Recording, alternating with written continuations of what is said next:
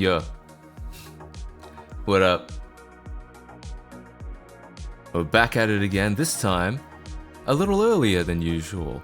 I'm trying to get these started a little earlier for my good friends in the EU. Trying to take better care of everything, something like that.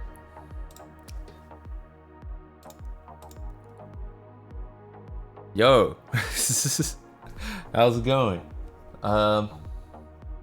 Yeah, how is everyone? Is not going unnoticed? Hey, there you go. Yeah, I'm here. I'm not queer, but get used to it. Just in time for Asian folks midnight. Is that true? What's the time in JST right now? It's a little late for JST, but you might be talking about a different part of Asia. Hello, hello. I have a, as I say in the title, I've got a Sega 32X. Oh wow, watch streak, eh? Apparently that's a thing now. What the hell is this? A loser awards? Damn, I'll never get over that one. Actually making a time for a stream. Hey, welcome to the stream. I have a small update. So, if you guys were around for the double silver PS2 fiasco, where both of these were broken and I fixed both of them, but one of them had a dead, power button. I finally bought a replacement from AliExpress. It arrived, and this is all pretty much good now. The replacement was only like $1.50 or something, so not bad, not bad.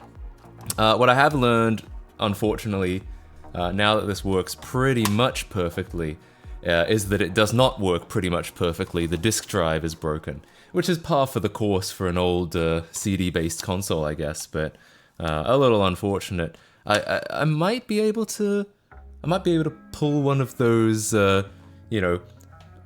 gently wipe the lens with alcohol situations. Maybe that will help, but so far it doesn't seem to read any discs. Why does Twitch suck at telling me when you're streaming? Yep, good question. I wish I knew. That's why we have the Discord notifications, but I tend to like doing those a little later. I feel like because the Discord notifications are very reliable and they'll buzz everyone's phone immediately, I tend to wait until we're actually kind of in the stream to do it, not while we're on the waiting screen. But you know, maybe people would prefer it if I did it on the waiting stream. But I'll post it now on the Discord thingamabob.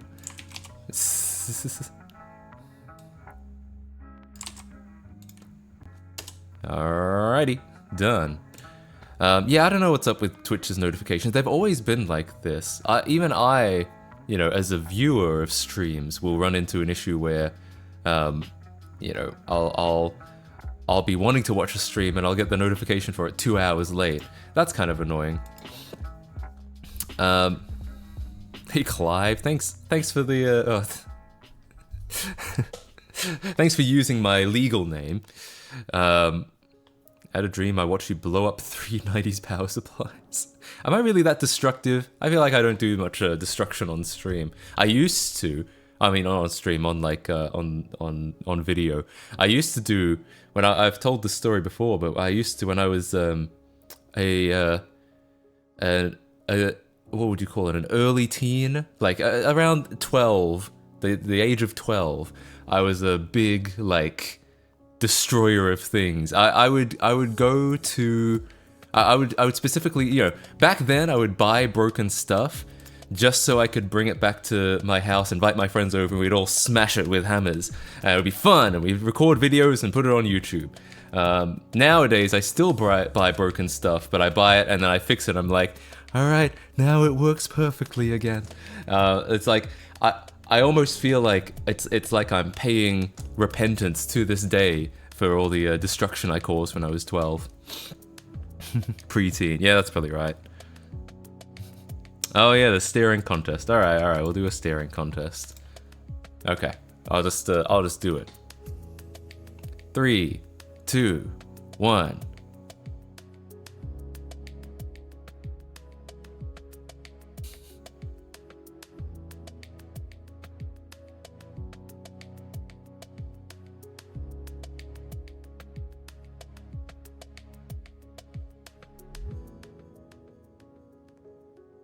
I do feel like I'm getting better at this the more I do these contests. Okay, that's it. Ugh, I don't even know how long that was. Like I said, I still don't have my live split or anything set up for those. Oop. Ugh. Anyway.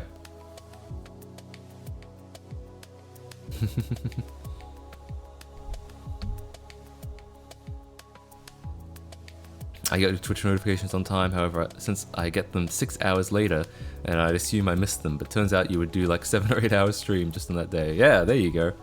I do, yeah, I'm streaming longer nowadays, more like, usually it's not uncommon that I'll be around 6 hours nowadays.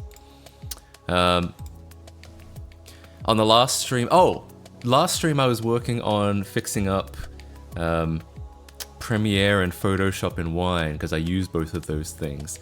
And I fixed Premiere, that was really easy. And it turns out Photoshop was also really easy, the latest version of Photoshop. Yeah, because, yeah, I just had to, for both of them, I just had to transplant some DLLs basically from real Windows. I feel like a lot of the stuff that we think doesn't work in Wine today is probably stuff that can be fixed just by transplanting a couple DLLs from Windows. It's just that no one really, a lot of people don't really try. Like we've found that on stream, even on stream, that people, you'll look up something like, hey, does this work in Wine? And people will just be like, I've never heard of it working, so it doesn't. Like, it's obviously the really unhelpful, like, Reddit answers or Stack Overflow answers and shit. And my conclusion is, or what I've kind of come to the conclusion is, a lot of stuff probably can be made to work. It's just a lot of people don't really try, I think. But if you want to see, hang on, let's get. I'm gonna go ahead with pass through this time. Why not?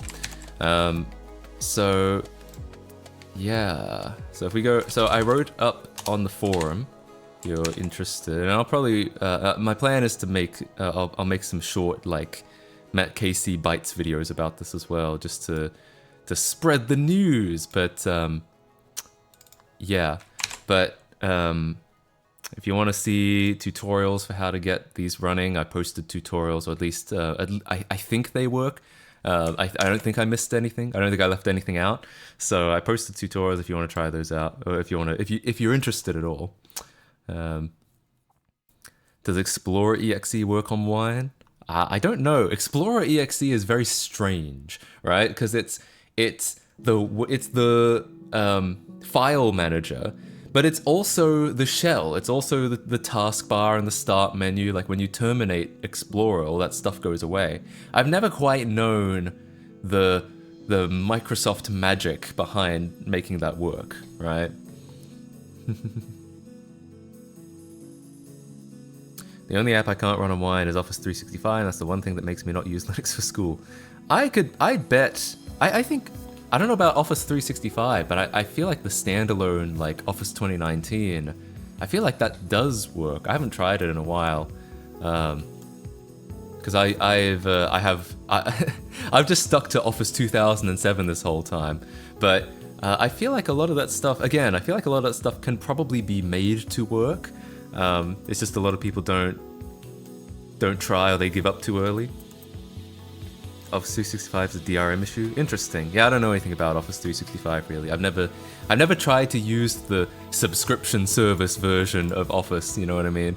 I'm always just I always just, if I use Office at all, I just use like I said, if I use Office at all, I use Office 2007. But I have used the newer standalone versions, like 2016. I think might have been the. I think I did use 2019 a little bit. But obviously, because I'm not in school, I don't have as much need. For my own stuff, I'll either use Google Docs or just write notes in my own personal note-taking app. So yeah.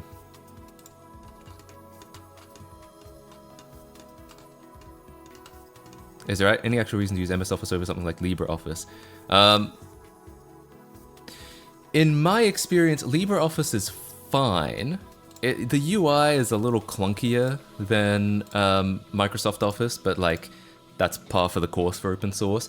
I think the biggest thing is if you're in a big company or a school that uses a lot of Microsoft Office, you'll run into the issue where a lot of stuff from Microsoft Office still doesn't quite render correctly in LibreOffice or even Google Docs.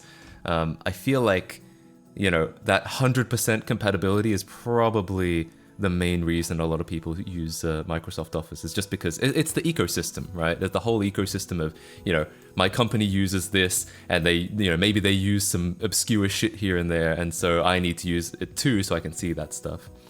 Yeah. Gotten better? Yeah, I'm sure it's gotten better, but it's still, I know it's still not like 100%. I did all the wine tricks on 365, 2021, 2019, 2016. It straight up doesn't work with the install. I'll have to try it. I'll have to give it a shot, because maybe I can try a few tricks, but I don't know. I haven't, because I don't think I have tried those in a while. I haven't tried a lot of those recently, so I should try them.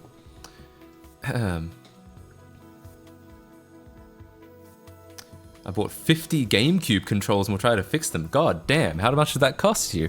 I have a GameCube controller I need to fix. I need to like rewire it and probably replace some of the joysticks. They're a little like beaten up, and then it'll probably work fine. One of the joysticks is a little loose. I don't know if there's anything I can do about that, but I might try. There's Office Online now, which is similar. Oh yeah, there is Microsoft Office has an online version which is free now, so in theory that works on any platform because it's just in the browser, and I believe it still maintains like 100% compatibility with Office stuff. I don't know if it's, I'm guessing it must be missing some kind of functionality from the desktop versions, but I don't know what. It seems like it's pretty good. Schools and companies get bulk deals on these things, so every computer has the same stuff in the same ecosystem to ensure it runs smoothly for not all that much money relatively. Yeah, it's one of those things of like, you know, no one ever got fired for buying Microsoft, you know?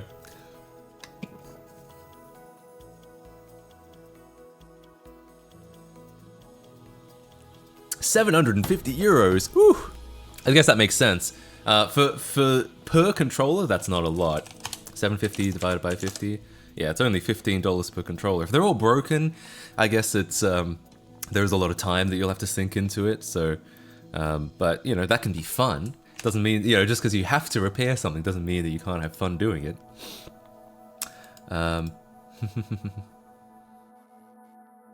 Not nearly as well featured. Okay, fair enough. Yeah, I haven't used, like I said, I haven't really had the need to use much MS Office since leaving school. I mostly use either Google Docs or nowadays I write scripts in my own note-taking app, so I don't even use Google Docs that much anymore. Schools are all about that Chromebook nowadays, really. Yeah, I left school just before Chromebooks were a thing. I remember netbooks were a thing for a while, and I guess that's kind of what we got. We got those Acer, those tiny 11-inch Acer laptops that were really crappy that I talked about in that video. And I guess those probably classify as netbooks, but they're all kind of crappy, you know. Half-Life 1 update dropped at sick. I heard about that. I heard it's free right now. I actually already own a copy of it, so I'm guessing I get the update. I didn't pay $0 for it. I paid like $2, but so it's not really anything either way. But I'm guessing I'll get that update in mine. The 8-1 laptop's true. Yes, exactly. Whereas you had MacBooks in school if they had computer-related lessons. Damn. No, we were never so lucky. We had those crappy plastic laptops. Yeah. Finally got UI scaling and a more tiny UI. Interesting. $2 whole. Yeah, it might have even been $1. Like Half-Life 1 has not been expensive for a very long time. At least when you buy it, if you buy it on a summer sale, I think maybe by default it's like $10, but on a summer sale they'd mark it down to like a $1, like barely anything. Speaking of laptops, is the Surface laptop still running Hackintosh? I get this question a lot. I feel like I've answered this question 3 times in the last week. The answer is no. Pretty much as soon as that video was done, I reinstalled Linux because I don't really have any use for macOS. 82 cents during sales? Yeah, that sounds about right. Yeah, no, it's that laptop. Yeah, I uninstalled Hackintosh basically the first moment I could because I only really did it for the video. It's funny because if you go on that video's comments, a lot of the comments are like, why would you ever install macOS? It's pointless. Why would you just install Linux? And I guess to an extent that's true because that is what I ended up doing. But I always find that funny that people comment that because like if they didn't care, then why did they click on the video? Yeah. Hackintosh is on Lifetalk, is not Apple Silicon. Yeah, pretty much. I mean, it's definitely on its way out, sadly. Yeah. I do have... Oh, I actually have it right here. Because I have, as you guys know, I do GPU pass-through, so I have a nice macOS VM with full hardware acceleration just sitting on my computer. But I do also have an M1 Mac Mini, which I got a long time ago. So, you know, when I can't use macOS on my virtual machine anymore, I guess I'll be using that more. Good times. School laptops are forever trapped in the 2010 cheap laptop era, where with a processor just barely too slow to run Dolphin 100% speed. Oof, are they really? I guess you know, a lot of those for school laptop. There's like. I think there will always be a market for something that is so cheap that, well, for the cheapest thing possible that can browse the internet. I think, which nowadays is, you know, you probably need like at least a dual or a quad core nowadays to browse the internet, but you don't need much, you don't need a lot of power. So, yeah, so it probably hasn't, it probably isn't much better than what you got back then, yeah.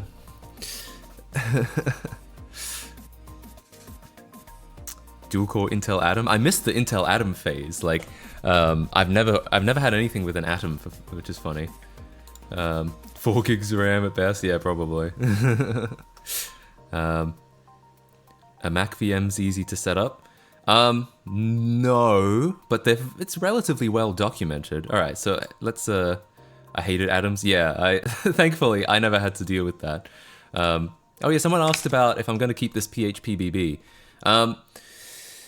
If I have these ideas, the kind of nebulous ideas of like something that's, because, you know, obviously I like PHP, it's what I grew up with, and it's kind of what I was going for as the experience that I grew up with.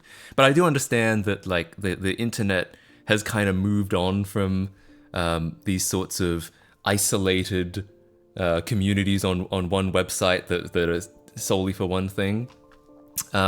And so I have had this idea rolling around in my head for a while of something that's somewhere between a forum and Discord.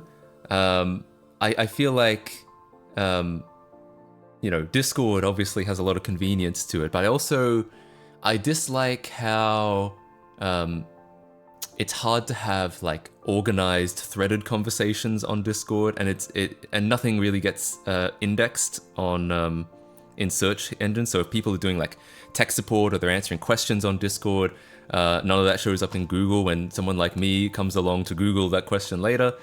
So I've had some ideas about, you know, making something in between and maybe porting the forum to that and seeing what it's like. I haven't done anything serious on it yet, but it's an idea. You can have threaded convos, I know, but it's not like, it feels kind of bolted on, right? It feels like tacked on, the Discord forums feature or the threads feature. I feel like I've never seen a Discord actually use those like comprehensively, because I feel like they're kind of, like I said, kind of bolted on. Yeah. Anyway, yeah, you can do that stuff, but it's clunky. That's what I mean. Like, when I say it's, I don't know, I don't remember what I said. I think I said something like it's hard to, or you can't really have. What I mean by that is that not that you can't like technically do it. It's that more that when you do it, it's not very, it's kind of clunky. It's kind of tacked on because it's an instant messaging program. Like Discord is like the modern, it's the modernization of IRC. IRC is something that used to coexist with forums. It didn't replace. It shouldn't be replacing forums. Now they've kind of been the two products are kind of Reddit and Discord now. Reddit is the forum and Discord is the IRC. But I also think I'm not. Reddit is good for a lot of things, but I also think Reddit is not quite what I'm looking for. So that's why I've kind of got this idea, something in between. But like I said, I haven't done anything with it.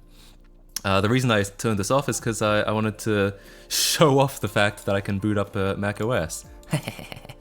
And hopefully my computer will not freeze. We have had issues with my computer freezing in the past.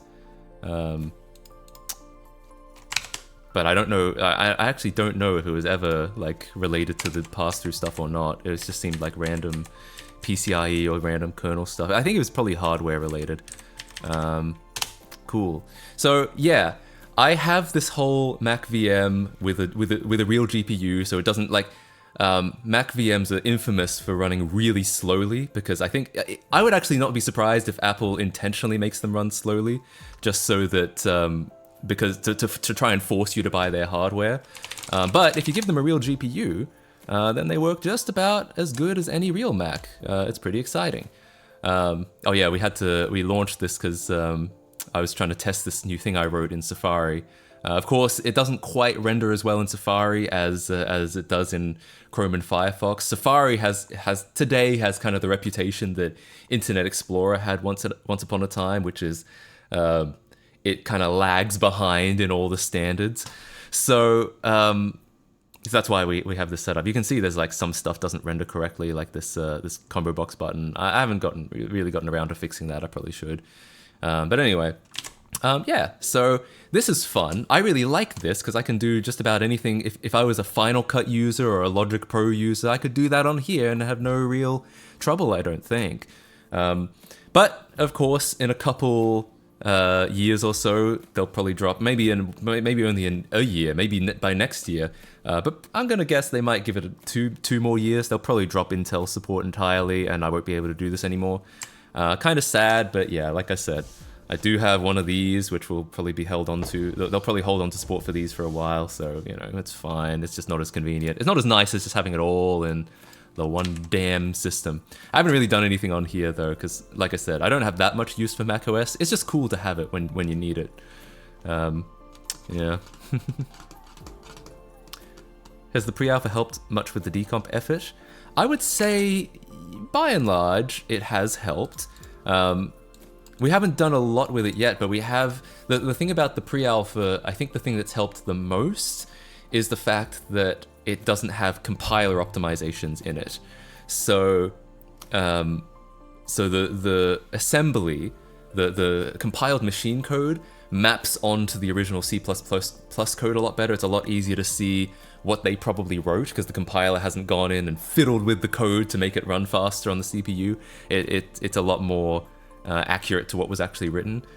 So that's, I think, the parts that's helped the most. But obviously, that code is also 9 months prior to the actual game. There's a lot of stuff you saw that was missing from it. So it's not necessarily a perfectly accurate representation of the final code, but it has been helpful for sure. The Rock Band 3 decomp is at around 0.8% matched. Oh wow, there's actually a Rock Band 3 decomp. Hell yeah. They do continue to support old macOS versions for a while, though. I don't know if I agree with that, actually. I feel like they support iOS stuff longer than macOS stuff. I've been in so many situations where, like, a version of macOS will only be like 2 years old, and then something won't run. Like, the latest Xcode won't run anymore, which I guess the idea is that you should be on the latest macOS to use Xcode anyway, to like develop stuff. If you're going to use the latest Xcode, you should use the latest OS anyway, I guess is the idea. And I've had situations where like Office 2016 didn't work on macOS Catalina, which was released in 2019. It's only 3 years.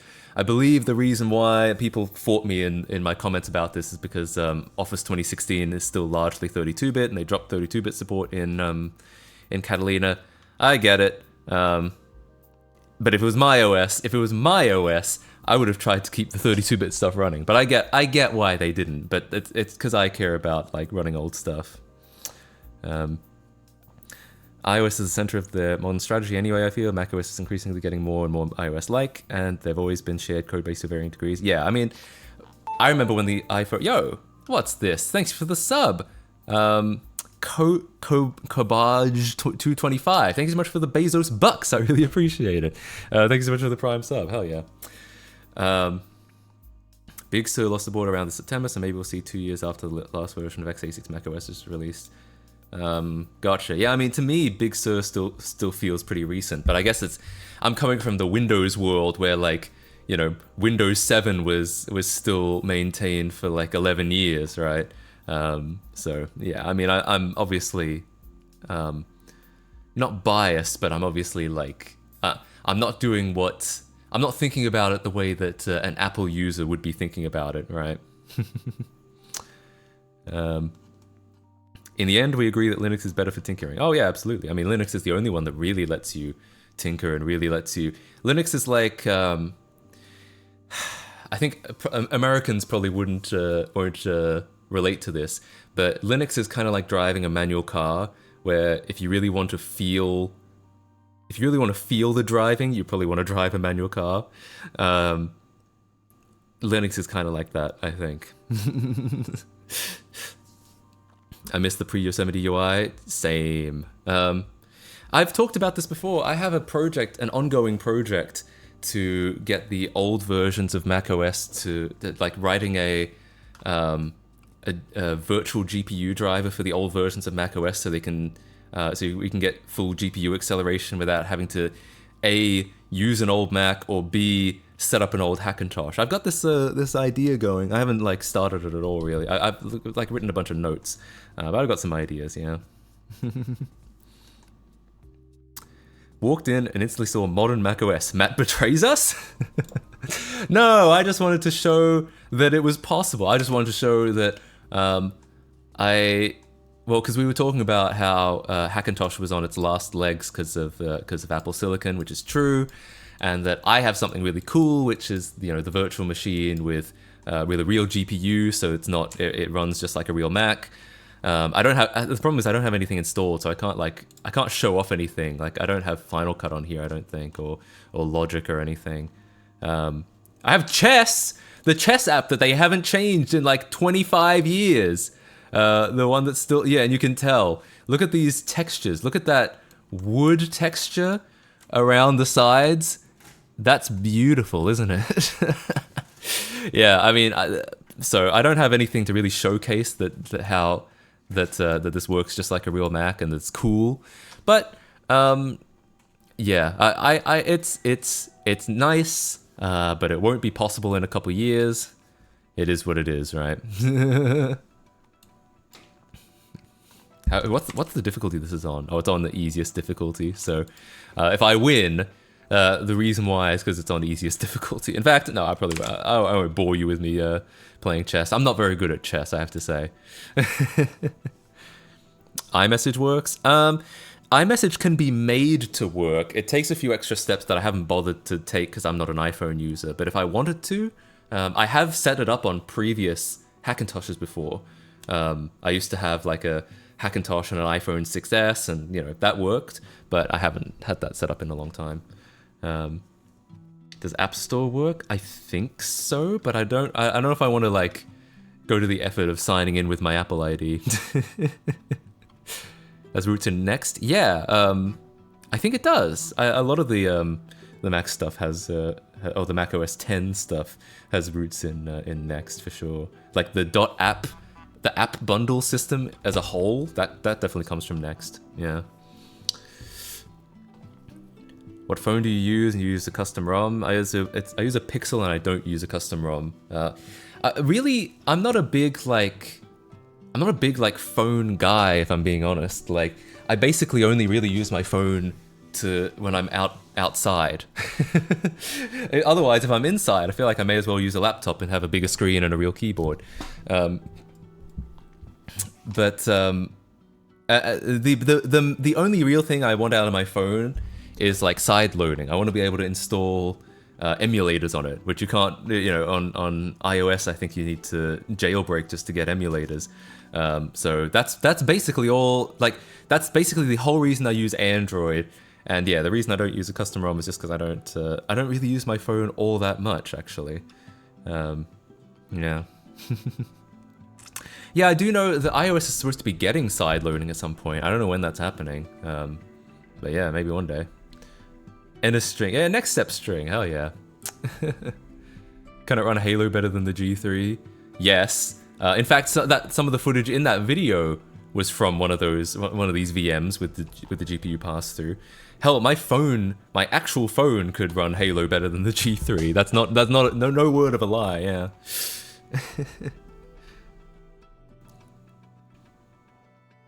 Get a next cube. Do I look like I'm made of money? Don't those things cost thousands of dollars now?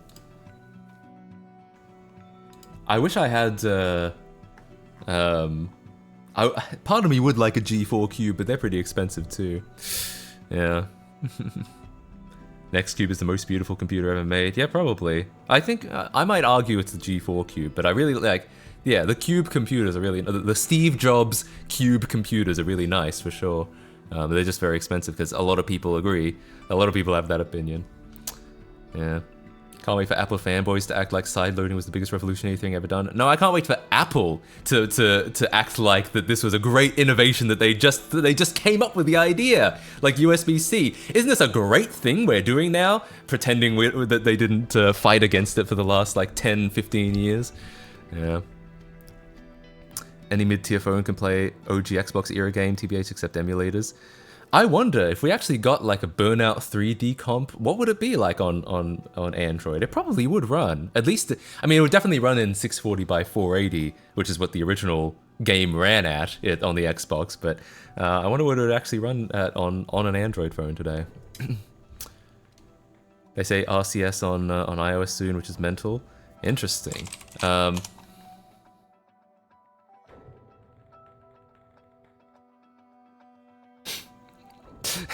Is it bad if I don't actually know what RCS is?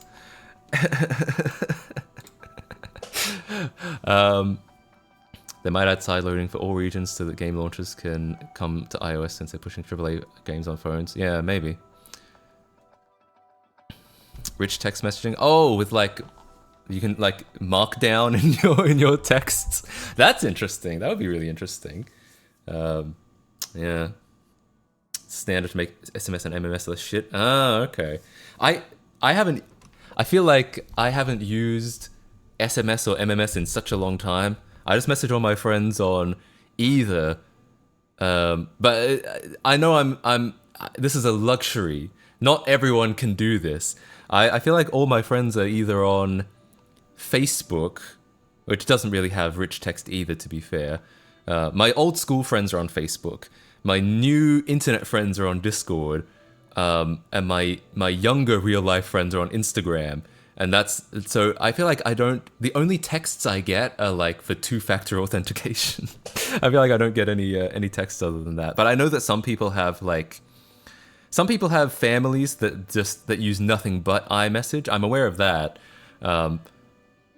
I guess I don't. Interestingly enough, yeah. I don't use texting at all other than family members. I just use Discord. Yeah, I don't even use it for family members. I mean, I might have when I was back. No, I think well, yeah, there was a time when I did that back in Australia, but I think oh, what happened was my dad was overseas for a while. He was overseas. He was in England for like 6 months, and I wanted to message him, and we can't text. Over like internationally, we couldn't text internationally, so we just got on Facebook, and we've just used that ever since. That's why I don't. That's why I don't text family members anymore, because we just use Facebook now. Matt never talks to family. Oh no, I've been exposed. No, we really did. We all just moved to Facebook. Yeah. Texting never got on here due to abysmal rates back then.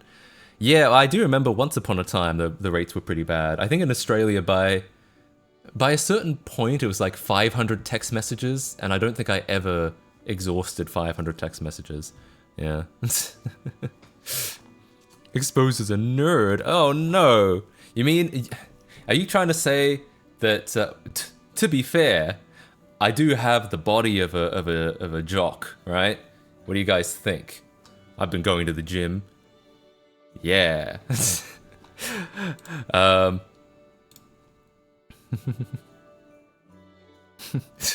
Clearly peak alpha male. Yeah. You may not like it, but this is what peak performance looks like. What do you guys think? How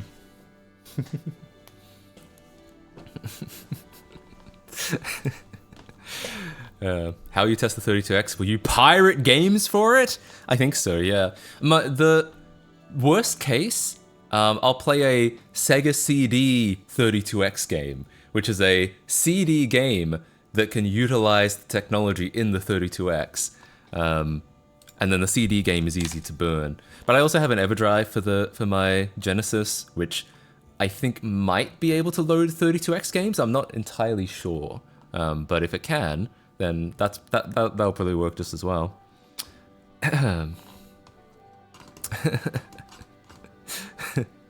Piracy. No. Look, we've gone over this before. I actually have a warehouse like down the street, and it's got every single Sega CD and 32X game. And so, if I download a ROM, it's basically just a backup, right? It's a backup that someone else made, but since I already own a copy, it's no real different from if I had just made the copy myself, right? See, I'm glad we could all come to that understanding. Piracy is preservation, piracy is a way of life. You know, for a lot of people, this is probably an unpopular opinion, but I feel like piracy is actually the only real way to preserve things. A lot of people will say physical media, but like disc rot is a thing, and you know, even cartridges can like lose their memory over time. Piracy, like the only real way to make a permanent backup of something is to have a digital copy in like a lot of different places, you know. So in some ways, I actually feel like piracy is the only true method of preservation. Yeah. I'm not a pirate. I'm a data hoarder. I'm not a pirate. I'm a historian, right?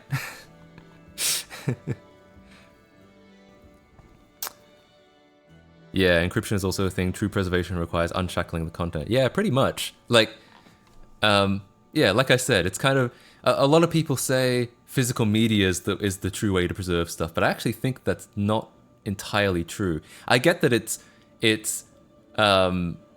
safer than, you know, a cloud copy that the company can take away at any time, but I feel like both of them are going to die eventually. Like but neither of them are true preservation. It's not preservation to have a copy of a game sitting on your shelf somewhere, you know, slowly rotting away. I feel like it's only preservation if you actually have an unshackled content of something.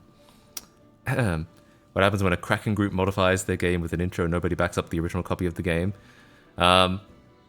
It's still, well, I mean, if they hadn't cracked that copy, then and nobody backed up the original copy of the game, then we'd be in an even worse situation, right? It's still better than having no copy of the game, right? The people slowly work in the background to serve various forms of content. Yeah, I think for the most part there are people that do that. There are people like handling it, but yeah, but I think I think that's probably one of the better arguments for piracy, is that it's probably the only true way of preservation, yeah. What I like more is the ability to copy my physical media digitally. Sure, like make a disk image or something. Yeah, absolutely. Physical games to be resold. Yeah, of course. Game companies don't like it when you do that because that's one of my like excuses for piracy is like if they're not selling the game anymore, if there's no way to actually buy that copy new anymore, then sure you could buy a used copy, but in theory the developers and the publishers make no money from you buying a used copy anyway. There's no real like ethical difference between, like, legally they want you to buy the secondhand copy, but ethically no one is really assuming they're not still selling the game new. No one is really worse off from you buying the used or pirating it than buying the used copy. Of course, they don't want you to do that because if you buy a used copy, then you're not giving them money, and they want you to give them money. So, Matt, did you know you can activate Visual Studio for Windows 98 by typing all ones as a product key? I did know that. I basically, whenever I install Windows 95 or a lot of copies of Visual C++, I don't even look up a serial number anymore. I just type one in myself.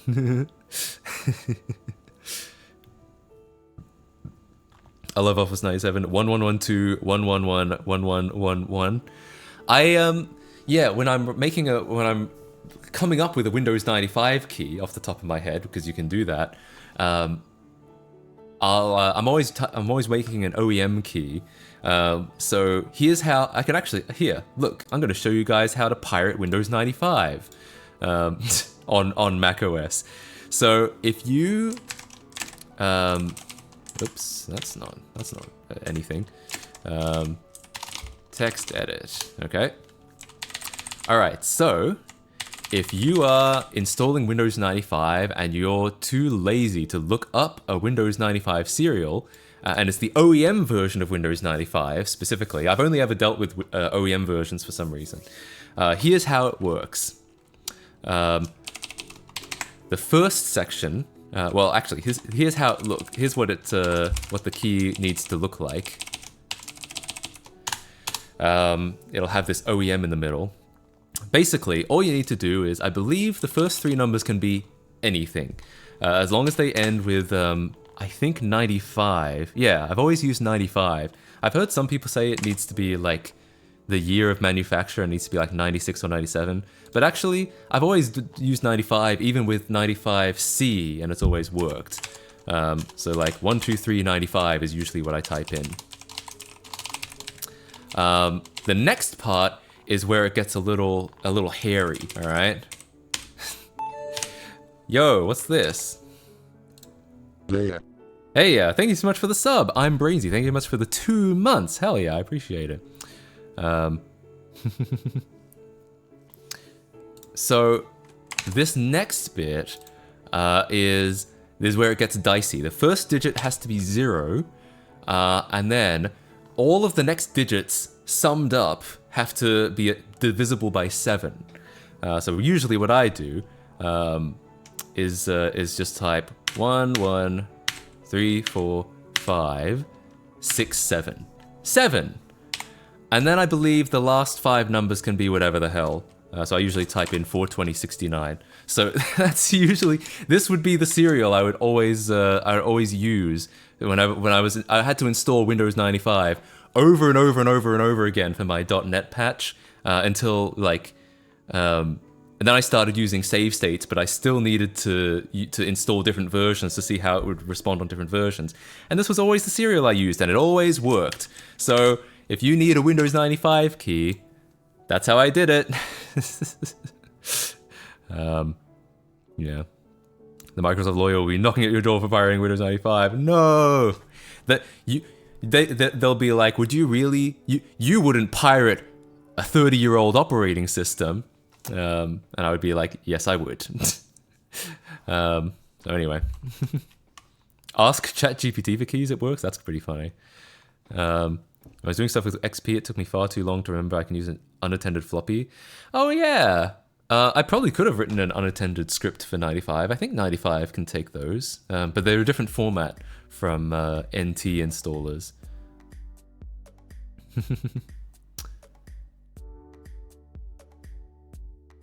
Stickers on old random hardware is my only source of Windows keys. Man, I activated so many copies of Windows 10 and 11 with the old Windows 7 keys that were on my school computers because I knew they weren't using them. My school had their own contract with Microsoft, so they weren't using the stickers that actually came on the OEM PCs.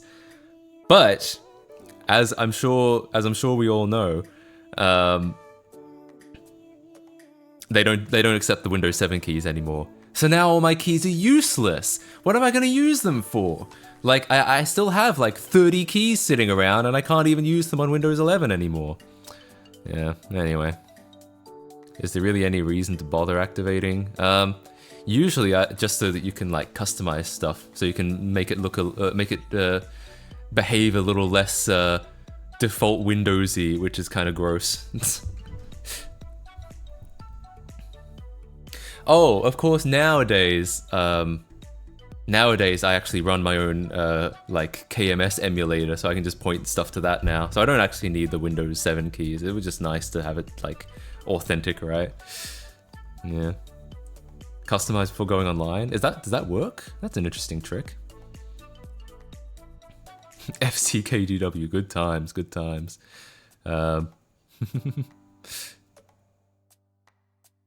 I do not recommend Googling MAS GitHub for activating Windows. Oh, really? Yeah, I wouldn't recommend that either. Sell them on eBay. Do you think there's actually any market whatsoever for Windows 7 keys?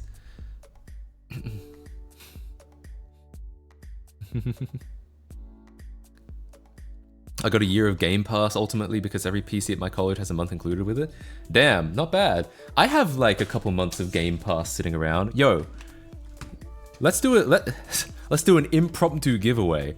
I have these. When I went to TwitchCon last year, I kept going to the Xbox booth, and every time I went, they would give me like an extra month of PC Game Pass.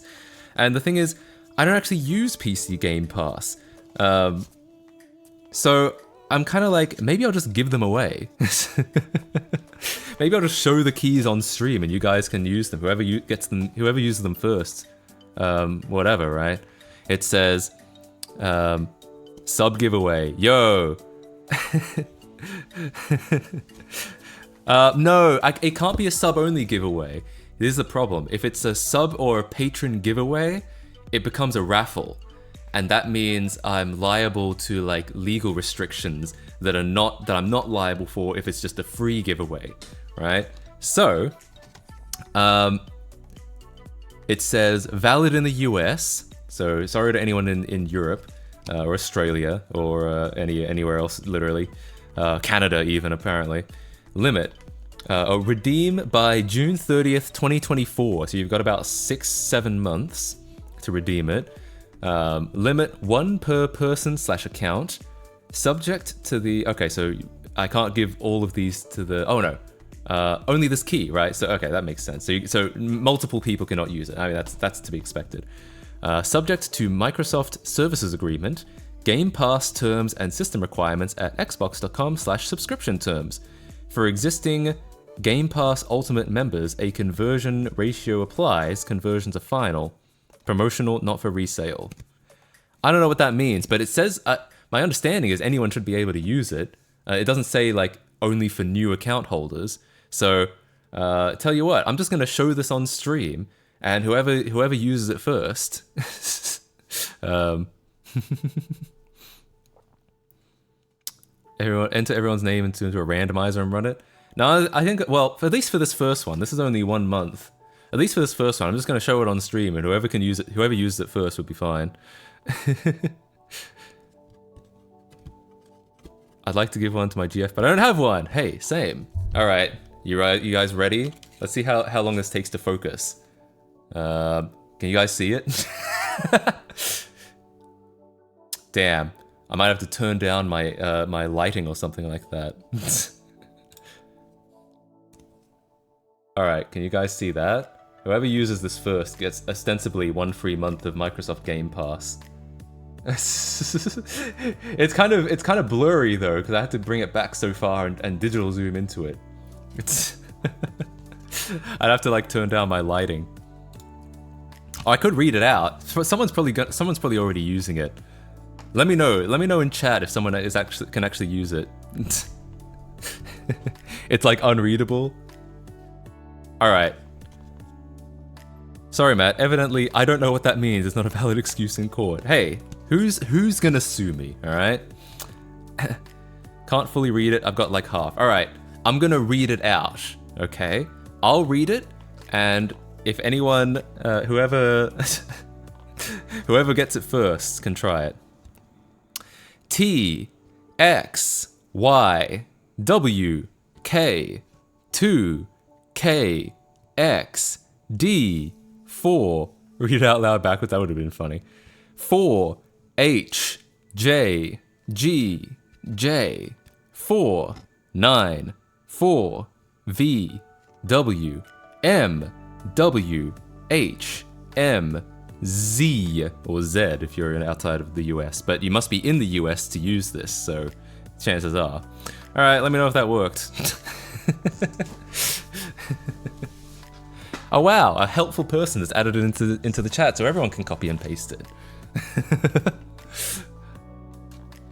But I assume only one person can actually use it, so I guess we'll see. It's a race! It's a race, guys! Yeah, we're talking about the Genesis expansion. I got it. You got it. You actually got the month of free Game Pass. Keygen stream. You're not even in the US, really? Congratulations. We got different codes. Uh-oh. Hopefully I didn't read it wrong.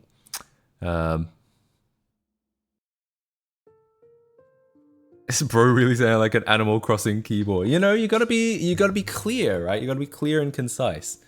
Worked in Ireland? Hey, hell yeah. Well, congratulations. Maybe I'll read out more of these someday. I've got another 1 month, and I've got a 3 month for someone I really like, I guess.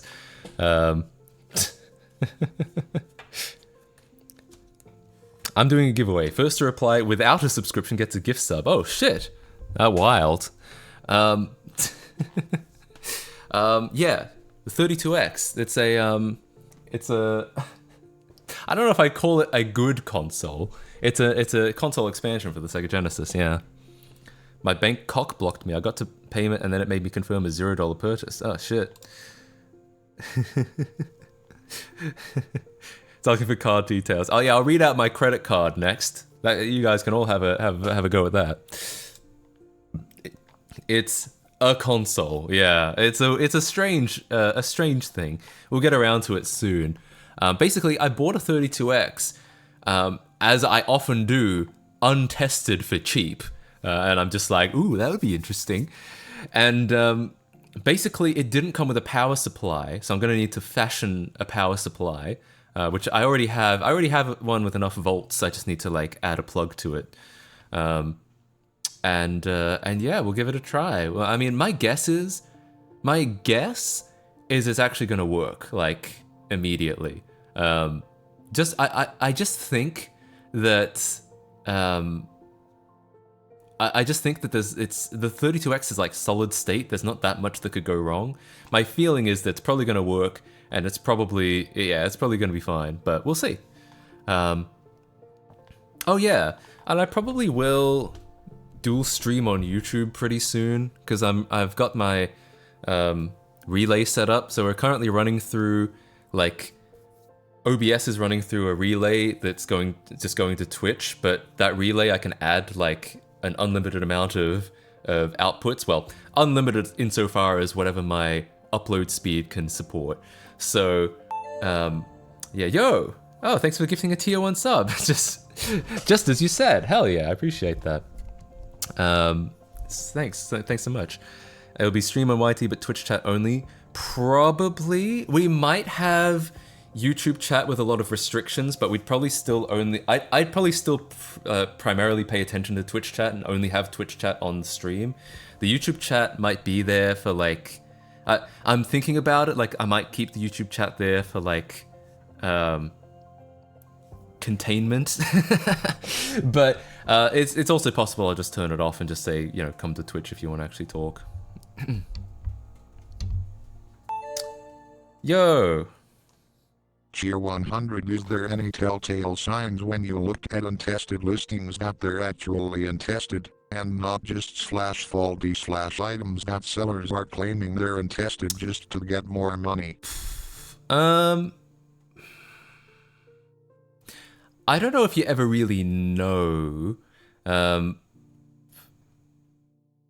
think I figure even if it's I think I figure because I like repairing stuff, that even if it's not untested and it was tested and it was found to be broken, that it'll be an adventure to try and fix it anyway, so I don't mind. Usually, as long as it's in decent physical shape and doesn't seem like it's it doesn't seem like it's been beaten up. Usually, like and it's cheap enough. Usually, I'll probably give it a shot. Yeah, but there's always a risk. I don't know if there's ever like I don't know if there's any real sign that you can know that whether it's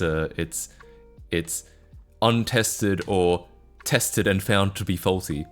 Yeah, physical damage I think is probably my biggest factor. Not that something could be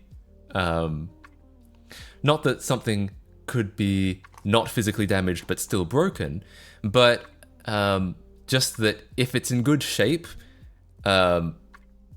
it's more likely that whatever might be wrong with it would be easier to fix. But it's always you're always taking a bit of a risk. Do I have games to play on the 32X? So worst case, I'll play some CD 32X games. So if you don't know. The wonders of the CD 32X. Actually, I should get out of macOS. I should go back to my Linux system. Good to know that my pass-through is working now without shit breaking, though. That's always good. Get out of here. I don't want to use Game Center. All right, I'll get back into Linux real quick. But yeah, but basically, you can have Sega CD games that utilize the 32X, the extra processing power in the 32X. And the Sega CD, because it was released before the advent of, or before the widespread adoption of CD burners, doesn't really have any copy protection. So yeah, it's relatively easy to become the pirate gamer for a CD 32X game. I want to imagine that somebody out there bought a 32X without a Genesis. I wonder what that man thought. Did he think he had to like blow into the bottom slot? I wonder. Because I mean, the 32X, to be fair, is somewhat complicated because, yeah.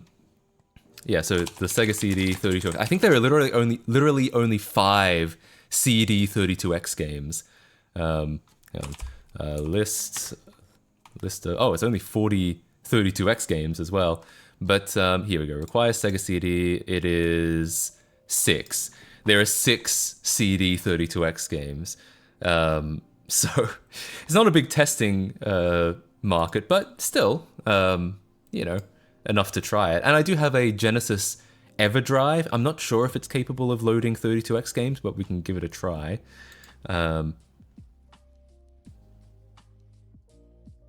Just trying to think. Yeah, so I think worst case we'll try one of these. But the 32X is complicated because when you look at the back, like the ports, yeah. So the 32X is strange because it takes it's got power, but it's got 2 AV ports. Because the way that it works, I believe, my understanding is it runs the it has like processing. It has a video processor inside it, inside the 32X. But it also can utilize the 2D sprite stuff from the Genesis. But there's no way to get the feed from the Genesis through the cartridge port. So what you actually have to do is you have to plug the Genesis AV out into the AV in of your Sega 32X, and then get the AV out from the 32X, because the 32X will like composite them together, I think. It's rather complicated, and I don't even think I have this cable, so we're going to be running 2D spriteless for the time being. But, you know, we'll see. Oh, yo, LP4YTHD, thanks so much for the tier 1 sub. Hell yeah, I appreciate it. Thank you so much for the 2 months. Hell yeah. It mixes the AV output from the 16-bit Genesis with their own AV output and the outputs to the TV. Yeah, basically. I can just make it. Yeah, I know, it's just a common, like, mini DIN. Yeah, I don't have it. I think I could even, hang on, what is, so, Sega Genesis AV cable, because I think it's just a mini DIN, like 8 or 9 pin. Oh wow, and just buy. Oh, I can actually just buy this for 92 cents. Well, oh, plus $2.50 of shipping, of course. So yeah, I mean, I'd have to buy something anyway. I'm sure I have to buy like a mini DIN cable anyway, so I'd probably buy something like that. Yeah. Boy, if only the Mega Drive had an expansion port. Both of its expansion ports would get used on the CD32X. Yeah, I mean, so there's not really much building involved, I don't think. It really is just a mini DIN 9-pin to 9-pin male connector, I think. Yeah, you can literally just buy the shit on Amazon, I think. I think this would work. It's $10, which is a bit, it's a bit expensive, because this is probably long. This is 9 feet. We only want about, like, 3 inches or so. But yeah, it's interesting. Yeah, so it's a complicated device. So if you had just bought, like, a 32X, not knowing exactly how it works, I could see how it could get, like... Yeah, I could see how there would be a situation where you wouldn't know how to test it. Because, you know, you need, not only do you need the Genesis, you also need like a bunch of cables and shit like that.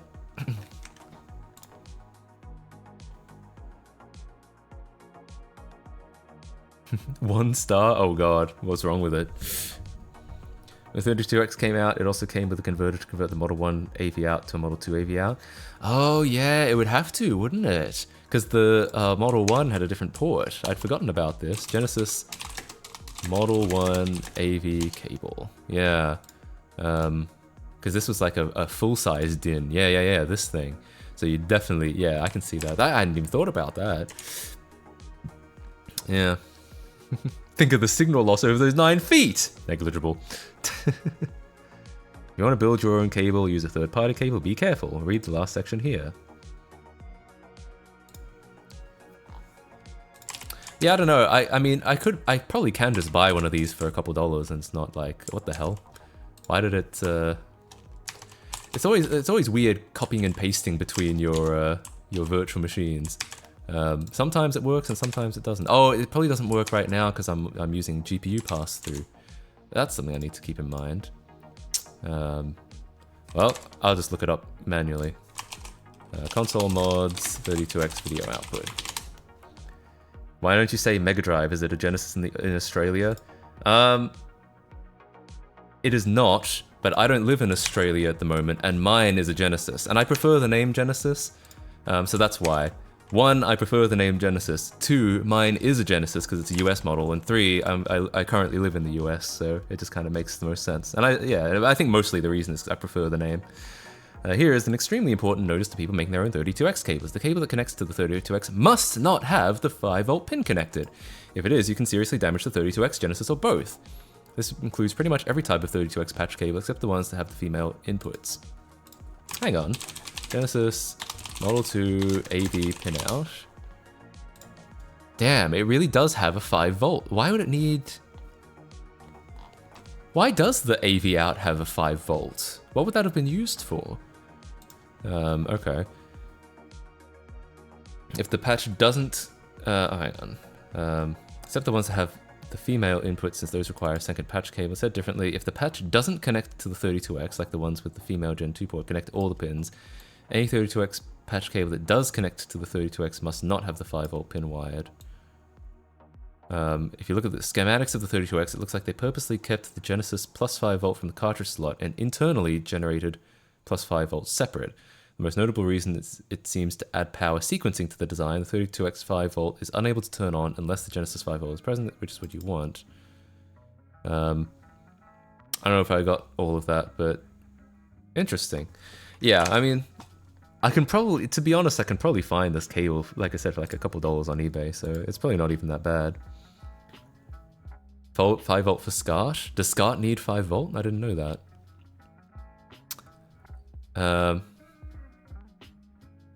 A bad cable that has 5V connected to my Fryo console, maybe generic cables won't work. Interesting. Yeah, if I did buy a generic cable, I'd have to go in and like find the 5V wire and cut it, maybe. Genesis is a way cooler cooler name. Mega Drive is his master system with synonyms. True! Yeah, people from Australia will fight with me about this, but I always thought the Mega Drive sounded like a kind of a lame name. It always sounded like, I think because when I think of drive, I think of like a CD drive, and I'm like, the Mega Drive sounds like an expansion unit to itself. I feel like that's always how I felt. But some people might be like, it's like overdrive, like in a car, and like maybe if I associated with that, it would make more sense to me, or I'd like the name more. But for some reason, I don't. 32X also came with a special little board, the bridges, 2 pins on the Sega CD expansion port, because on super early models of the Genesis, the 32X would fail to boot in if these pins weren't bridged. It wasn't a commonly needed part, so it's a rare low demand item I have. And I think that's neat, interesting. Yeah. I think of Drive, the movie. Yeah, I don't know. I think when I think of Mega Drive, what I think of is like a 90s beige CD drive that runs really slowly. Yeah, I think of this. I think of a stuffy beige CD drive from the 90s. But maybe, like I said, maybe a lot of people, maybe that's just me. Maybe only I think of that. Yeah, anyway. So I don't have this cable. This, hang on, how much is, like, so if I actually bought a 32X AV cable, yeah, it's not much really. I mean, $15. It's not wonderful, but it's fine.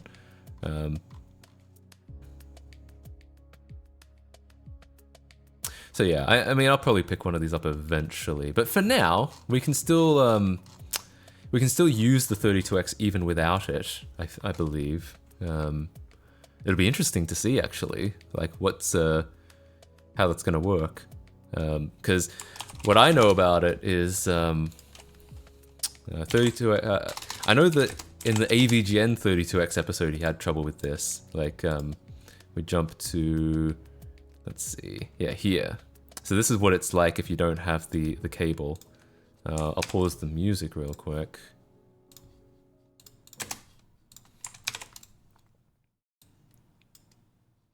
Oh, wait, where's the sound? Hang on. I think I need this. I'm running it through pass-through again, and no, my sound is wrong. There we go. Primal Rage. Great title screen, huh? There isn't even any title at all. What is this? Wait a minute. Oh, please, God, tell me what's going on. Why can't I see the characters? I'm playing Invisible Primal Rage. Right, so I guess the characters go through the Genesis's sprite layer. What the fuck?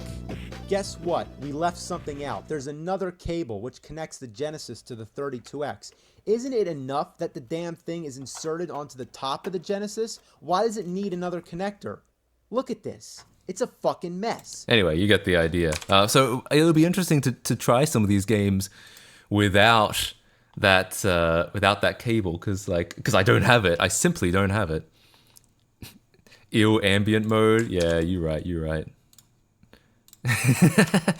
I usually do turn it off, but yeah, this is not my regular system. Old school AVGN is such a classic. It really is. It's good times. Cinemesca had a recent video where he tried playing Primal Rage on 32X and it froze very often. Interesting. Wild. The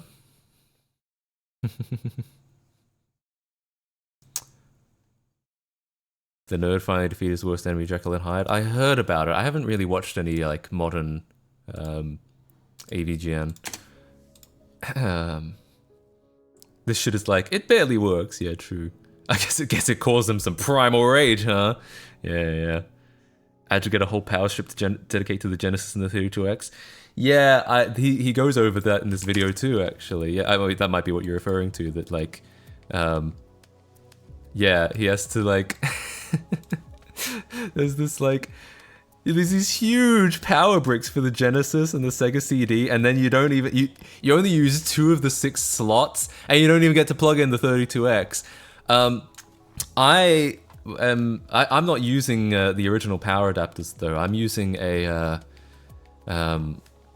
using like a custom built power supply that I made that will provide power to all 3. It should have enough amps for all 3. So thankfully, I don't think I'll run into this problem. But yeah, if I was using the originals, I would. They are huge. And it doesn't help that in America, the power plugs go vertically. See, in Australia, Australian power strip, they're always horizontal. So you'd at least have a slightly better chance of getting all 3 in. Like you might still have to skip them, skip every other one, but you'd at least be able to get 3 plugged in, I think. In America, because I don't know why, but in America for some reason they go vertically. Here's some moolah for a 32X AV cable. Oh yo! Wait, that was a donation, wasn't it? Thank you so much for the donation. I didn't see that. But thank you so much. I really appreciate that. Hell yeah. Hang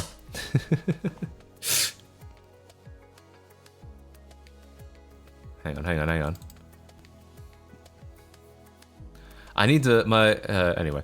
Thank you so much.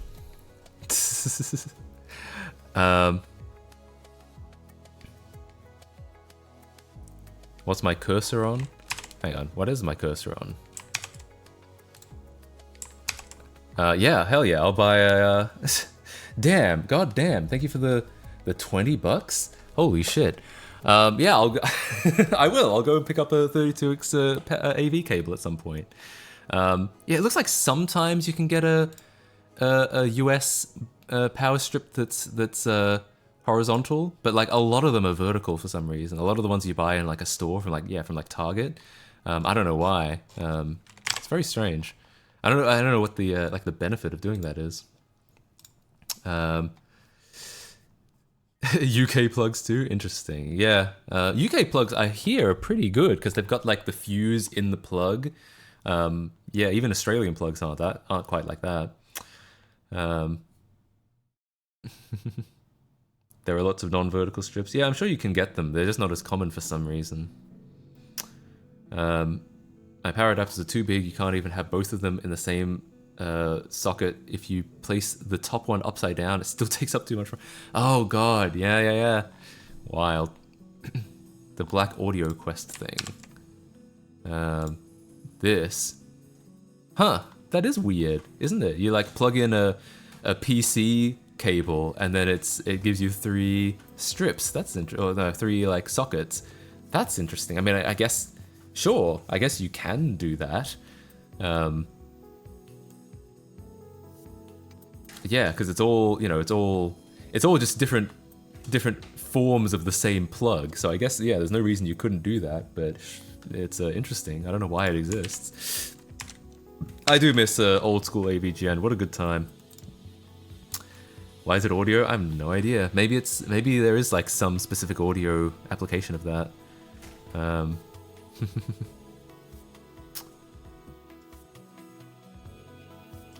Yeah, but that's because the wiring at homes was kind of bad in the old days to save on copper. Yeah, I can see that.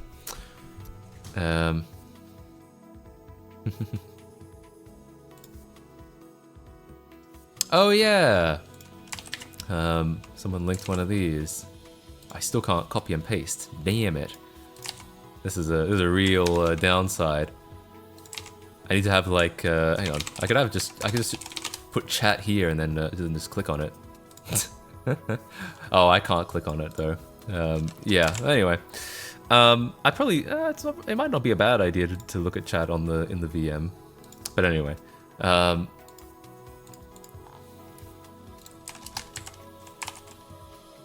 Yeah, this.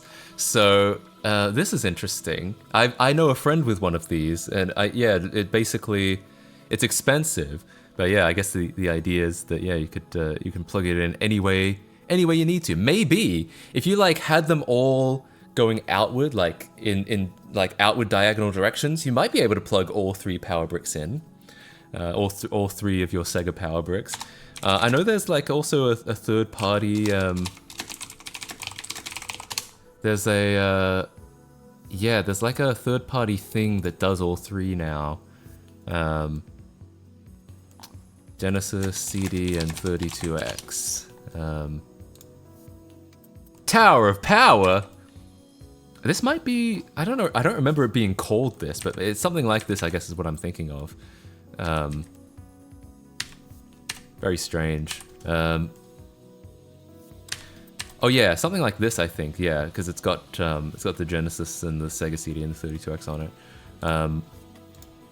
Yeah, so I've custom built something like this, just a power supply with the 3 plugs on. Currently, mine only has 2. We're gonna have to add a third plug onto it to get the 32X running as well. Sega Trio, maybe that's what I'm thinking of.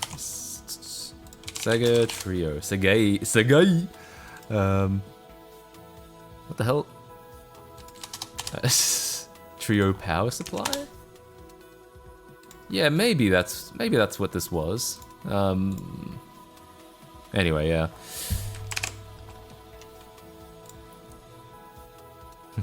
Segai. Yeah. Like these? Oh, interesting.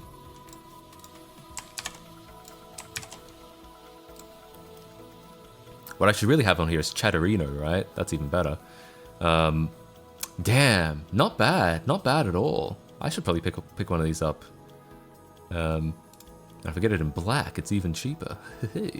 Yeah, I should probably pick one of these up because I have all my games like hooked up over here now, and it can be hard to get enough enough for all of them. Though I guess arguably I shouldn't have them all plugged in all at once because they'll cause like.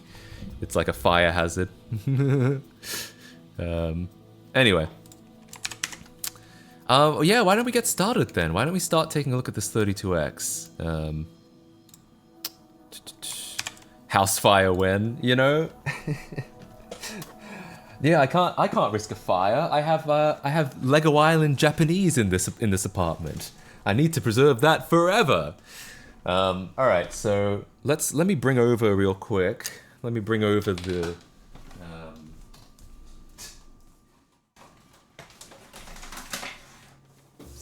Oh, that could have been bad. Ow. I call this the Holy Trinity. It took a while to. No fire safe? No, right? I should actually get one. It took a while to pick all these up. Hang on, I'll give you a better look at it. It is the Model 2 Genesis, the Sega CD, and the 32X. It really is all 3. And I cheated a little bit to get all 3. The Genesis I bought working. That was only like $20. Genesis are not expensive. The Sega CD I bought broken, and it was broken, and I had to fix that. I fixed that in 2019 before I was really like a tech YouTuber. I kind of wished I made a video about it in retrospect because it was actually kind of interesting, the repair. But finally, the Trinity is complete. The trilogy is complete, and I have the 32X also untested. It may be broken too. But that's how I was able to pick all these up. It was relatively affordable because I bought half of it broken. What was broken? It was actually just a fuse. So there's something kind of odd about Sega hardware, which is that Okay, so let me actually show this real quick. There's something kind of odd about Sega hardware, which is that Sega Genesis Model 1 power supply. So the Model 1 used a 9-volt a 9-volt power adapter, which was, hang on, I'm gonna have to write these down because otherwise it's gonna get confusing, I think. Genesis Model 1 used a 9-volt center negative plug. It's actually fairly uncommon to get a center negative plug. They're usually center positive. The Sega CD also uses a 9-volt center negative plug. The Genesis Model 2 uses a 10-volt center positive plug. And it seems like, from what I can tell, the 32X also uses a 10-volt center positive. Now, none of these consoles... Now, the difference between 9 volts and 10 volts is fairly negligible for this sort of thing. They probably, like, the console probably doesn't actually run on this voltage at all. It probably runs through, what are they called? Regulators? It probably, like, the console itself probably runs on, like, 5 volts or less. I mean, I guess I don't know, but that's usually how these things work. So the difference between these is fairly negligible. The Genesis Model 2 will run fine on a 9-volt plug, but you do need to pay attention to this whole negative and positive thing. So my guess is someone tried to plug the Sega CD into like a 9-volt plug that was center positive and just blew the fuse. So what I did was I went through and I replaced like all the capacitors in it, and that didn't do anything. That didn't fix it. And then I replaced the fuse, and that did fix it. So it was literally just, it was a lot of like investigation to find what ended up being a very simple fix. So yeah. A rectifier, that's the word I was thinking of. Yeah, it probably runs through a rectifier and gets 5 volts and 3.3.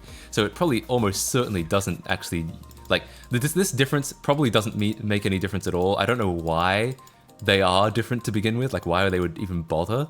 But my guess is, yeah, someone tried plugging the wrong thing into the Sega CD and it blew the fuse. And so when I replaced the fuse, it works perfectly.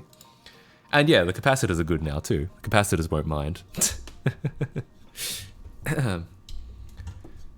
Console mode site has the 32X service manual. That might be useful, because I should double check. I'll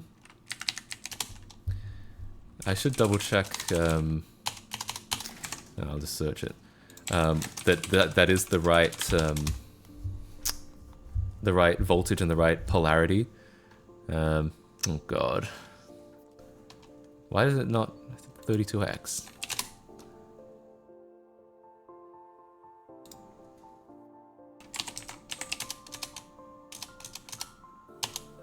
Buck converter mod. What does that do? Service manual. There it is. High pitched squealing. I certainly hope not. It's a much more efficient way to take a higher supply voltage, such as the 32X's 10-volt input, and convert it to a lower voltage with greater 80% efficiency. Oh, I see. So it makes the 32X might make some noise. And so some people replace the buck converters in it, I guess, is what this is saying. Alright, so probably don't need Dark Reader on for this, honestly. 10 volts. That's not helpful. These are just the capacitors. I mean, that might be helpful later on because... here we go. AC adapter. Yeah, all I just want to double check. I know it's 10 volts because I looked this up before. I just wanted to double check it's center positive because the Genesis Model 2 is center positive, but some of these are center negative. So I just want to make sure this is true, and I'm not sure if this will tell me. Go away. I'm trying to click on images for God's sake. No. 32X power supply.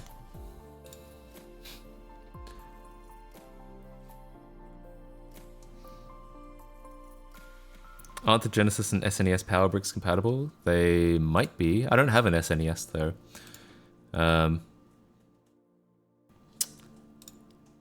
Does someone in chat have a 32X, and can they tell me if it is? This must be it, right? Because the service manual says 400-5135A. This is not that, but it is like it's 10 volts, it's 0.85 amps, so that's fine. And it's center positive. So if someone in chat has a 32X and can tell me if the power supply is center positive, we know it's 10 volts, but if it's center positive, why not measure with a multimeter, do a continuity test with a part that you know should be connected to negative? Yeah, we could. I guess I'd have to open it up then. It would just be faster for someone to tell me, you know. Replacement power supply. Does it? This is for the Genesis though? Oh, hang on. 32X tip positive. I assume that means center positive, which is about what I expected. Oh no, there is a difference between center positive and tip positive. Uh-oh. I don't know what the difference is.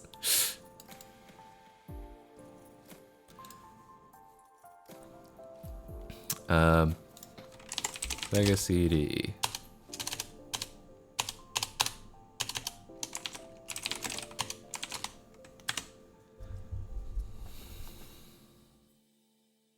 Mark 2103. Really? Because this is a Mark 2103. Okay. I think we can probably be pretty confident that it is center positive. Genesis and SNES have different adapters. You can get third-party ones with both ports, though. Interesting.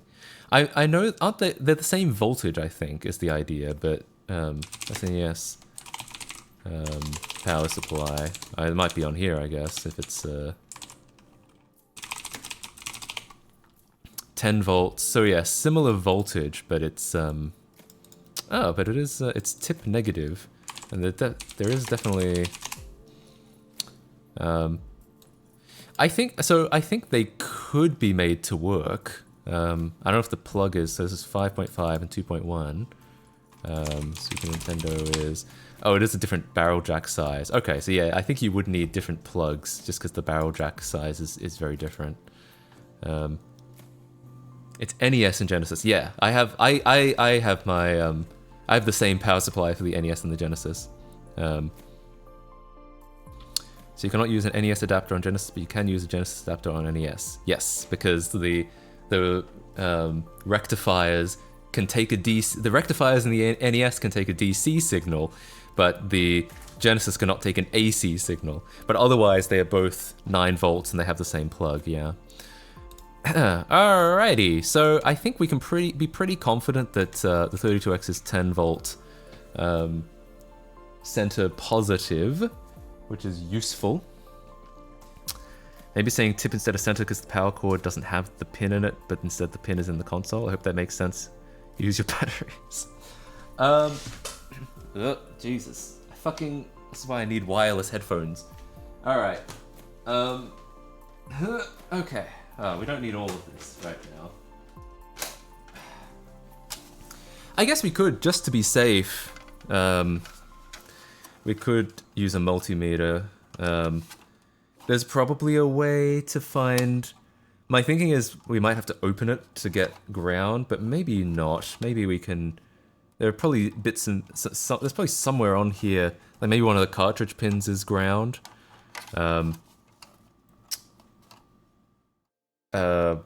So we can probably grab that. It might be difficult to do. Oh, you know what would definitely be ground is the shield for the AV ports, like the outer ring of the AV port. That's almost certainly ground. So I guess we could try that.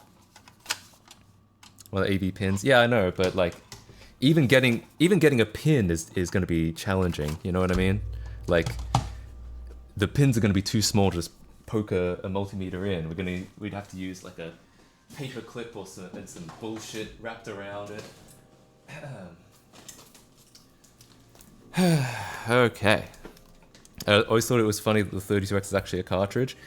I mean, in theory, the Sega CD is a cartridge because the expansion port, I believe is the same as a cartridge port. It's just on the side and takes precedence over the Alexa, cartridge itself. delete my account. Yo, nice. That wasn't a that you could have you should have used the TTS monster. So you should have used some of the voices. But hey, thanks for the TTS monster. Something exciting happened and sleep went adios. My Hackintosh made some slight progress. Oh hell yeah! What are you Hackintoshing? What's the hardware? All right, so.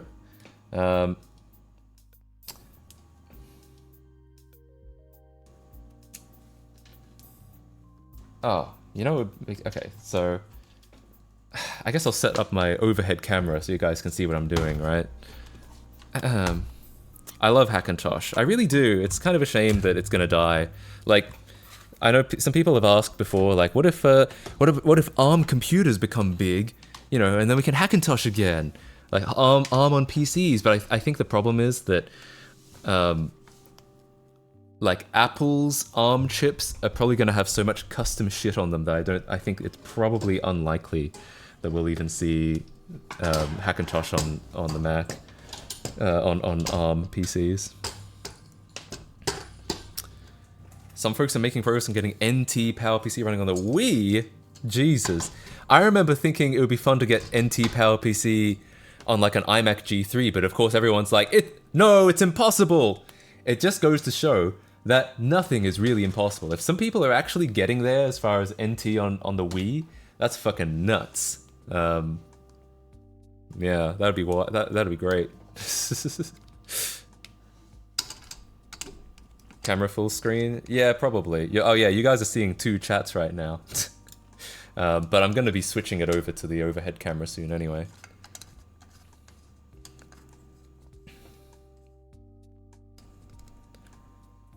The don't steal macOS kex is going to turn into checking if it's running on an M1 using some hidden instruction. Maybe, but I feel like even that is probably... Even that might be easy to patch. What they're probably just going to do is they're probably going to use a bunch of Apple exclusive extensions in macOS, and there's just going to be no good way of replacing those. Like, I believe that already exists. What's the... there's like some Apple M1 math extensions or something like that. Yeah. And they're undocumented. Yeah, here we go. The AMX, the Matrix coprocessor. So if they use like any of this shit in macOS, it's probably like, I don't know what the chances are of being able to emulate this. And I mean, you could probably emulate it, but like to an extent that the OS is happy with, it's probably going to be quite difficult, is my feeling. That's my guess. Decompiling macOS. True! Good idea.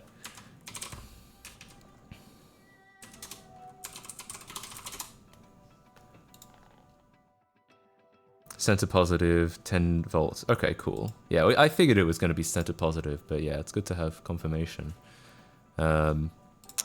Alright, so let's let me get this overhead camera going. It's almost there.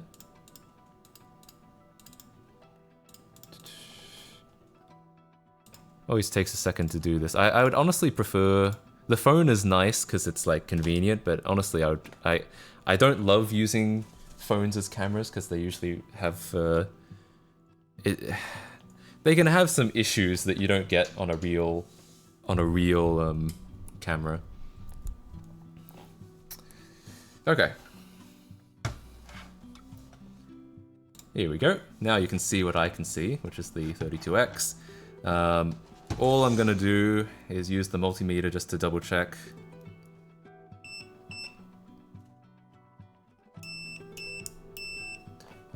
Oh yeah, we already kind of confirmed that it's center.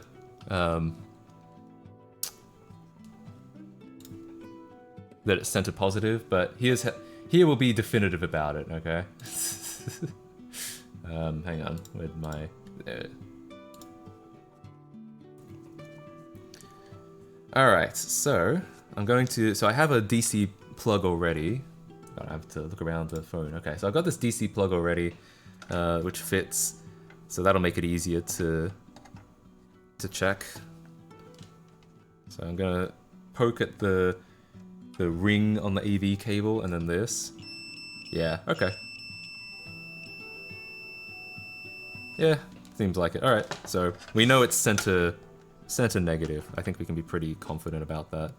I mean, center positive. Jesus, I said the wrong thing. We know it's center positive. We can be pretty confident about that, I think. So I need to grab my... Oh, hang on. Let me change the music real quick. So this playlist is already looped. Okay. Ooh, that's loud. Alright, so let me get my power adapter. The power adapter I have is not good. I want to warn you, it's not built as well as it should be.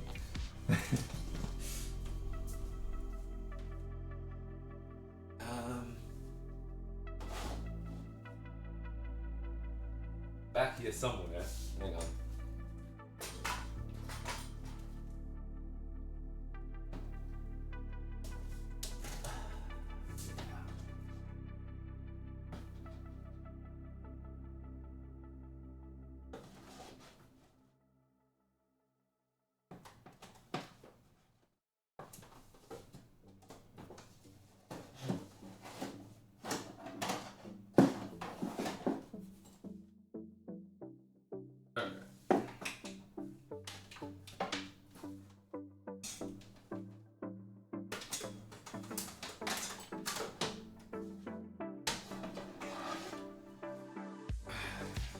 Yeah, it's a bit of a hack job, I won't lie. Hang on.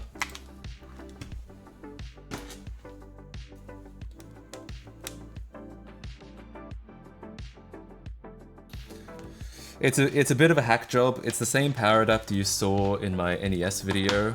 The biggest problem, like up until here, it's all good. This is it's 9 volts, 3 amps, which I believe should be enough to power all three. The part where it gets messy is this bit, where all I've done is just solder these wires. I probably should replace these with proper wire later on, but I don't know if I actually have any on me right at the moment.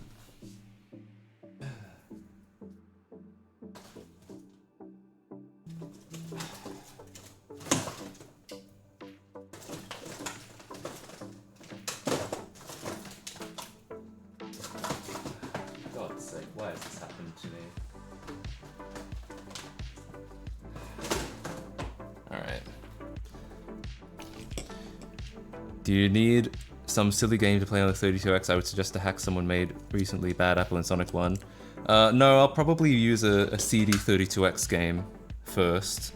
Though I might try, I have this EverDrive, and I'm not sure if a Genesis EverDrive can run on the 32X.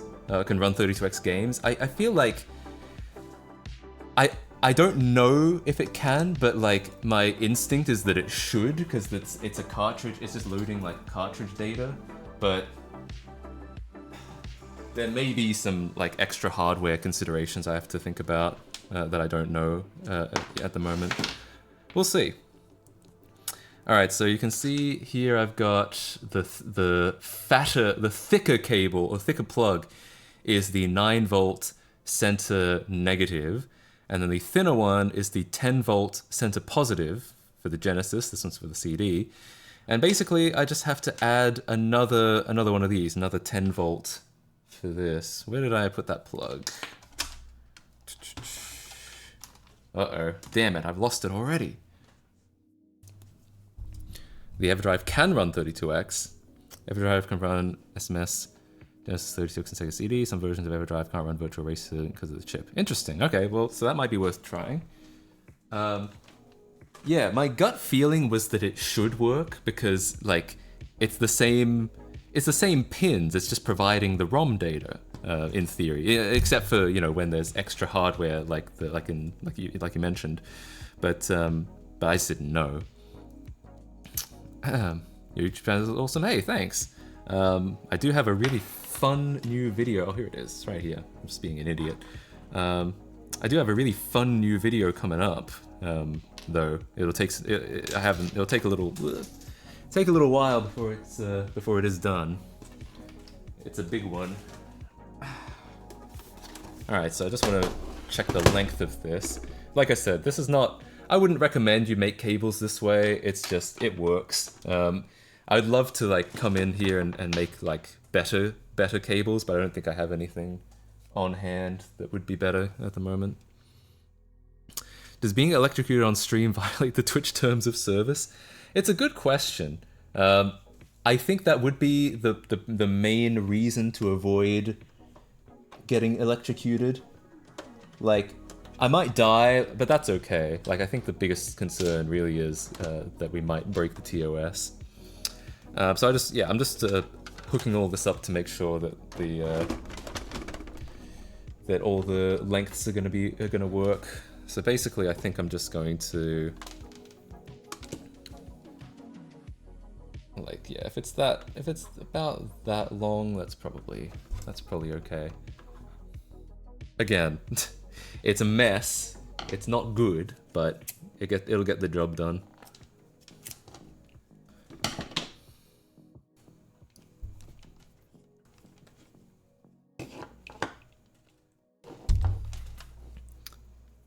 Don't try this at home. Yes, exactly. If you're doing this at home, get some proper power cabling and do a better job than what I've done.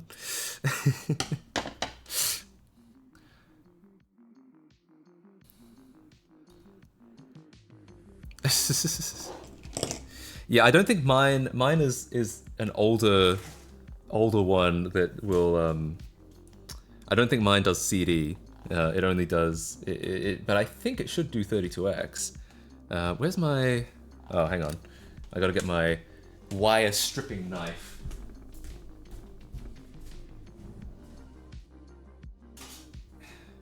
Because I still haven't bought an actual wire stripper.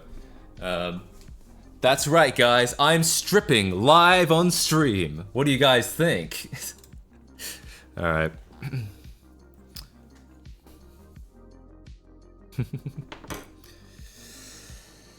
And yeah, I think maybe even starting next week, I think I'll dual stream Twitch and YouTube. But I hate YouTube chat, and I hate a lot of the people that populate YouTube chat. So I feel like we're gonna need some limitations on that. The YouTube chat might even be entirely disabled, or it'll just be like restricted. And I think Twitch chat will still see like. But I'll still be prioritizing Twitch chat mostly. You might burn your house down with a whole 9 volts and a few amps of current running through them cables. Man, when I showed when I showed my Genesis to CDI controller adapter to a friend, it's this abomination of wires. He said something just like that. He said, that looks like a fire hazard. Oh, except I guess it's only 5 volts, so it's probably not that bad. And I was like, yep. Don't worry, maybe one of these days I'll print an actual PCB and then it won't need quite that many wires, you know. Why bother dual stream to YouTube at all? The stream will feel weird on YouTube at that point, will feel segregated. I think it'll always feel a little segregated if you're dual streaming. But the main reason why is because a lot of my YouTube audience genuinely has no idea that I stream. And most of them don't follow me on Twitter. Most of them don't see YouTube community posts. Most of them aren't in my Discord and they're not on like Patreon or anything. So there's like genuinely no way for people to even know that I'm streaming. So that's kind of the motivation.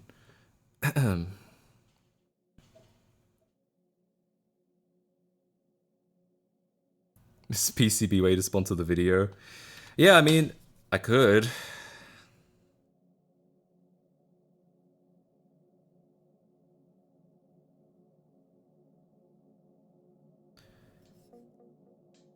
Alright, sorry for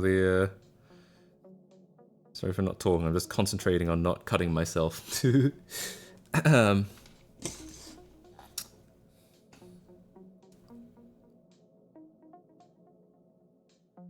Make a video out of your stream, use an excuse to advertise your Twitch stream at the beginning.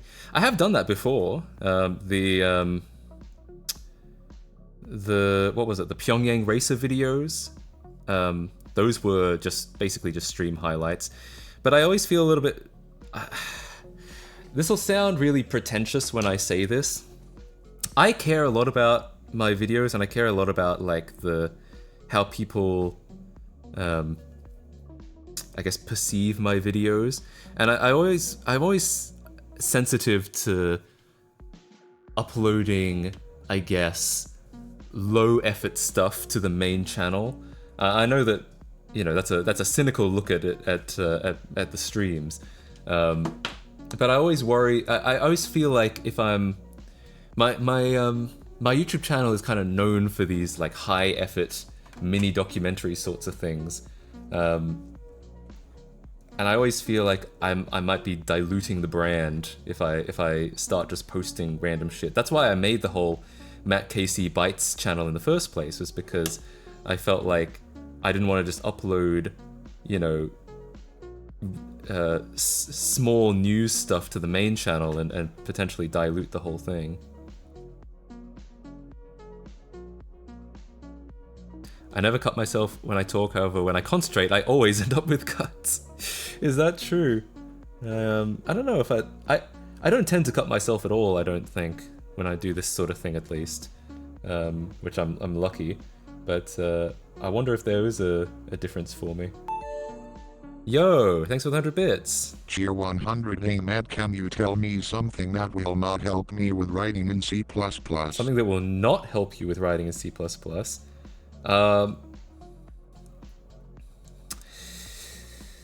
Learn a lot of Python and never touch anything more lower level than, or actually, never touch anything lower level than JavaScript. That's my best advice to not helping you learn C++. Why don't you do overhead cam with normal cam in corner? Because this stuff is not very... I don't like to set the example of of stripping wires with my knife, so I don't like to show that on the stream. Of course, I will do this for like the more important stuff, but I don't like to, like I said, I don't like to set an example of being like, this is how you do it. Use a knife. I use a knife because I'm like too lazy to get a real wire stripper, but I don't want to show people. I don't want to demonstrate that this is like how you should do it.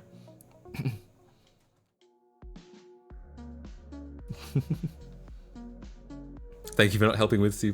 Hey, you're welcome. I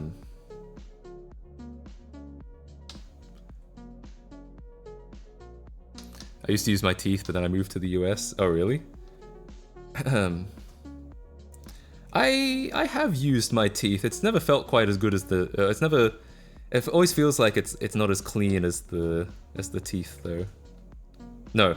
Teeth, I've always felt like that's just not as clean as just using a knife. And I have a knife, so it doesn't really matter. Alright, so I'll have to fire up my soldering iron now. Wire stripping with scissors works quite well. I've done that as well. I like the knife more than the scissors, actually. I feel like the scissors, something about it feels like it's easier to cut myself with the scissors. Because, okay, so, like, if I'm cutting them like this, like, I don't know, it's something about the blade, I don't know, something about the mechanism of it feels like it's easier to cut myself with it.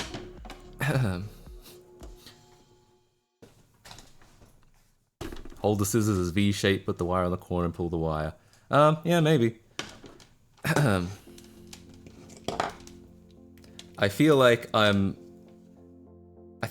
method is okay for me, but I would not recommend other people do it.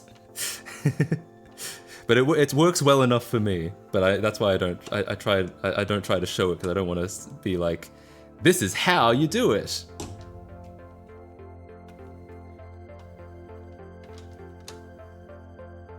Cheap $5 wire stripper. Yeah, I should probably invest in something like that.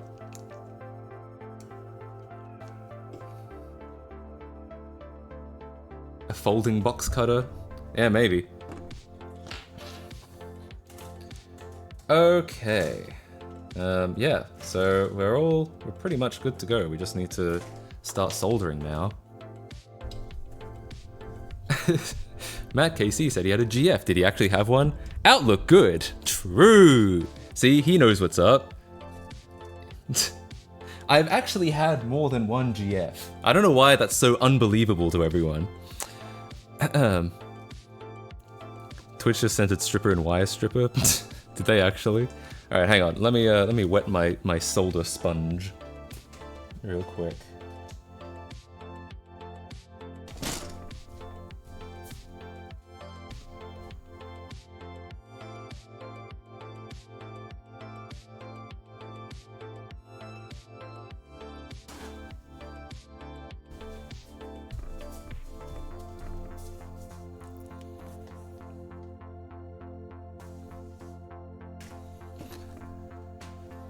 Let me get wet after the stripping. Exactly. Now we're talking.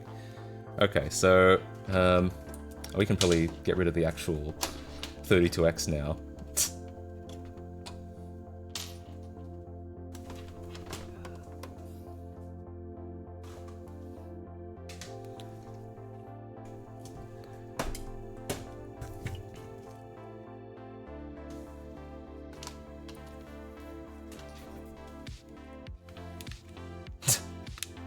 You know, GF stands for great friend. What are you talking about? It clearly stands for gluten-free. What happened to the desk you built? When I moved to a new apartment, I ended up just getting rid of it. Because what I wanted was a standing desk, because I feel like I sit too long at this thing. And it would be really hard to... As much as I liked that desk shape, it would be difficult to turn that into a standing desk. So I was just like, fuck it, I'll just buy a real desk. And also that desk was kind of falling apart. That's kind of what happens when you build a desk yourself. It kind of starts to fall apart. So yeah, that's mostly why.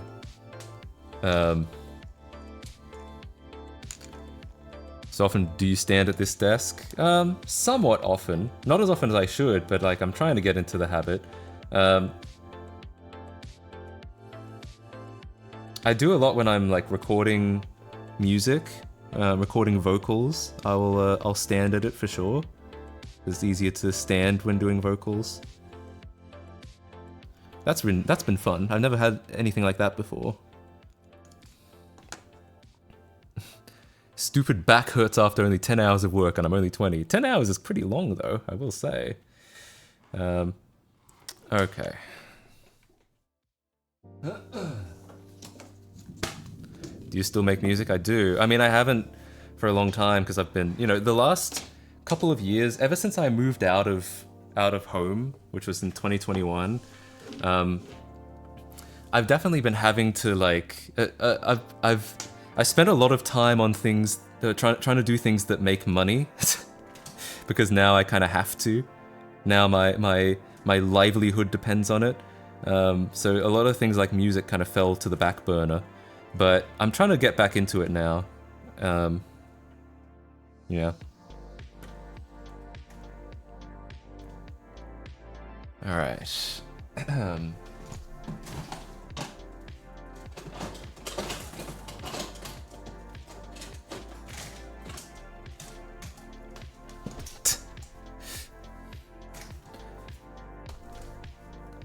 We should keep asking that for Matt Casey sucks or Matt Casey feet emails. Look, if Matt Casey sucks ever costs like a reasonable amount of money, I'll buy it. Like I'd be happy to own Matt Casey sucks. It's just it's so expensive.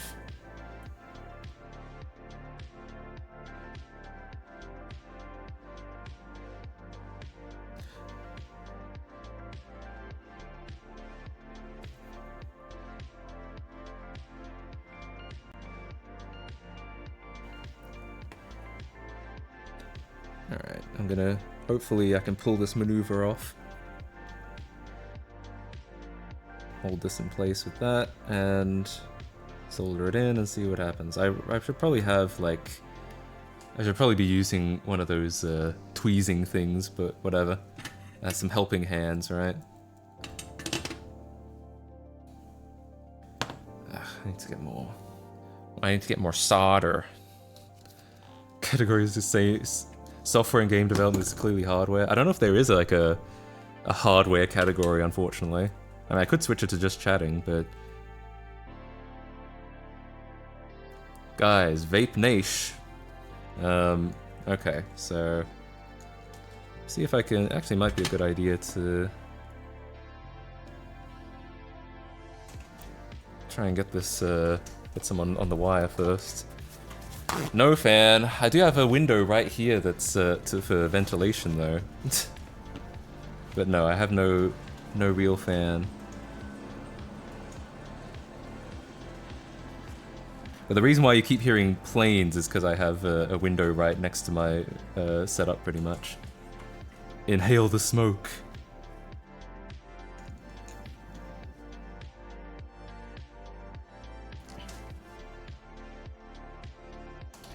Has no fans, I know. Why is this? Oh, it's under a bunch of stuff. Okay. Alright, so I think this will probably be the way I'll do it. I'll just, there we go. Alright, now... I don't have OnlyFans, man. It do be like that sometimes. Alright, and then I think I'll just hold this in place like that.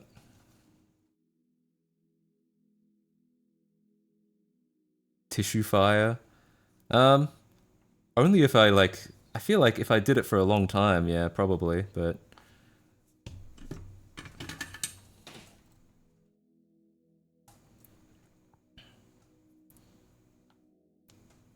Use lead free? I don't.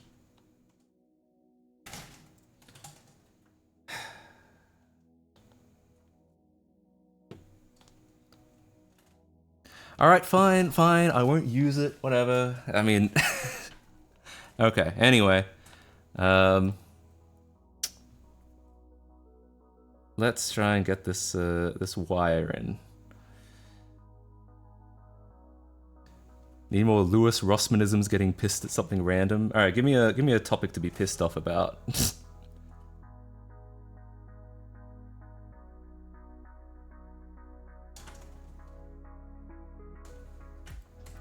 I eat my lead solder for breakfast? Excellent. It's such an awkward thing. I think, hang on, let me get my hands thing. Where even is it? Oh, it's here. Alright. This will just make things easier, I think.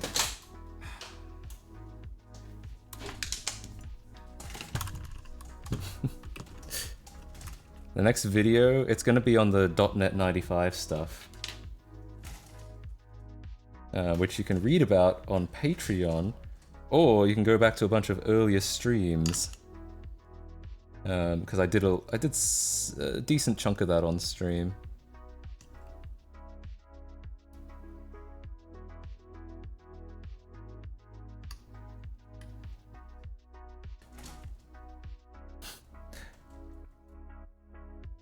Alright, fine, I'll hold it here, even though it's kind of, it might fuck things up, but hopefully not. Okay, so...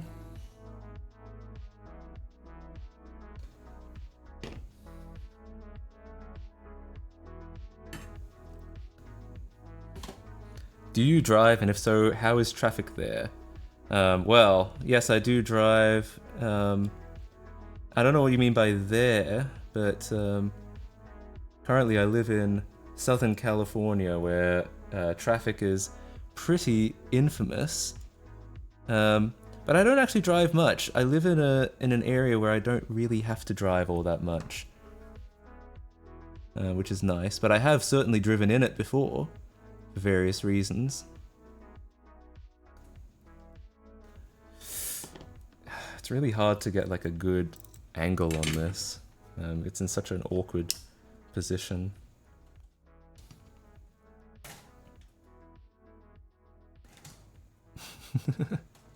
Oh no, everyone is doxing their own their IPs. Their local IPs? No! How will you ever recover?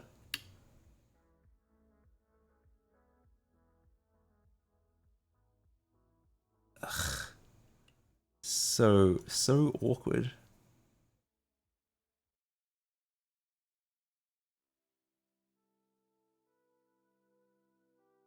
Alright, I think I can probably... Yeah, that's working. Excellent. Alright, cool. The next one should be easier, I think.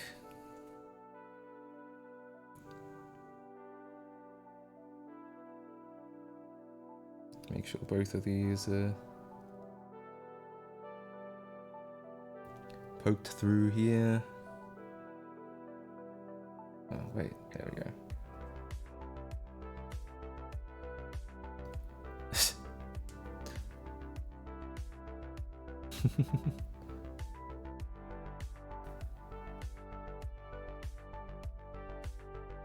They doxed me as well. Nuh-uh. No way. Alright, let's in fact, I will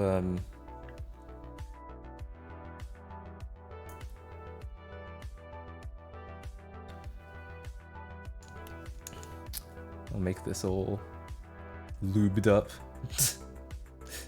This is not actually lube, but yeah.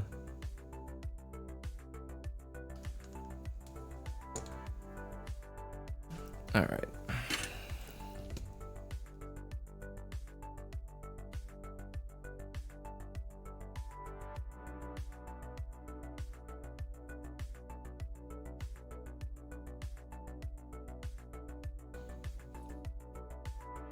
Are you sure? Relatively sure.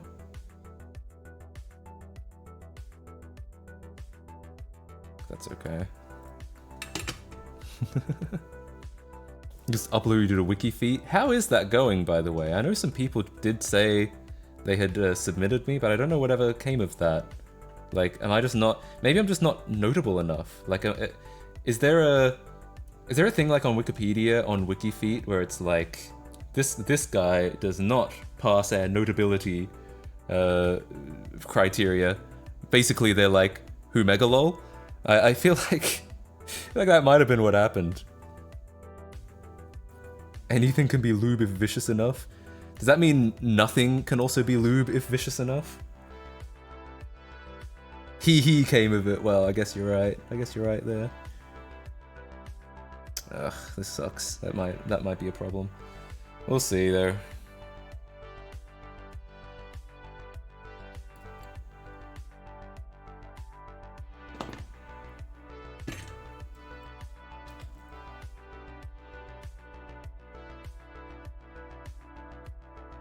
Alright. Hopefully it's not a problem. Okay.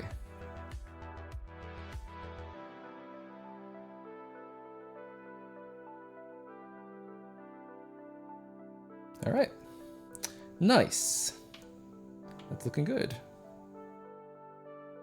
Alright, so now I'll just do the same on here. Is Mac living in California? Very doubtful. I've actually just been lying this whole time. I'm actually living out in Alice Springs. I just didn't want to know anyone to know. So just let everyone know in fucking like America and shit, you know? Omegalol isn't in the on-screen chat? Oh, that is weird. There should be. It should show up. It might just be like a temporary. Might just be a glitch. Yeah, let's put the Arthur smile in chat. Oh wow, yeah, I guess the now let me refresh the chat because usually the emotes do show up there.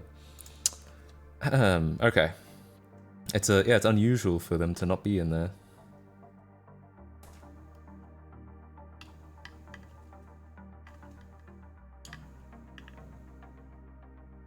Alright, I'll lube these up too.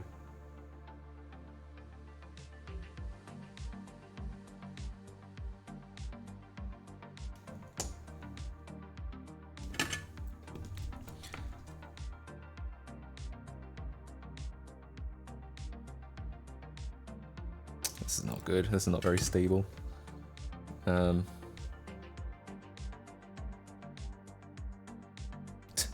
that'll do. I think.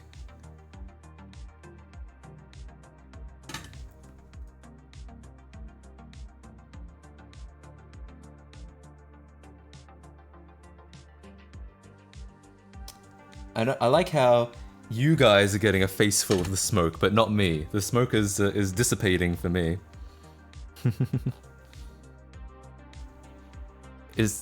Wait, is the Outback in New Wales? Is it? Is there a New Wales?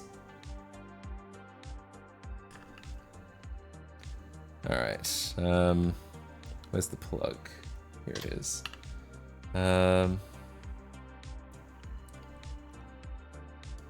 Yeah, that'll probably work.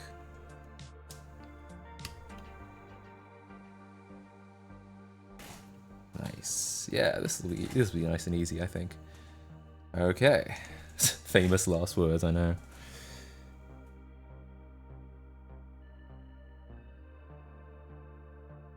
Okay.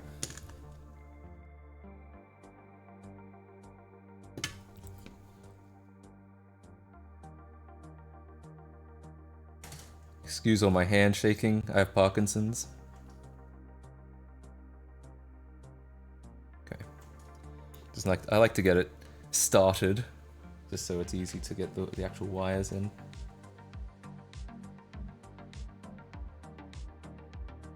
Oops. Oh god. My hand's moving too much.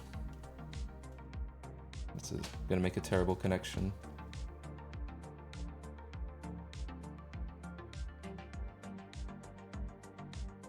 It's an even worse connection. I need something to hold it in place that isn't me, I think.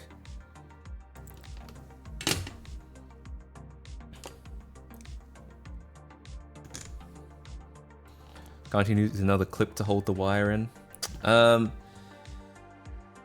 Possibly, but I worry that these are gonna have too much strength and they're gonna damage the wire. I could probably like...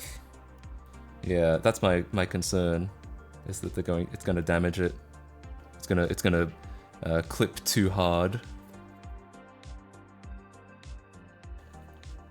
Put shrink tube on each jaw, make them have good grip and not piercing. Oh yeah, well there you go. Maybe that's what I should try. I don't know if I have any shrink tube on me at the moment, but yeah, that's probably worth giving a go. I think this will be easier for me.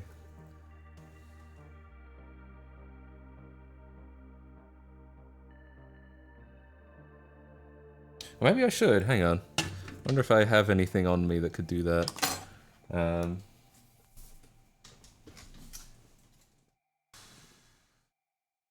I could just use like other wire. So, for example, if I was like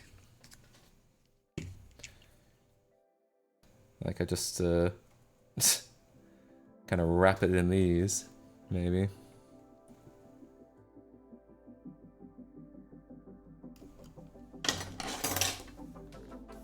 Redeemer steering contest. Oh god.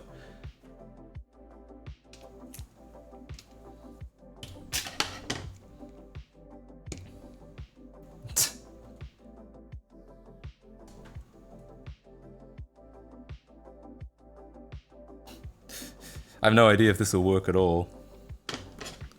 Probably not. This is probably too complicated. I probably just need something like heat shrink or something to really wrap around it. And yeah, maybe I'll make it. I'll put it down lower. I mean, this could work. It's a little silly, but it could work.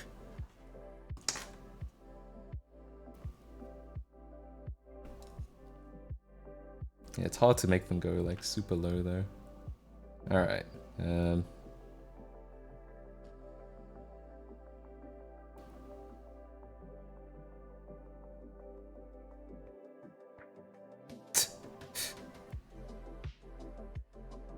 Ow, that actually hurt me. No, it's probably not gonna work. Anyway. Yeah, fuck that. Let's just try it a little bit lower. Alright. Tell you what, I'll get another degree of stability. There, that should be okay. Another point of stability, that's what I was trying to say. See, when I make a video, I can edit all that out, and then you never know.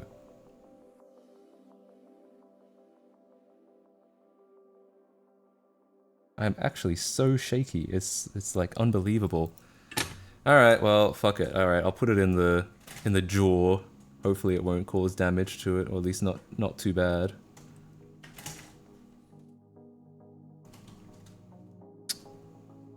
Alright, we'll just do it. Just fuck it, whatever.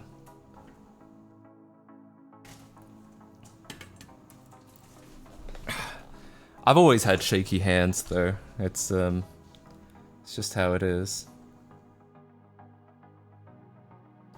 You can use the paper tissue around the jaw. I guess I could. That actually might work.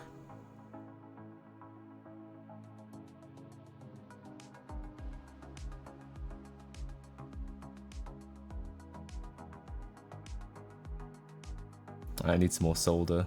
That's not nearly enough.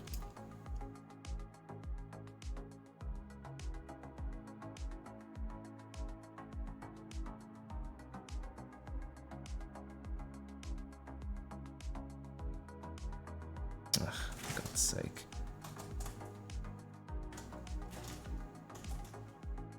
Alright, but that's good though.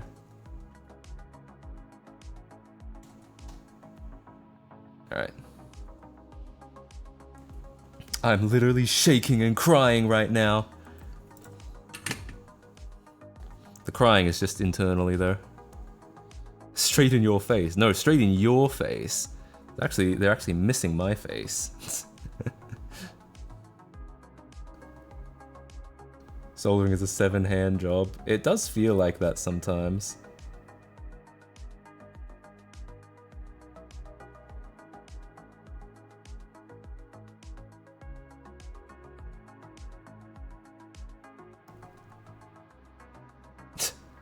I learned something new today, and that is that Matt is from Australia, not the UK. Do people really think I'm from the UK?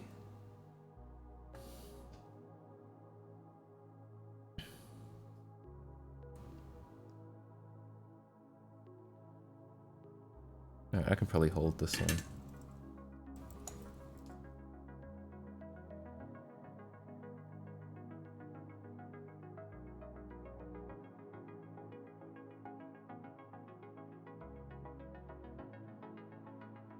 Alright. It's probably okay. Actually, if I really cared, I would put a lot more solder on.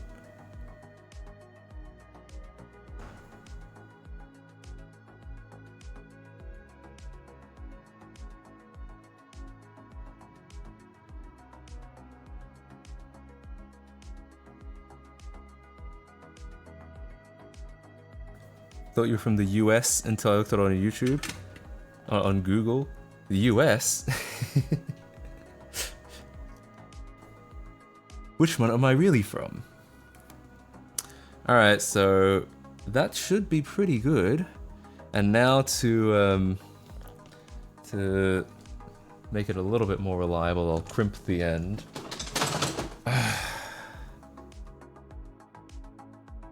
From the UK. People really... Jesus. I have it on good authority that British people think that I do a terrible British accent, so... Alright, just a little crimp to the end. That keeps it from, like, tugging on it too much. Multimeter first? Yeah, I guess so. I thought I was African? True. Good point. Okay, yeah, we'll do some checks. Do some tests first.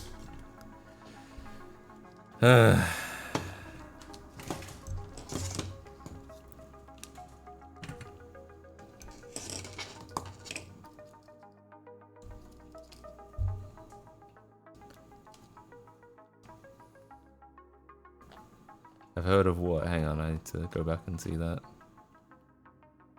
Omnifixo? I have not heard of the Omnifixo. Thanks for showing your soldering. Now I feel a bit more confident on my soldering. Damn, what a... That's such a burn. Well, I'm glad you got something out of it. Not polite enough to be Canadian. I probably swear too much to be Canadian. I mean, not to say that Canadians don't swear. It's just, yeah, I'm just saying that's probably not very polite.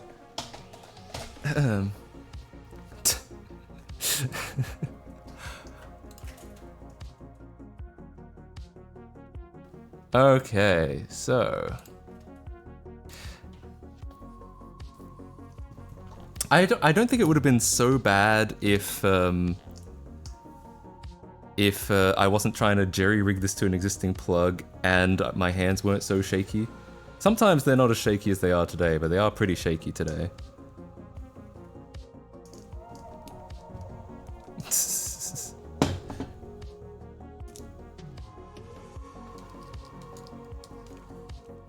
Alright, hang on.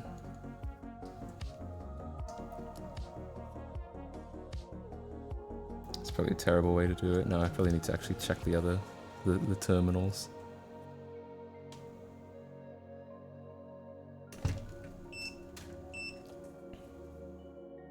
Well, what I do know is that they don't appear to be bridged in any way, which is always nice. I respect your abilities, you fix more stuff than I did, I mostly break. What I am is a good problem solver. That's mostly what I do. That's why I mostly work with software. I'm very good at puzzle solving. Alright, we're gonna plug it in and make sure we're getting the right voltage out of it. Because I've already confirmed we're not getting a bridge. Where's the rest of this adapter? Here.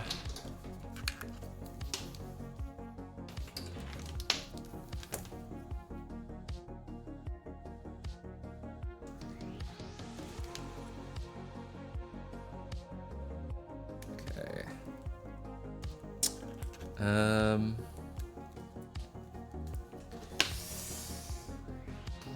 So I should have... Here we go. A spare figure 8. Alright. You guys ready for some magic smoke? Actually, I should bring this closer.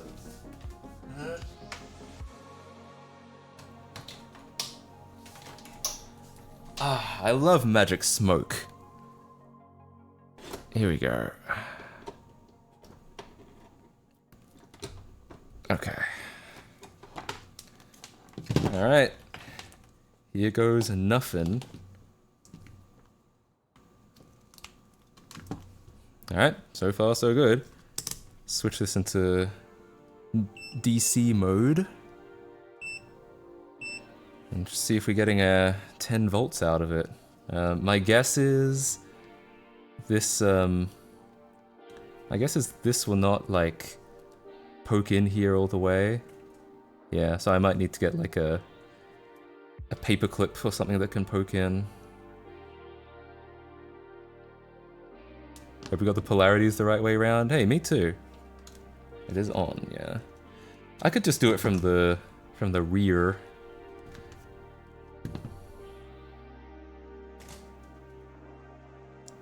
Just do it from here.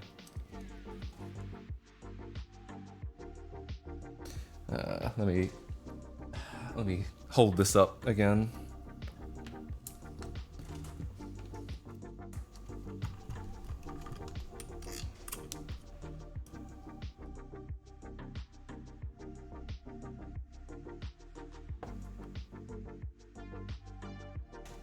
Okay. So, in theory, I should just be able to squeeze these sides and then... Oh, be very careful about not... I know it's not plugged in at the moment, I'm just, like... Just practicing my move. Really not idea to have metal things touching the plug. I don't know if it's like... But it's not, like, connected to anything, and this is gonna be, like, ground, so I feel like it's not really gonna be that much of a problem.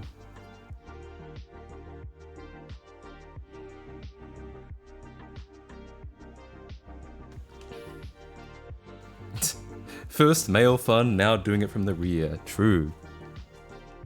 Just plug it in and see what happens. Yeah, I mean, I could. I think this is gonna be alright. Might help with your shaky hands if the arms were closer to the desk so you more easily rest your palms on the table. You can't see my setup, but that's not really possible.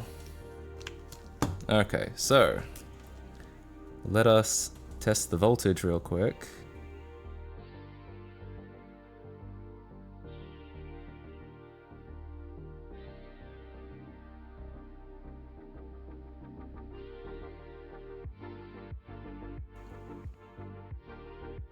It is on? Yeah, it is on.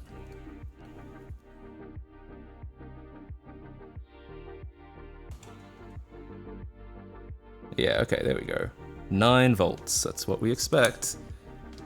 And that is center positive, yes. Alrighty. I think we're good to go.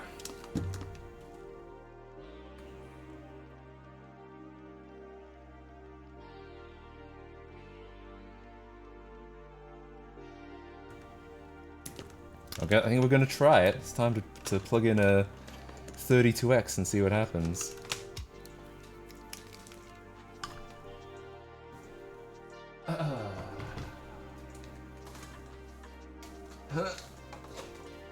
Okay. What a monstrosity.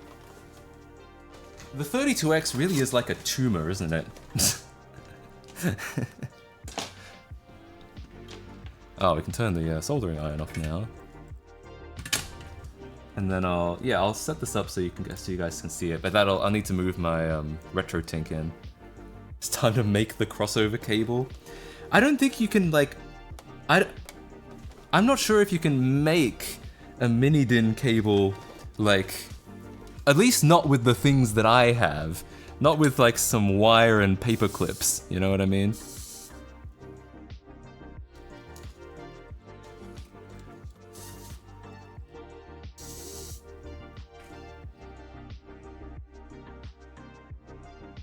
Okay.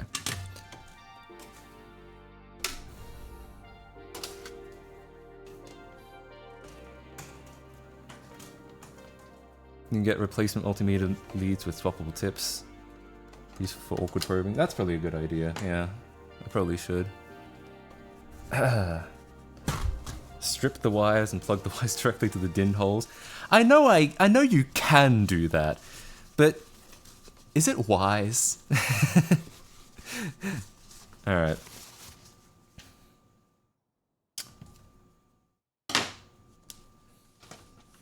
What happened? Oh. Nothing. No, that wasn't smoke from the thing. That was just me, like, freshening up the soldering iron before I turned it off. I've heard that that's a good thing to do, and it seems to have helped me so far. Stick paper clips in the holes, hot glue them together, solder them to wires. Bam! Mini DIN cable. I mean, I guess you could, yeah. Okay. Yeah, I have to get my RetroTink.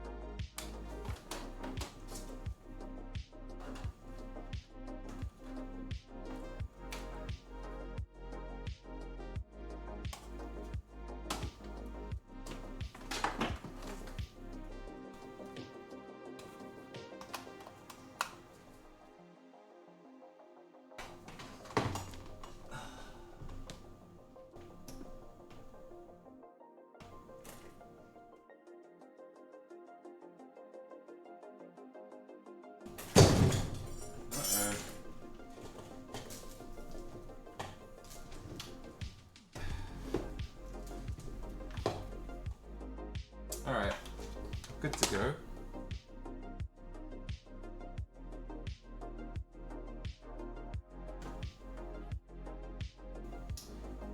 To find my Genesis AV cable. I think it's gonna be in here somewhere.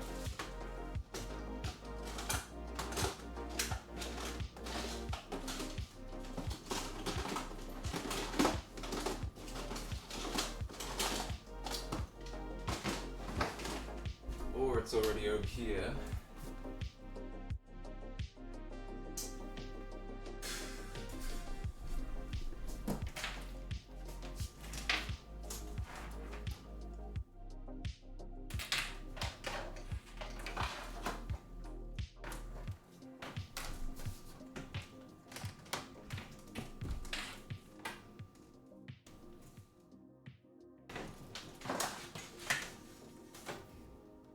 There it is. Okay.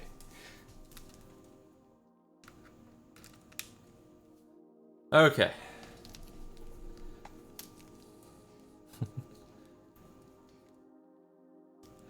I can't believe Matt dropped the Genesis on the floor and shattered into a million pieces, ruining the project forever. No!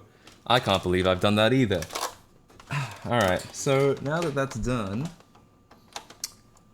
Should I be plugging this into the Genesis or the 32X? I guess I'll plug it into the Genesis for now.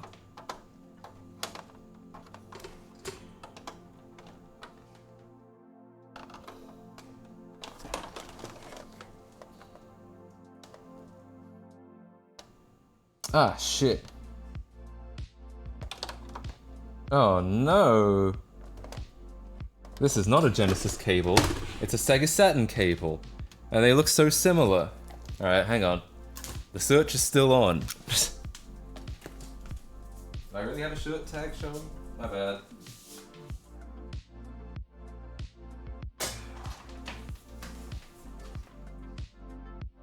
What is this?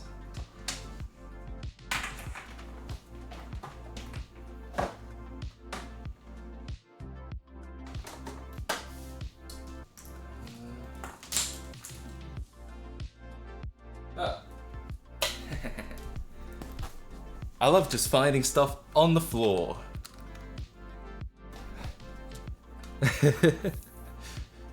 Okay. Now let me move this out of the way. I can always... my problem is...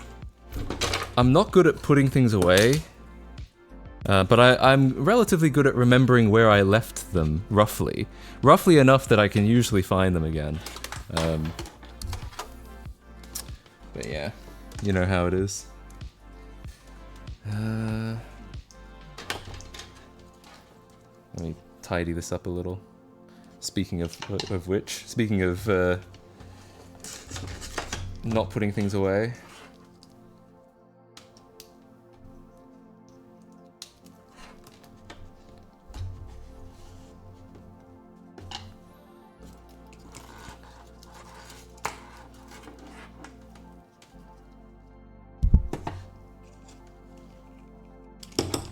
Ah, damn it. I dropped it. Now there's wire everywhere. Do you know that Bill Gates set some evil rules at Microsoft? Especially the 34th rule. Look up Bill Gates Rule 34 for more information. I highly recommend everyone search Bill Gates Rule 34 right now. We'll pause the stream so everyone can look it up.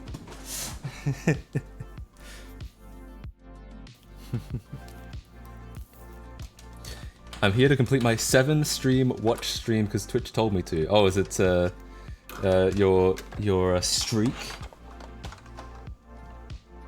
Does it actually tell you things like that? I don't think I've ever seen. I don't think I've ever gotten one of those. All right. I pretty much exclusively use my RetroTink as a HDMI converter because I think my TV still supports a lot of these old pins, and the upscaling doesn't seem that terrible on my TV, but it is nice to have it in HDMI. All right.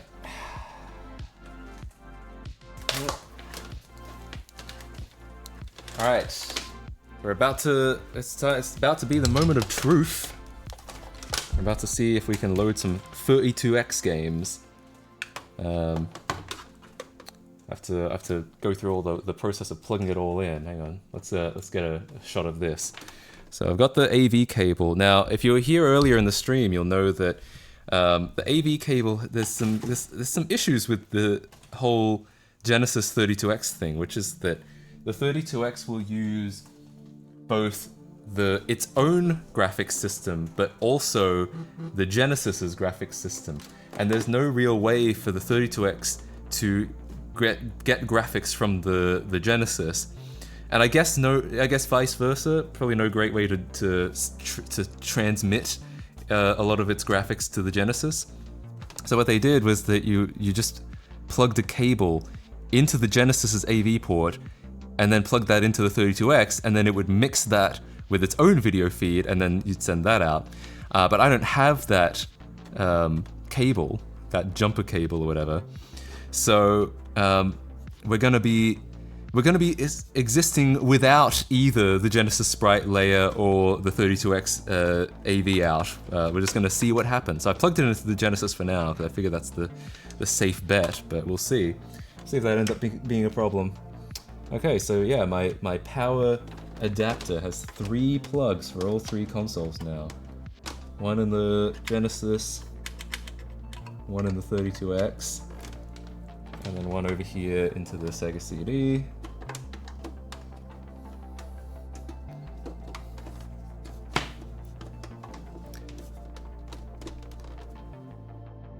Wait, shove your cartridge into the Portussy?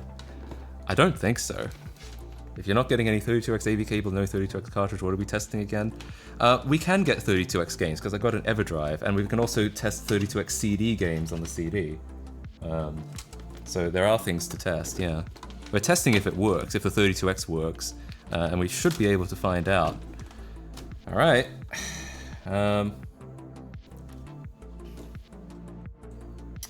Let's flop this on over to the... that's the wrong one. To this, which I think will be the feed from the RetroTink. We'll find out. I'll plug this in and see what happens. Nice face reflection. Thanks, man. Okay, Genesis still works. Okay. So this is my EverDrive thing. Damn it! I need to get a controller.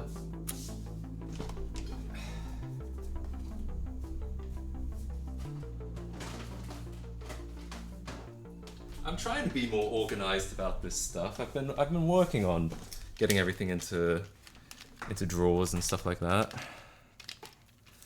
Never seen a 32X so up close with that top cam view. Well, that's the kind of hot imagery you can expect from twitch.tv/MattKclive. I think the top-down camera, we don't need that anymore. Let's plug in the controller. I assume it's not hot pluggable, that I'm gonna have to turn it off to plug it in. I don't know if it probably doesn't cause any issues, but you never know. Alrighty, here we go. So I think I only have Genesis games on here. What was the last Genesis game I played? Let me get this back up. Oh, it's, hang on, my RetroTink is set to S-Video. There we go. Oh, of course, Michael Jackson's Moonwalker. Why would it be anything else? Let me get the sound, because we're not hearing any sound. I think this one?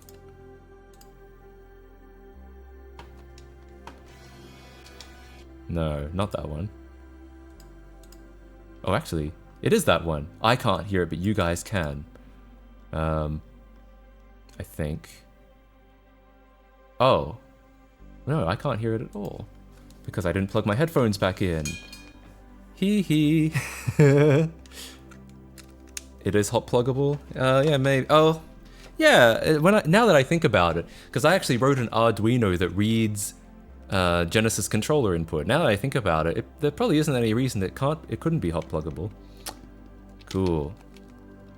Michael Jackson. I did make a game review on this game in 2016. Yeah. But I think I unlisted it. Yeah, it is composite. I don't think I have an S-Video cable, and I definitely don't have a RGB cable because I live in America. To be fair, Australia didn't get SCART either. Australia basically made the same progression that the US did. We went straight from composite video to HDMI for the most part. Wrote an Arduino program. is safe to play the music in this game? It might be. I don't have any 32x ROMs on here. I mean, legally purchased games, obviously. So I guess I'm gonna have to acquire some. Or we could just jump straight to a CD 32x game. That might be the easiest thing to do. So if I take out the cartridge, all right. I don't have any disc in there at the moment. But I can burn one. We can burn a disc real quick. So that's... I'm trying to think if that's the easiest thing to do, actually. Maybe it would be easier to just get a ROM on the a 32x ROM. 32x version of the 240p test suite? Yeah, maybe. Knuckles Chaotix is unironically very fun. Yeah, I think I played a bit of that, but not a lot of it. Is pirating 20-year-old software still illegal? It is illegal, yes, but are they going to pursue you for it? Probably not. That's what the term abandonware means. It means something that is still technically under copyright, but that you're unlikely to actually get prosecuted for pirating.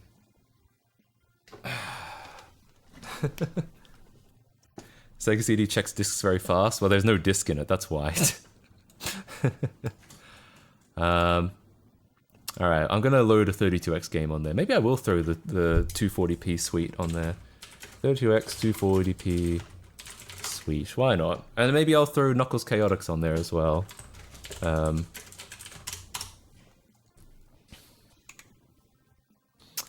obviously I'll do this off stream.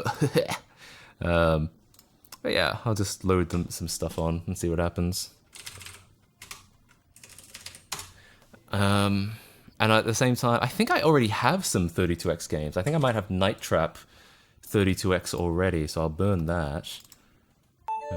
Yo! What's this? 1993 Sega version 2.00. Hell yeah. Version 2 Supremacy.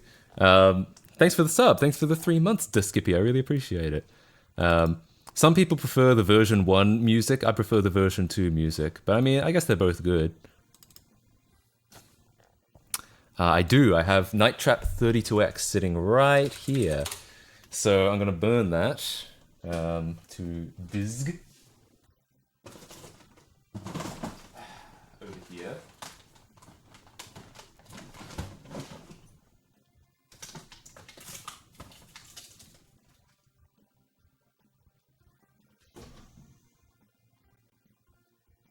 So yeah, we'll just try everything. We'll try...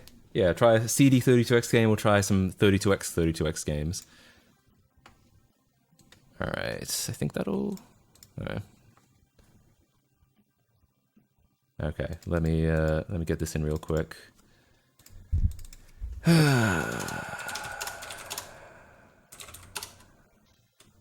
Night Trap, 32x, Disc 1, U. I'll set a low-ish write speed, because that tends to work a little bit better.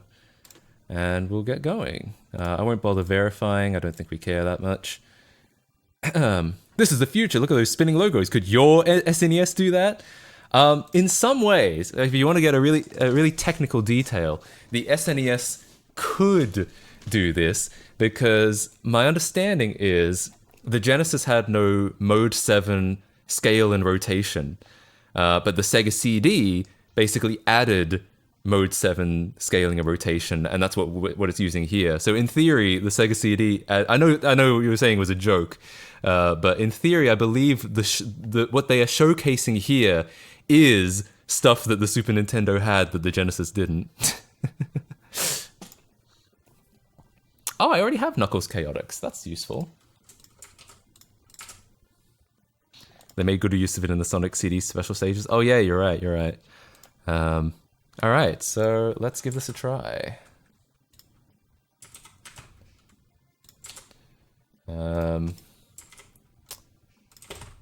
Again, we may run into issues because I don't have that cable, but as long as it works, like that's basically what we want to know, is if it works. The burn is happening, and I should have some more ROMs on here. I just put on Knuckles Chaotix and the 240p test suite. God, it's a micro SD. I don't know which way it goes around. Okay.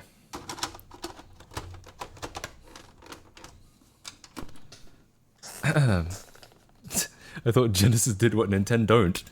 I hate to break it to you, but that might have just been some marketing jargon. Alright, let's see. 32X games. Knuckles Chaotix. Can I not? Oh, there we go.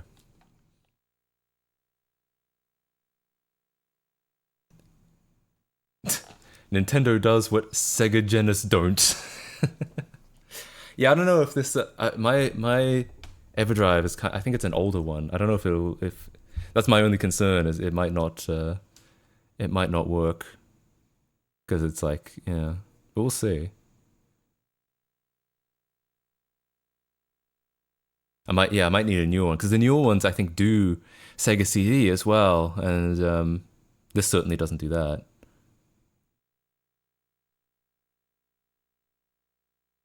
Even old X3 EverDrive supported 32X. Hang on. This doesn't seem... I'm going to reset this.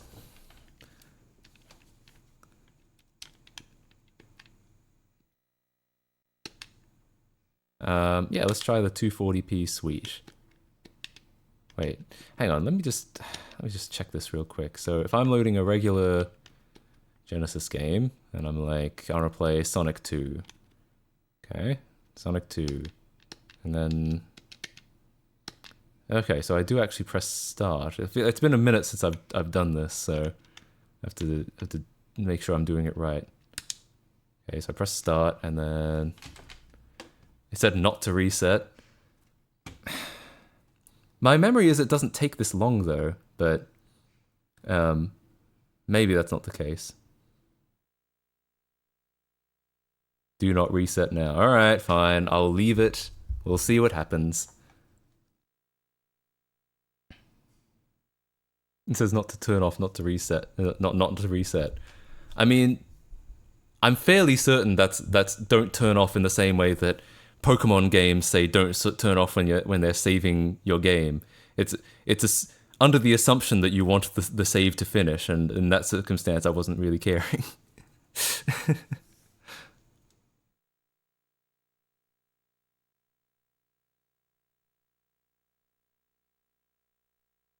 Well, how's this burn doing? We're at 25% on the burn.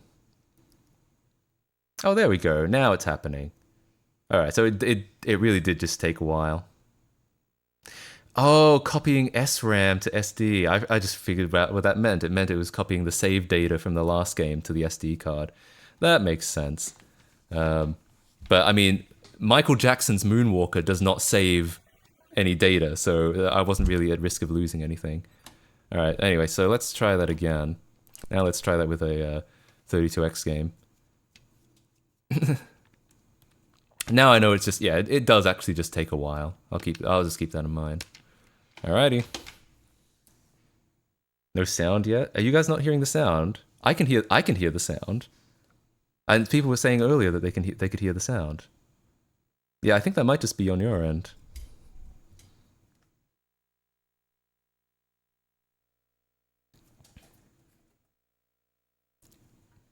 Sega.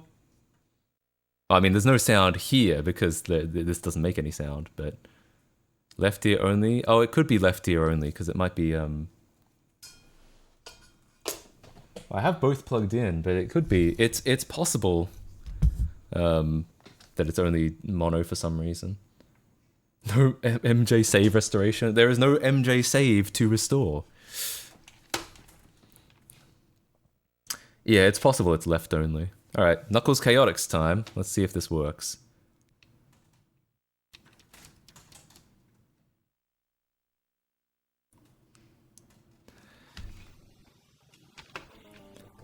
Okay. Wait, is it? No, I hear it in both. Alright, let's switch the AV back to back to the 32X, because we probably have to do that now. Which one is which? AV out. The Genesis AV, I believe, is stereo, but only the Model 2. I believe the Model 1 is only mono. Yeah, okay, this should plug in like this.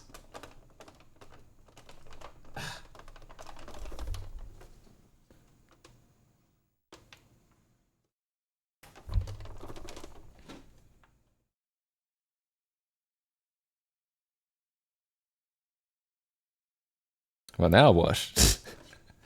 Yeah, that is the out, right? Yeah, it is the out. Yeah, Model 1 was only stereo via headphone jack, but I'm pretty sure Model 2 had an actual stereo out. Interesting. Don't know what that's about. This cable, I think, is actually a little broken as well. Yeah, I mean, it as you can see, it's working, but if you actually look at the cable itself, there's a break in the insulation. Probably not a big deal yet, but like that's not gonna be. I should replace it, right? Did I hear about what Joe did? I assume it was Joe Mama. Alright, let's try that again.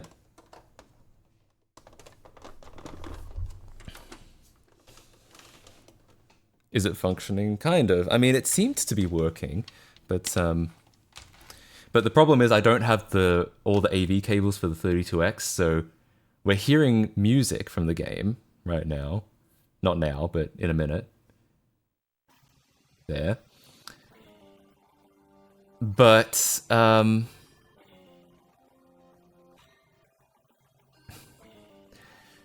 we're not seeing anything, but that's probably because it's outputting from oh, now we're seeing, okay. So, again, we've talked about this earlier in the stream, that the 32X is kind of weird in that it's, hang on, let me turn that down a bit.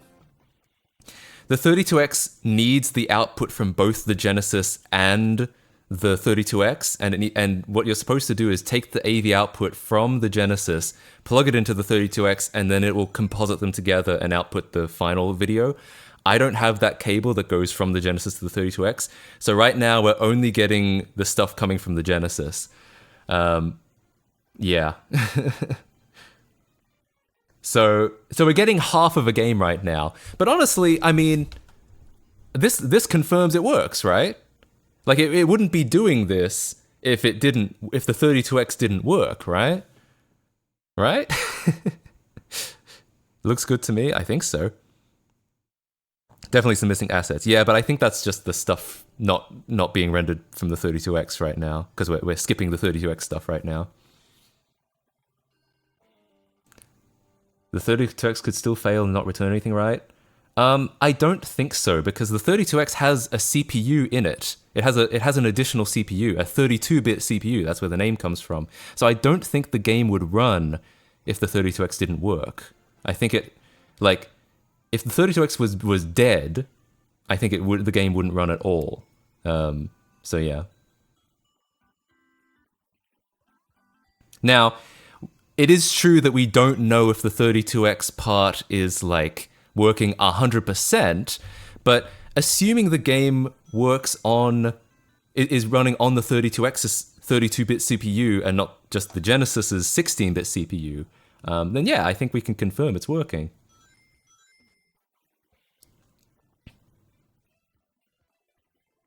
The Genesis parts work. My guess is, okay, so what about the video? I'd have to get another cable for that. But tell you what, we can do a test, because we can run without the 32X, and I'm fairly certain it's going to just throw an error saying that it requires the 32X. Can't you make the cable yourself?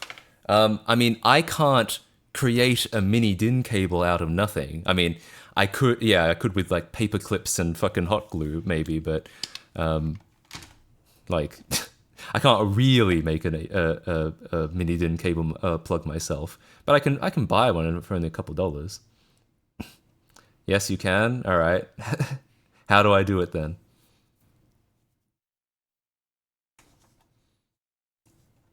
Output from only 32x. I tried to do that earlier, but it didn't seem to output anything. So yeah, with oh, hang on, that might just be the cartridge not in properly. Can I try the? Yeah, I'll try it again.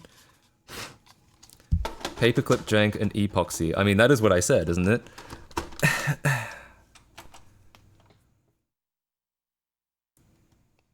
Sam Eichmann of OpenAI got fired. I don't know who that is.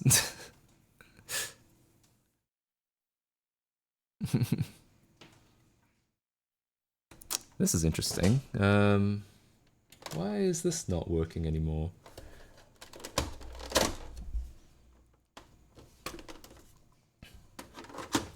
I think it must just be the cartridge, but like...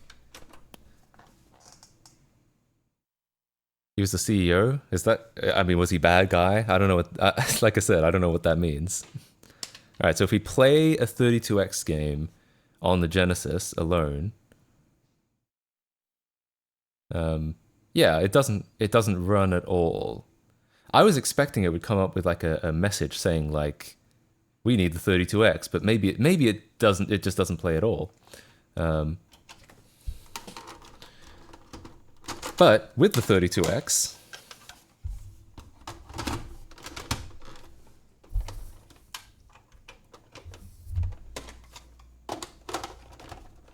not even an error screen. That's what I was wondering. I mean, I guess I can. It's not impossible that there's no error screen. Yeah, but with the 32X, it actually runs, which we'll hear some music in a second, I think. There it is. So yeah, I think we can be reasonably confident that the 32X mostly works. Whether we're not getting the full AV output from the 32X yet, so we can't confirm that. But I think I get the impression that like, if we're getting this far, it's probably pretty good. What connectors it use? It's a mini DIN 9. However, you can't just use a generic mini DIN 9 because the Genesis's output has a 5-volt pin, and apparently if you connect that 5-volt pin up back to the 32X, it will fry the 32X. So you have to use a mini DIN 9 cable, but with one of the wires cut. Yeah.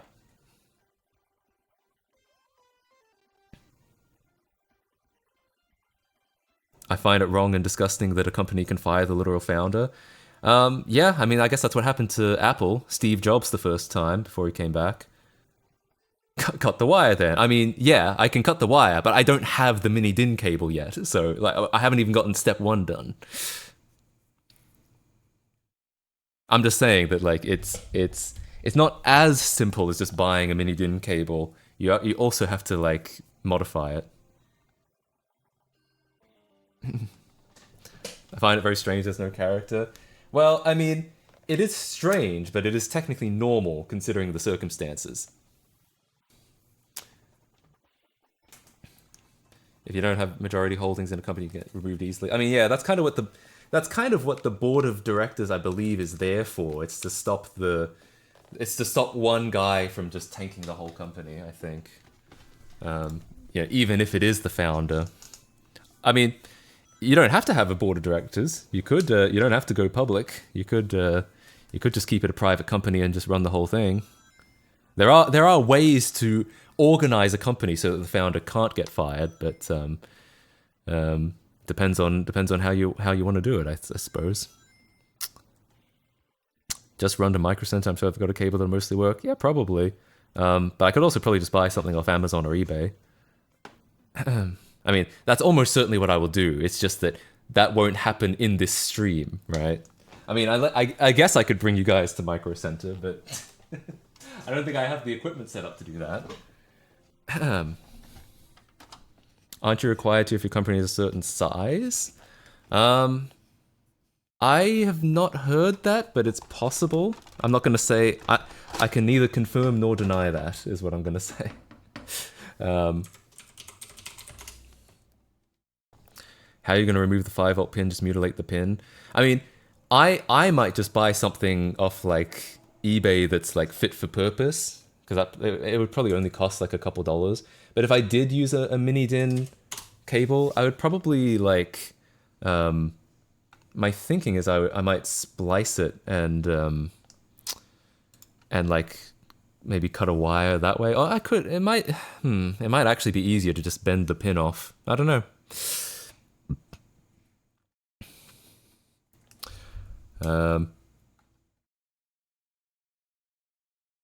If you slice the cable off, isn't that just like ripping the metal out? You'd like bend the pin on the plug back and forth until it snapped off. I mean, that would be a way to do it.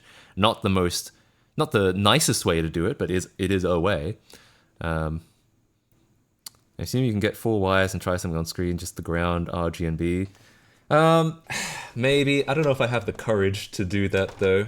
To fashion a wire. I feel like that would be frustrating and I would get annoyed very quickly. So I think I'm just gonna, I mean, I'll show it on a later stream if people want to see it. People are excited for some 32x action. I'll show it on a later stream. But for now, let's try a CD 32x game. You're probably right that it is just the RGB though. Maybe I could do it with wires and see what happens. But okay, let's try a CD 32x game. I don't know how much of this is going to come through the Genesis and how much comes through the 32x. We'll see, I suppose. Oh, hang on.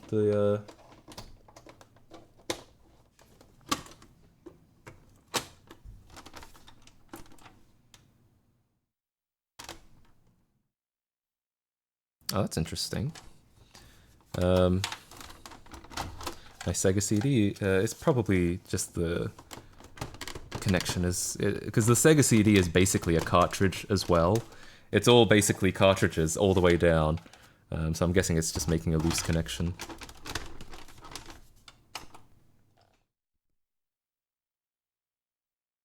I mean, it was working before. You guys saw it was working before.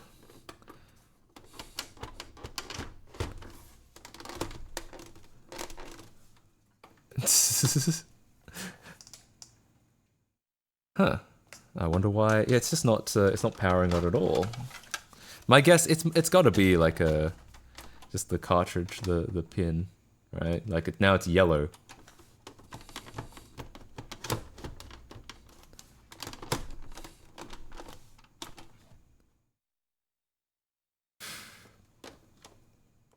Huh.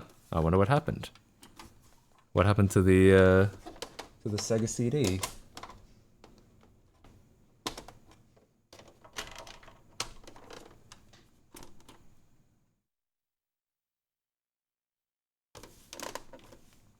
Damn. I don't know what's happened. Give it a blow, give it some top. Yeah, maybe I do need to blow on it. Fun fact, I cracked part of my nail once trying to repaste a PS3 Super Slim. That sounds about right. I've definitely suffered some hand injuries from doing stuff like that. Huh. How did that happen?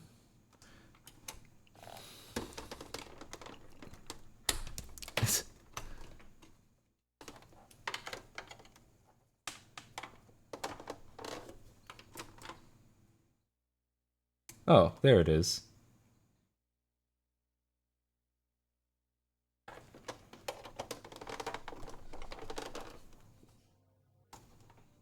Just fucking around, I suppose. Maybe it's getting old and unreliable.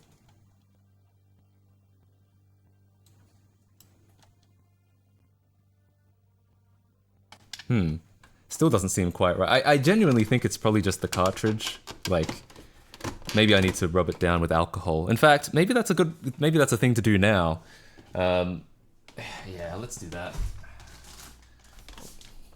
let's rub down the expansion slot. Getting old, bro, older than me. Yep. All right, let's just clean this off real quick. It'll probably just take a second, and then I'm guessing that's all this is. Time to drink alcohol, not isopropyl. In situations like these, I usually resort to alcohol. Not for the console, just for me.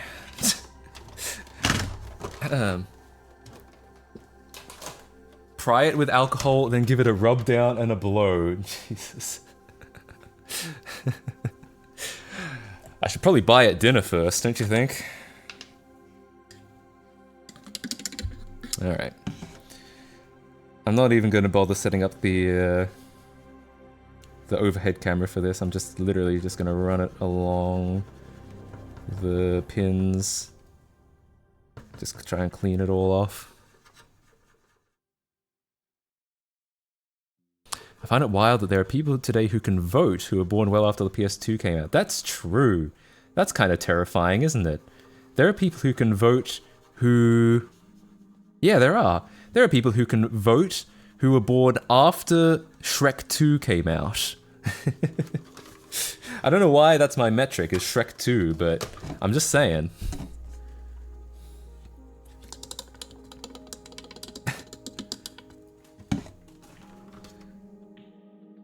Alright. There definitely is some gunk on here. I am the Q-tip is definitely picking up some gray stuff, so this is probably worth doing.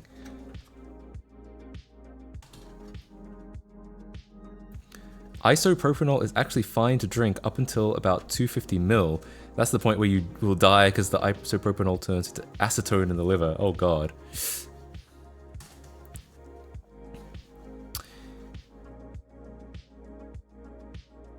Post-Shrekkers. Yeah, I was born in 5 AS after Shrek. But not even just after Shrek, after Shrek 2. Like, my god. There are people old enough to vote that weren't alive when the Nintendo DS came out. Yeah, that's spooky. Because, like, when I was a kid, there was no Nintendo DS. Yeah. I still remember begging my parents for a Game Boy Advance that never came. I'm glad to be born pre-Shrek 2. Me too. I'm glad to have had the opportunity to see Shrek 2 in the cinema. Because if you were born in a post-Shrek 2 world, you lost that opportunity. Unless they bring it back in the movies one day, which they might have done that, but... People born in 2006 are turning 18 in 2 months? Fuck. I remember 2006. I remember...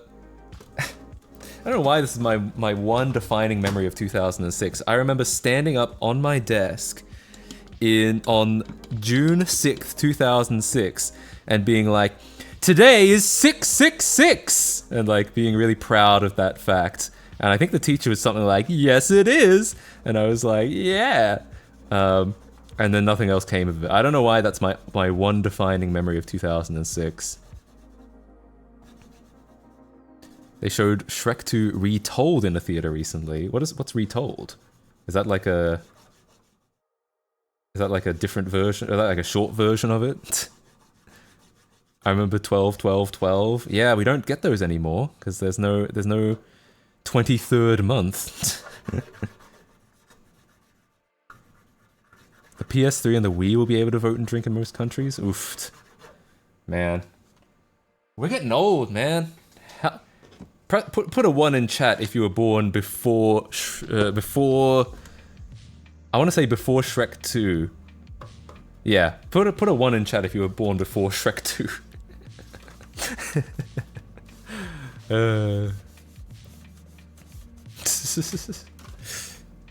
Alright, that should be a little bit cleaner. Oh, that's a lot of 1s. We got a 3 though. How dare you in my chat? Alright, let's see if this works. Hopefully this will fix. Shrek 2 was 2004.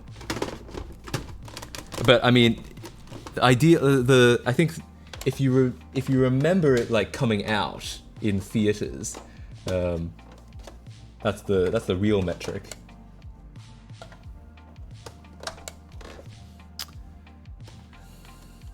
Was that the bite of '87? That was a good year, I think. All right, cool. The Sega CD works now. I think it was just fucking dirty. To be fair, I did bring this Genesis to the top of Mount Kosciuszko, so maybe it did get a little dirty in that process.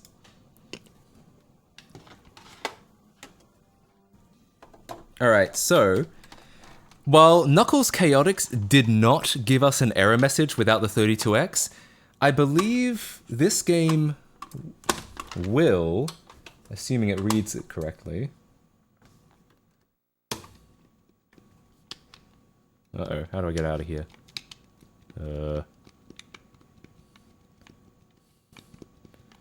This game, yeah, the CD 32X games, from memory, they did give you error messages, but I've been railroaded into something. Why isn't it not reading this disc? Nani? Oh, I see. Okay. Well, I can fix that. Alright, hang on a sec. I had an issue with my Sega CD. This happened when I bought it. It's missing a little thing, a ring around the disc that kind of elevates it to a specific position. And, oh, no, it's here, actually. I replaced it with something else, but it was missing, but it's actually here. Alright, let's try that again.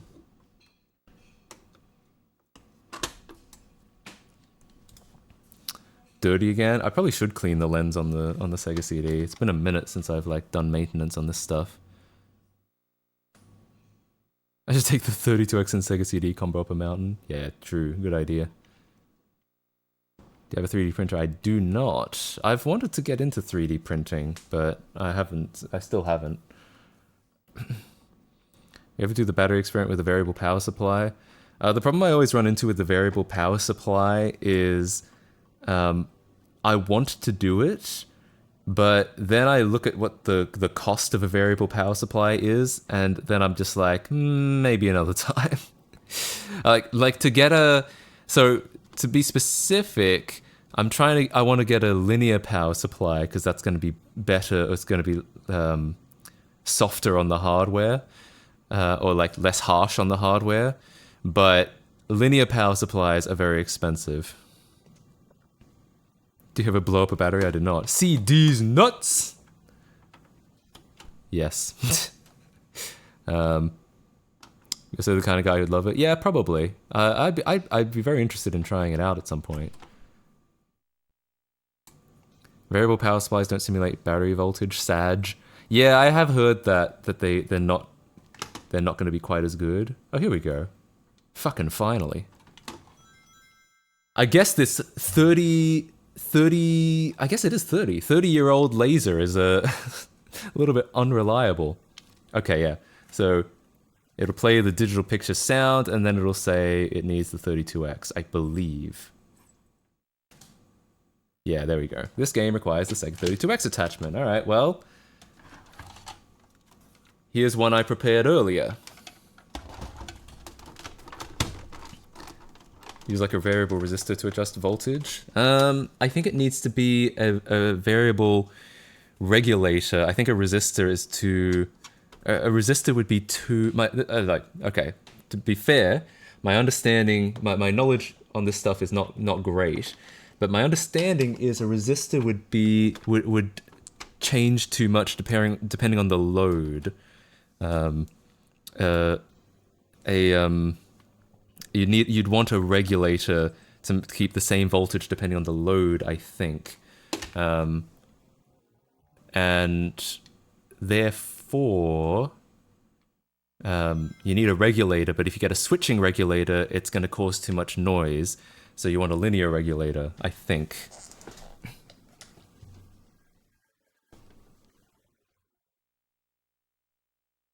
That's interesting. We still didn't get the logo, but maybe that's because the logo comes out of the 32X.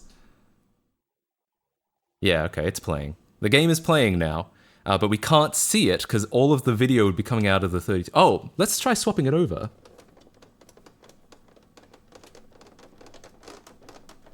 For God's sake, this AV cable is so fucking stiff. It's unbelievable. Oh, that's the wrong one. I plugged it into the input instead of the output. How embarrassing.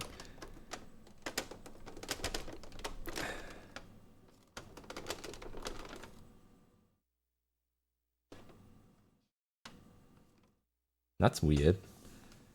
Maybe it does need here's a whoa.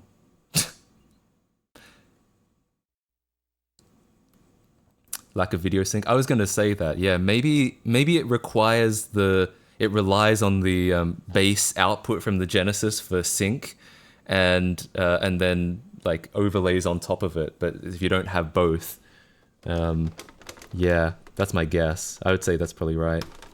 Yeah.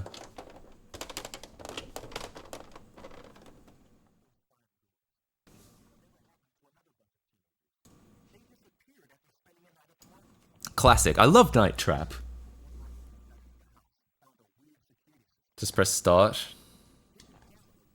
Oh, yo! Look at this! So we can see which parts are rendered by the Genesis and which parts are rendered by the 32X. Obviously, the FMV is the 32X, but the actual user interface is the Genesis. How fun! That's a lot of fun.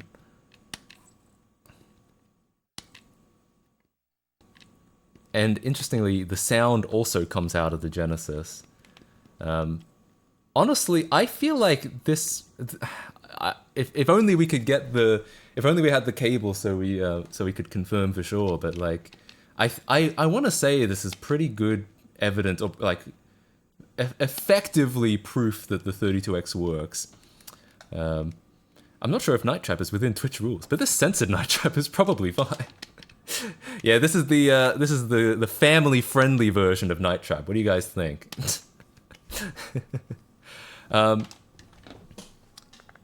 I wonder if it is worth like trying to just poke wires in to try to get the signal. It's I feel like it's going to be so frustrating because it's just going to fall out all the time.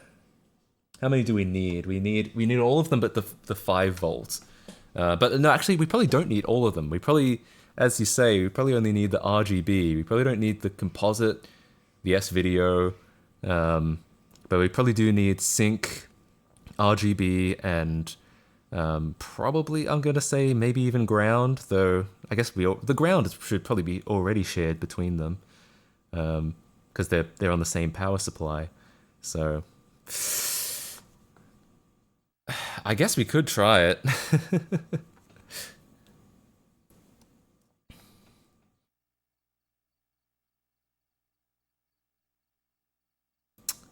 Do it, why not? That's so strange to me, but I guess it makes sense because how the 32X works. Oh yeah, Tingles. So the way that it works is because the 32X is basically like a whole separate console, but it can utilize stuff from the Genesis. It can utilize its like 2D sprite layer, but it has like 3D capabilities and stuff. It's got like a CPU and a GPU itself.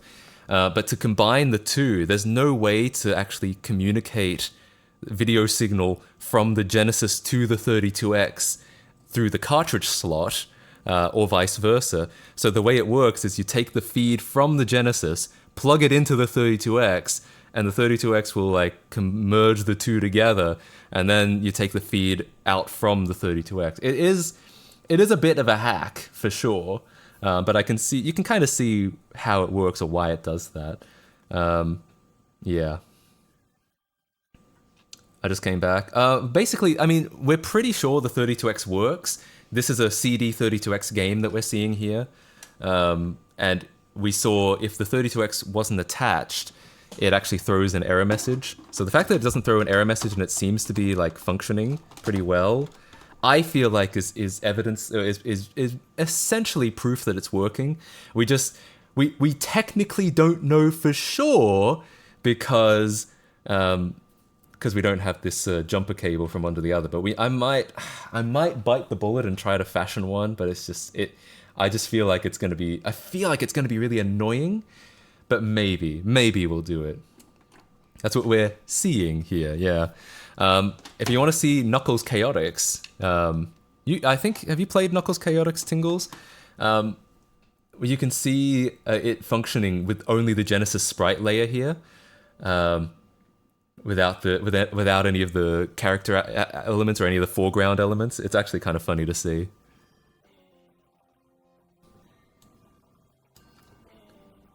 Yeah, wait for it. It's coming. There it is. Yay, what's this? It's a background with nothing on it. Not the Genesis sprite layers, it's not using sprites. You're probably right. I don't know what else to call it though. The Genesis layer. I've seen examples of that. Yeah, probably. It is a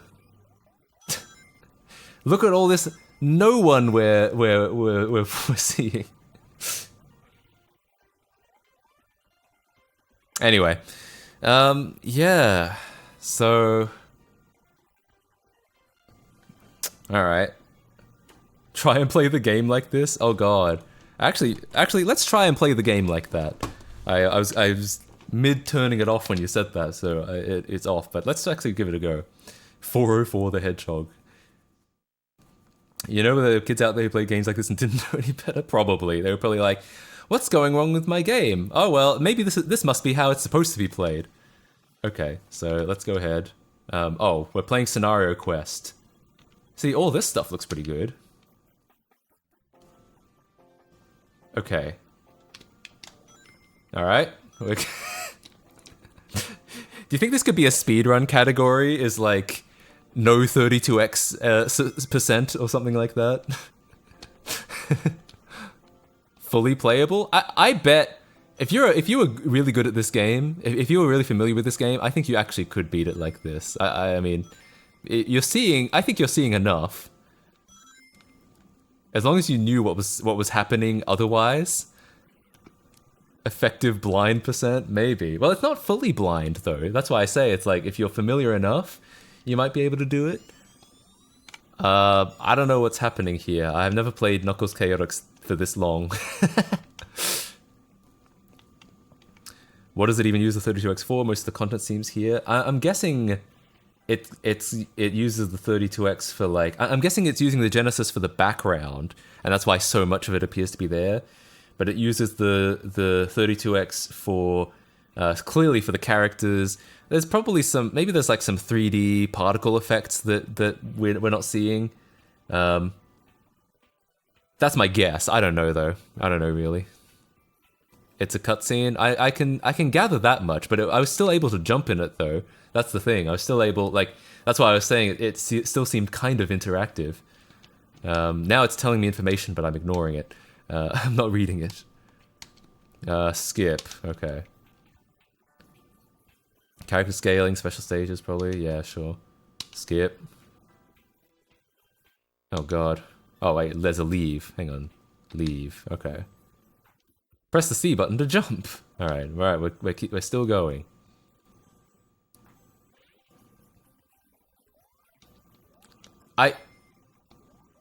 Ooh. I'm guessing I'm pulling off some kind of floating move that yeah, I'm not sure about this. I'm not sure if I can play the game like this.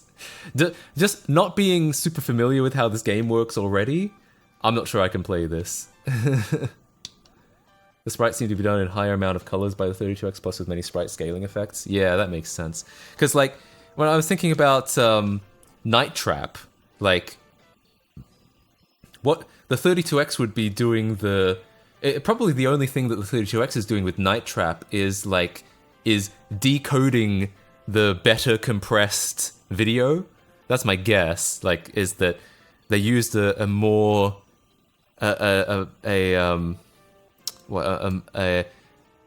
more complex compression algorithm that could fit more data into the CD, and the 32X would be they'd be using the 32X CPU for the decoding. That's my guess. Better video quality. Yeah, I know that. I've played a lot of Night Trap. I'm aware that it is the 32X version is better. That's just my guess of how the technology is working.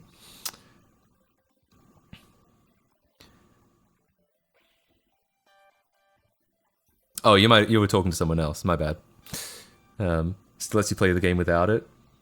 Well, technically no. This is with the 32X. It's just without the 32X AV mixing. CD 32X. The Night Trap. The 32X version is a whole separate disc. Like you have to go out and buy the CD 32X version of Night Trap. And that version, if you try to play it without the 32X, will throw an error. So yeah. Anyway. So let's see. This is probably a silly idea.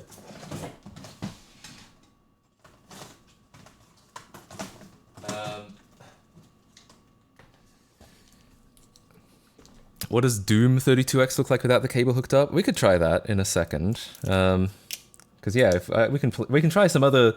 If anyone has some 32X suggestions for that we can play without the Genesis, stick wires in there to bridge it. No, we definitely can. The reason I'm hesitant to is because my feeling is I'll poke wires in, and then they'll just keep falling out, and I'll just get really frustrated and pissed off. But I also feel like it's too tempting that just because I want to see it working. So the pins we probably need are okay, hang on, let's take a look.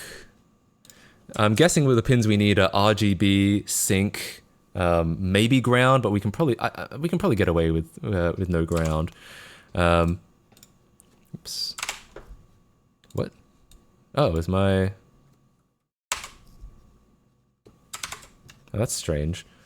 Apparently I can't get into my pass-through right now. For some reason. Hang on, I'll just give it a real mouse. Okay. So yeah, if we look at the pinout here, this is all we need to look at. Ideally we'd probably want audio as well, but I guess for the testing purposes we don't need audio. I think what we primarily want is just RGB and sync. Hell, even sync might get us.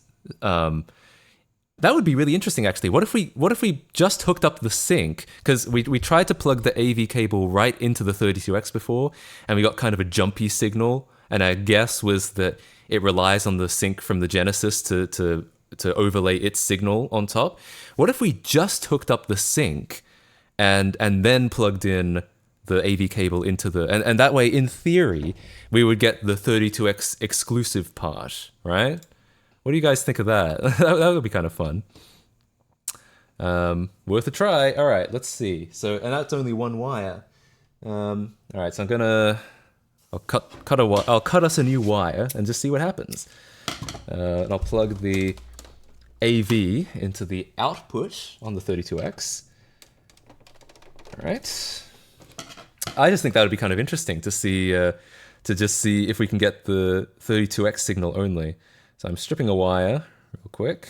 We'll plug that, and we'll again. It's gonna be probably quite. I'm gonna assume we don't need the ground. I think we can get away with not having ground because these consoles should already share the same ground, because they're plugged into the same power supply. Maybe it won't work if the RGB input is floating. Might need to ground those pins. Still no way to know without trying. Interesting idea. Yeah, that's possibly true. But let's start with the sync and just see what happens. All right, so I'm looking at this this pin out. in from the back. Yeah. So sink is number 5. Second in from the left. Yeah. All right. Let's poke one in. Hang on, I'm gonna twist these up so they're more pokeable. They're not solid core, unfortunately. That would probably be ideal for this, but it is what it is. I don't think I have any solid core. All right. Okay, sink. Oh shit. My wire is too thick. Uh-oh. That's okay, I'm gonna need to strip some of these away then. That's weird. That's gonna be weird. That's gonna be difficult if I try to plug in more of these. It's okay. I think that'll be all right. Grab an Ethernet cable. It has good solid wires. I don't think I have an Ethernet cable that I'm willing to butcher right now, but I'll make a note to buy some solid core wire at some point.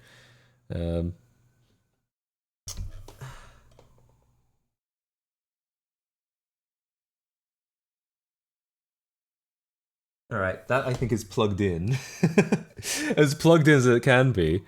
When's the last time you were grounded? I don't think I was ever grounded. I mean, I got in trouble for things, but like, I mostly got in trouble when I was a kid. When I was a teenager, I didn't really do anything. I didn't really do anything. Yeah, I was like, I wasn't really a bully. I didn't party. I didn't drink. As you can probably see, I didn't party. I didn't drink. I did drink. When I was 17, but I drank with parental supervision. Like my dad was like, "Oh yeah, you can try this." So yeah, I didn't really do anything worth grounding. I don't think. I mean, I got in trouble. Like, I would do things that annoyed my dad, I'm sure, every now and then, but nothing crazy, I don't think. Nerds don't get grounded, they ground themselves. Yeah, pretty much. Yeah, I just didn't do anything. Like, my dad and I certainly had arguments over things. I got into a car accident when I was 17, and that certainly, that was a point of contention for us for sure. But yeah, I don't think I ever got formally grounded for anything. Okay, well, I'm gonna say that's plugged in. It's yeah, all right. That's plugged in, I think. I've just hooked up the sync wire. How did that happen? How did I crash the car? I mean, I didn't crash it. It was just a bump. I was driving to school. I'd only had my license for a couple months. I was driving to school, and I was driving through a crosswalk, and I saw someone approaching at the crosswalk, and I was kind of like distracted. I was like, oh, maybe I should stop for this person. They weren't on the crosswalk yet. They were just kind of walking up to it. So I was kind of like, oh, maybe I should stop for this person. But I wasn't really, and I'd stopped paying attention to what was in front of me. I didn't realize that a car had actually stopped on the crosswalk because of traffic. So, I was distracted by this person. I look back in front of me, and there's a car right there, and I'm just like, oh shit, and I slam on the brakes, and just kind of sail into the back of their car. And it wasn't a bad hit. I was only going, 40 Ks when I slammed on the brakes, so a little less than 40 Ks by the time I hit. I don't know how many miles that is. Probably like 20 miles, 25. So it's not like, it wasn't a bad crash. It was like there was damage on our cars, but not like a full like boom. There was just like a boom. And yeah, that was sucked. That was terrible. 30 miles an hour is 48. Okay, so less than 30 miles, probably like 25. So it wasn't a high-speed crash. I've never been in a high-speed crash. It was just literally, I was just distracted. Like, I was just looking, I was too worried about one hazard that I wasn't looking in front of me, and that's how it happened. So, small love tap. Yeah, I guess so. So it wasn't, it was certainly not ideal. It wasn't great. I didn't love it, but But it wasn't as bad as it could have been. It was definitely, I've learned to, not do stuff like that, to not be distracted by, to make sure I'm always looking ahead. But that's how sometimes that's how you learn those things, is by making a mistake like that. So yeah, about 25, that makes sense. Yeah. Can you drive stick shift? Yes, I learned to drive on a manual car. And in Australia, you actually get a slightly different driver's license. Like not the license itself, but there's a marking on it that'll be like, you learned to drive with a manual car or an automatic car, and it'll be on your license whether I think maybe it is a legal enforcement whether you're licensed to drive a manual car. As far as I know, that doesn't exist in America. Like, once you have a license, you just do whatever. You can drive any vehicle, but there aren't a lot of manual cars here anyway. So I did learn on a manual car. So you have a cool and a lame license? True! Yeah, pretty much. Same as in the UK, there's a manual license and auto license. You can't drive manual with an auto license. Gotcha. Yeah, I think that's how it works in Australia. They get rid of that after a few years. Yeah, oh yeah, that's true as well. After a few years, your license, it has a marking that, like, you can't drive automatic cars, but then that you can't drive, that you can only drive automatic cars, but then after a few years, it just reverts to like a everything license. I think that is true. Yeah, but I always learned with a manual car, so I had that from the beginning. In NL, you can get special driving lessons. If you get lessons only in an automatic, you get a marking so you can only drive an automatic. Yeah, I think that's what happens in Australia. Okay, so I've hooked up the sync wire. one sync wire, and let's see what happens, shall we? Let's do this with the with Night Trap. My expectation is that we'll see the video from Night Trap. If this works the way that we think it works, we'll see the video from Night Trap. We won't see the UI. We won't hear any sound because I haven't hooked up the audio. And yeah, so we'll see. Can you hook me up next? No, I'm afraid not. Not very good at that. All right. So anyway, let's jump back over to, oh, not me. Hey, there's two me's now. Let's jump back over to the Genesis and see what happens. Okay, yeah, we're getting a signal this time, right? So yeah, last time we had it hooked up to the 32X, we got no signal. So, or it said unsupported signal. Oh, actually, it's still saying unsupported signal. So maybe it's still, yeah, maybe it still isn't happy that the RGB is floating, but it seems better than it was, or maybe not. Maybe I'm just hoping.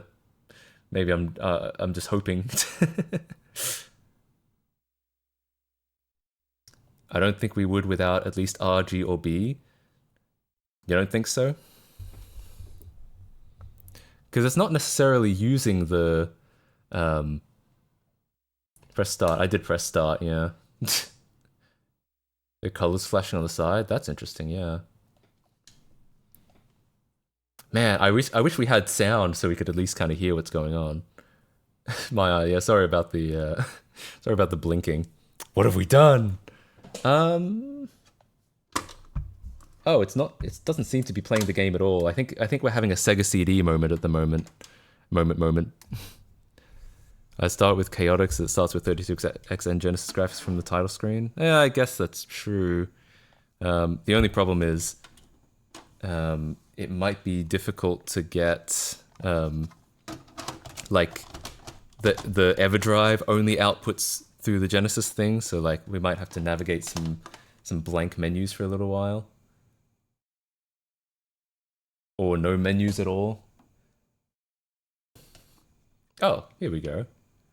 Something's happening. Man, we really should have gotten audio. Whoa! Alright, what have we got here? I'm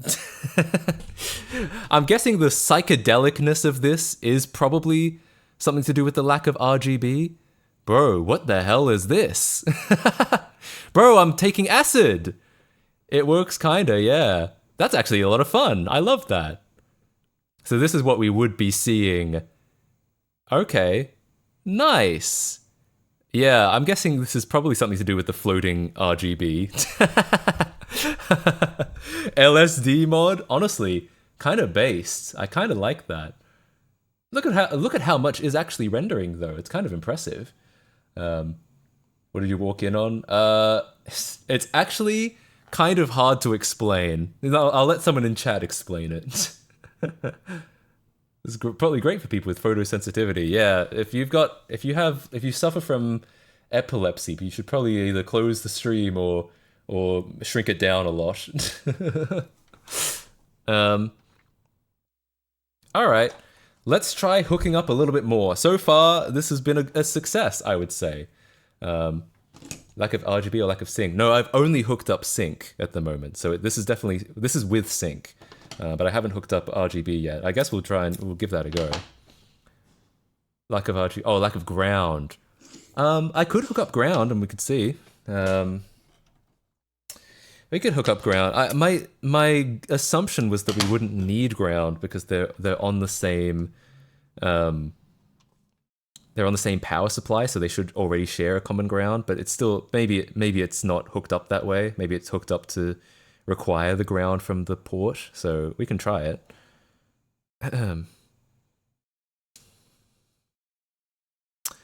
Good news, I don't suffer from epilepsy. Great! Me neither. I do not have photosensitivity. I do have mild asthma though. That's not much fun, but I haven't really suffered from that in a while. I think I mostly grew out of it. Though it also might be environmental in the sense that, yeah, just like a stereotypical nerd, I have asthma. I think it also might be environmental. Like we might have had a dustier house back when I was a kid. They should share the ground from the cartridge port. That's what I was thinking, but we'll see. We'll try ground, see if there's any if we continue having epilepsy. God damn.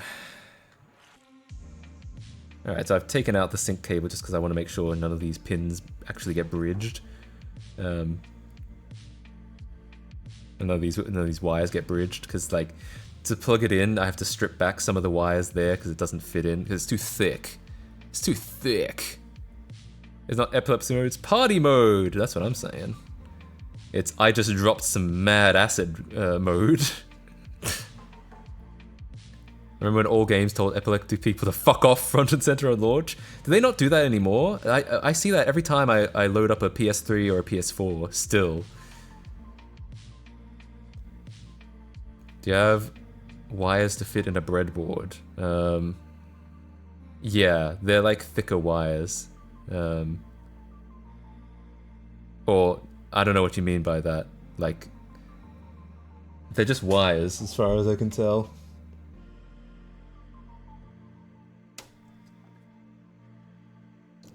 Do breadboard wires fit into those pins?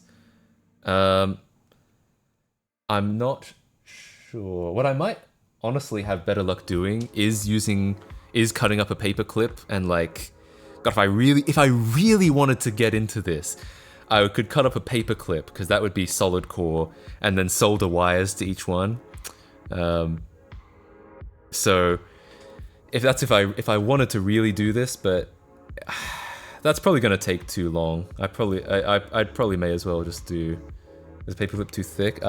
Depends on the size of the paperclip, but I'd have to check.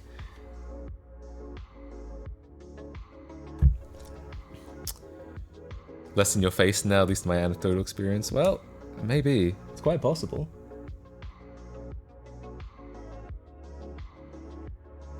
Alright. So, we do know, at least, that it does rely on the Genesis's sync. 32X is similar to the Super Effects, but instead of putting in every game that needs it, it's an add-on to the main console. Yeah, I guess you could say that.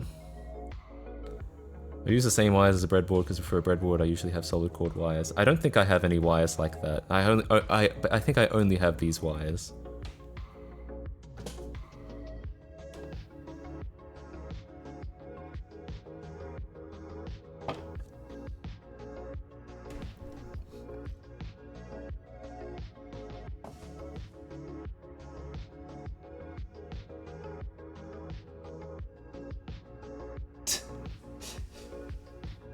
This is why I was saying that it would be frustrating to do this, because I don't have, I don't even have the most optimal wires to do this.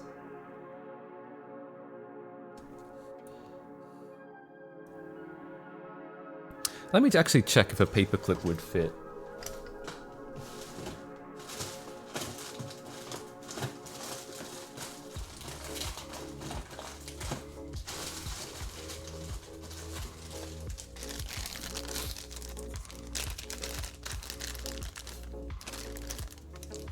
Breadboard jumper wires have relatively thin and sharp endings that would probably fit perfectly in the connector, making it less frustrating. Yeah, probably, but I don't have any wires like that.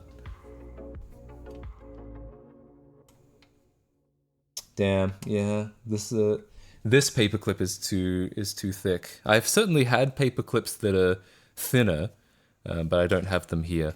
You have to remember, like, I moved to this country and I had to start over from scratch, so I haven't bought, like, everything.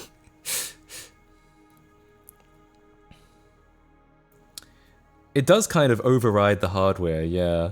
But it uses some of the Genesis stuff, but it also kind of takes precedent over it. Arguably, the Sega CD might be more like a Super Effects because it adds Mode 7 support, but it still primarily goes through the Genesis graphics chip. Should have shipped your whole house. True, if only.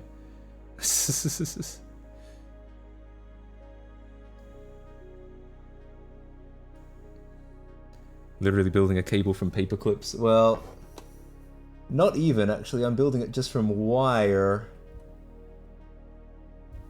Oh, wire. Alright. I'll poke in the ground. I mean, I think I'm just gonna fucking just do this as is. Like, it's never gonna be good. If I want it to be good, I would just buy one. So, alright, what's the next one we need? We need, alright,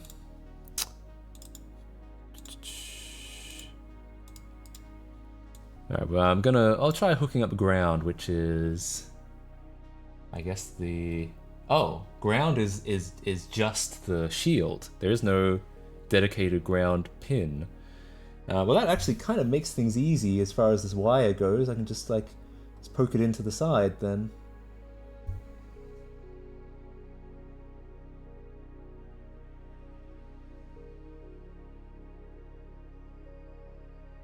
Okay.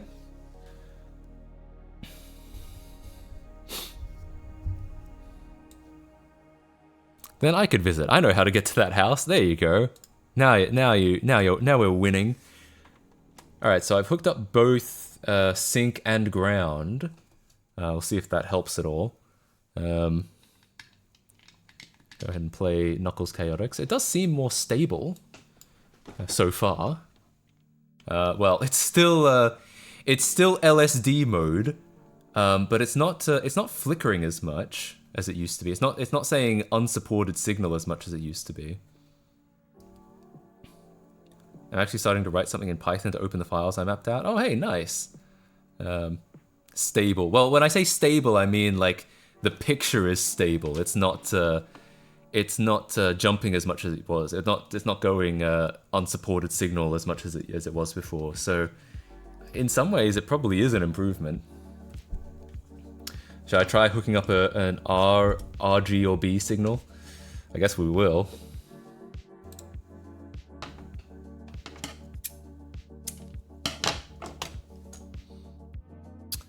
But congratulations with that format. I know that's been a thing.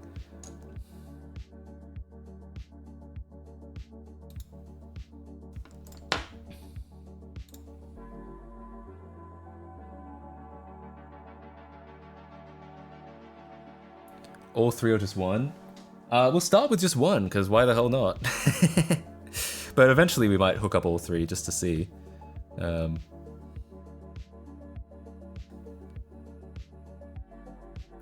One of the few YouTubers who still have an intro. Is that true? 8-Bit Guy, I think, still has an intro. And my intro is very short. Like, back in the day, people would have like 45-second long intros.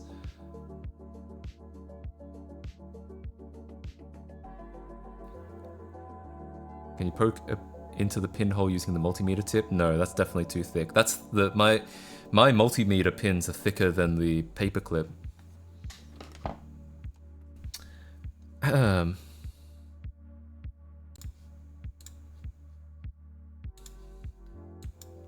All right, let's see. What's R? It's 7 on the top left.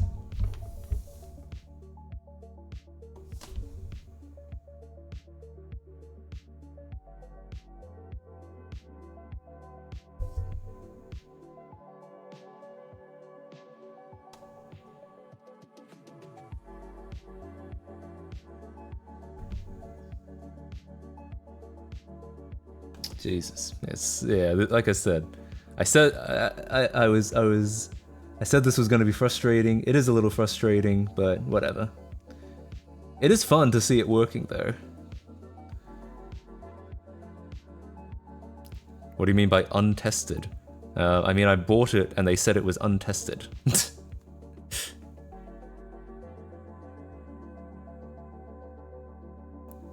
What's R?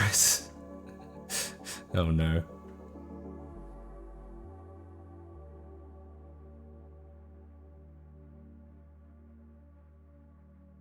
Not tested for drugs, exactly. That's what I meant.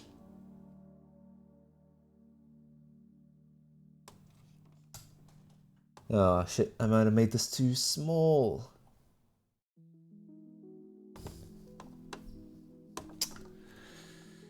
Untested for STDs. No. I do think you probably should check your 32X for STDs before you insert it, before it penetrates your Genesis's cartridge port. Yeah, I made this too short. Damn it.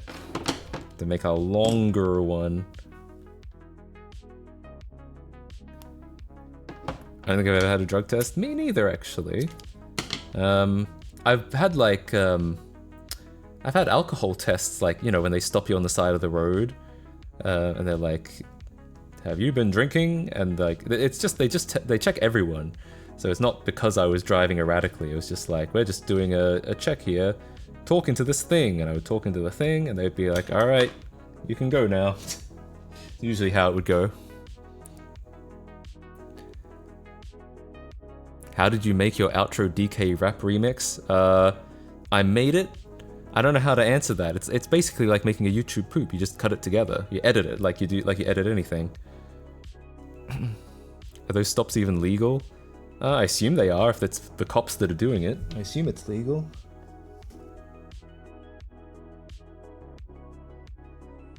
I mean, that's in Australia, to be fair. I've never been stopped like that in America. Maybe in America it's unconstitutional.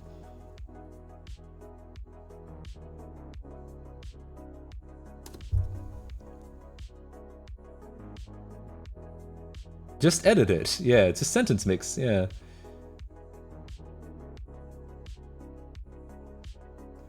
I've really got to stop coming back to streams without being mentally prepared. I didn't think I'd hear someone talking about safe sex on your Sega toys.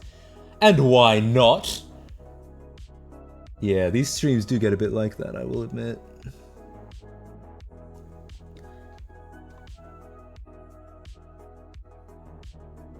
I'm hooking up the R of RGB. R, because I downloaded these games from the internet. How did you make DK say Matt KC? I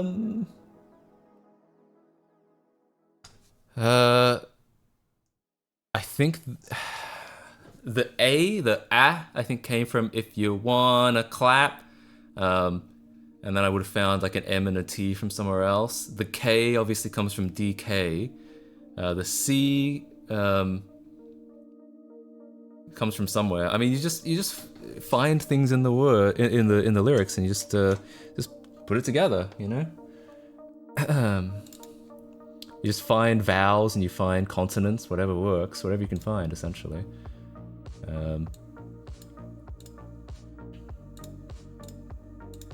Alright, so I've hooked up the R channel, so in theory we should see some red from the Genesis, I think. It's still a little bit, still a little bit goofy, but I think we'll see, right? YTP editing stream. CS188 does do those.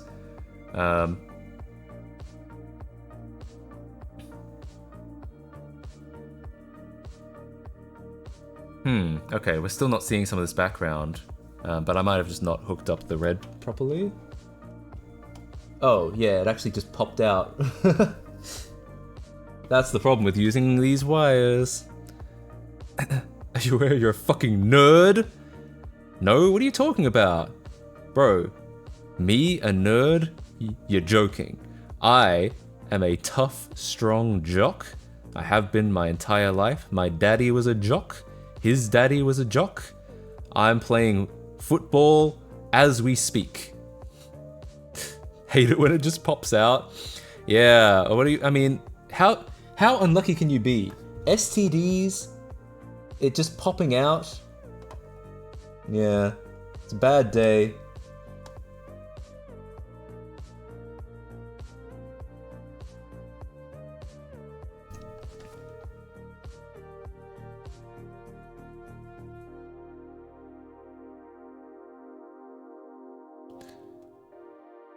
Are we still calling people jocks and nerds in 2023? I don't know.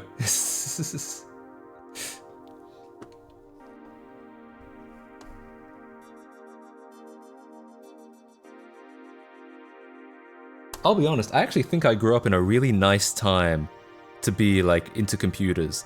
Cause like I think if I was born earlier, I probably would have been called a nerd in school.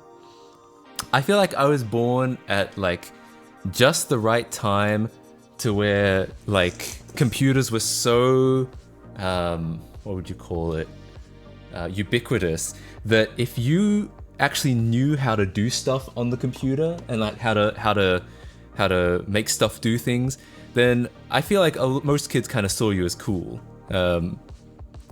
Like I think because I was socially awkward, most kids thought I was weird until they saw me do something cool. And then yeah. And then usually I would make friends that way. I would make friends by like showing people how to use, you know, Project 64. I was the first person in my year to be like, hey, we can play Nintendo games on the computers. And it was like, whoa.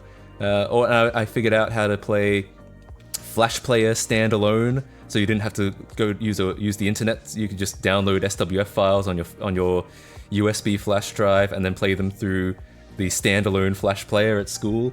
I figured that out, and everyone was like, yeah, nice. And then, yeah, so I feel like, comparatively, I feel like I grew up in a really nice time to be a nerd.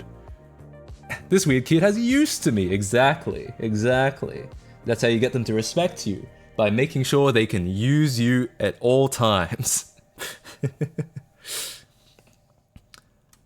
As a 2003 boy, I can tell you being into computer it's now nerd territory again.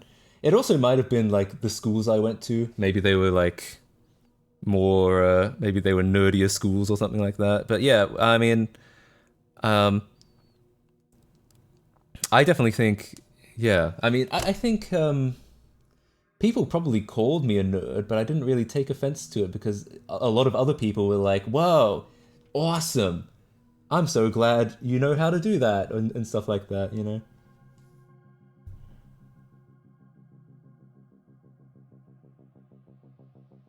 I knew how to get Hotmail working at school, so we didn't have to use the school's shitty email service.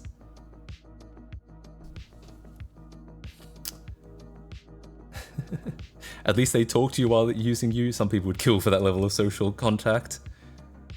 Yeah, I guess so. Yeah, I don't think I really had trouble when I was a kid, like preteen.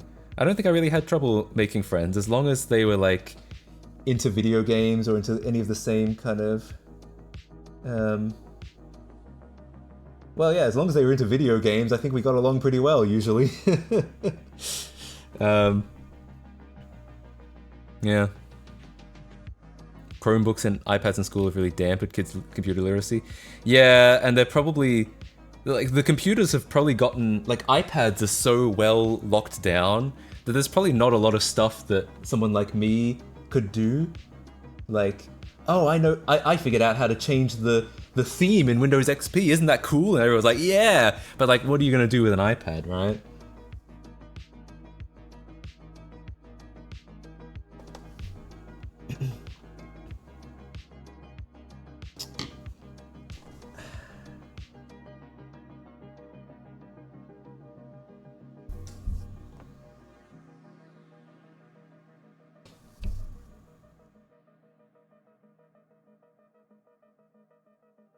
Okay. That looks like a pretty solid wire to me. I guess we'll power it on and try it.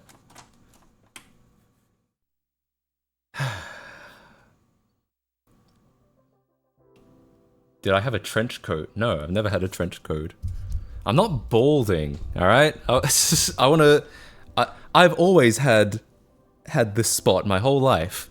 It's not getting any worse, I don't think.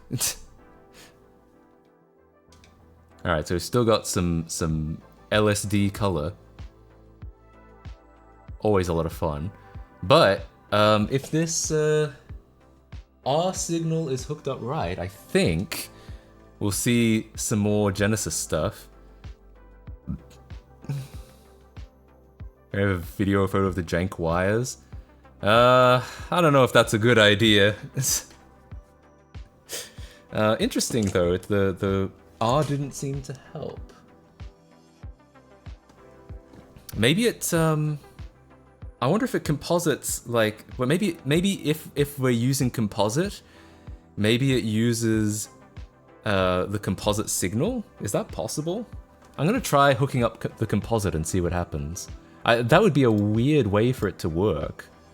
Does 32X use composite instead of RGB? I mean, I feel like it would make sense for it to use RGB for the signal from the Genesis to the 32X, but maybe it doesn't. And maybe especially because we're using composite, maybe it only uses composite.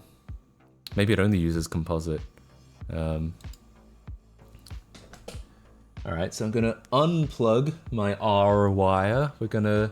Wait, comp video is 4. Second from the right. Okay.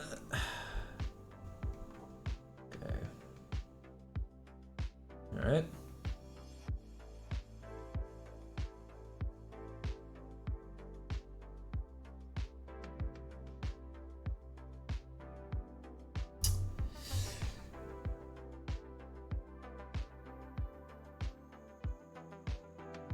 Maybe pin 4. Yeah, we'll try it.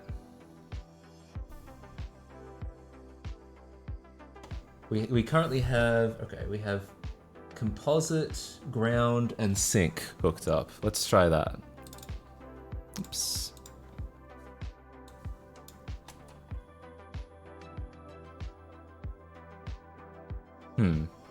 No, still not getting anything from the Genesis, it looks like.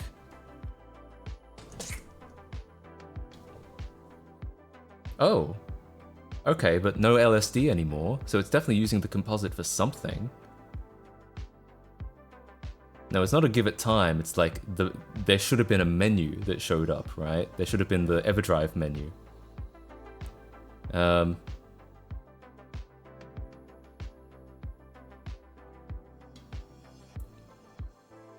Is sync really a composite? Oh, okay.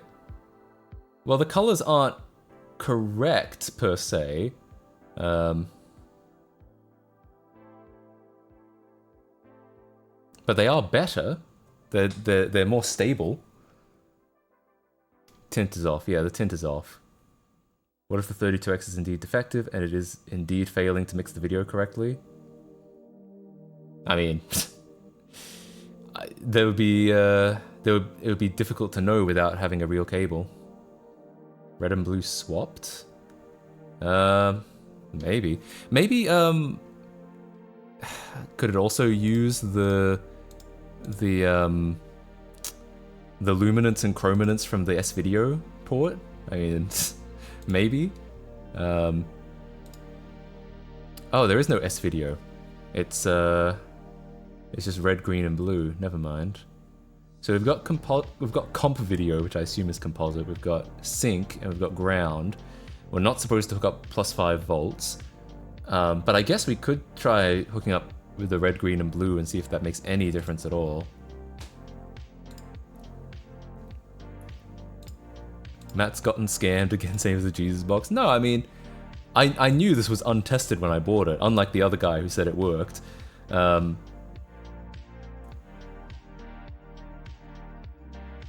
We're still not actually seeing any of the signal from the...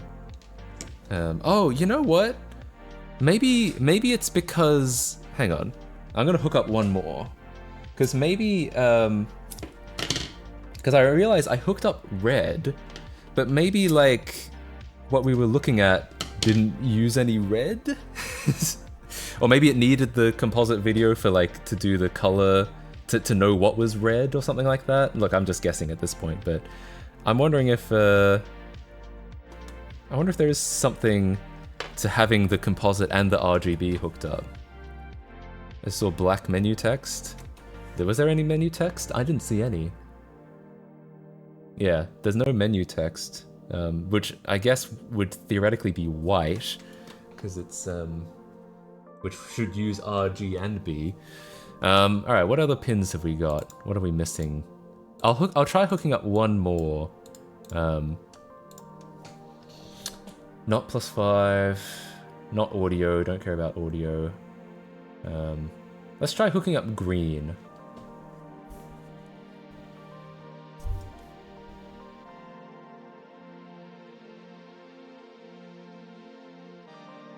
And after this, I think we'll call it. You by this time your background light is red. I don't change it based on time, I just change it based on the day. But sometimes, well, I guess sometimes I do, but usually I just pick a color at the start of the day and just leave it on.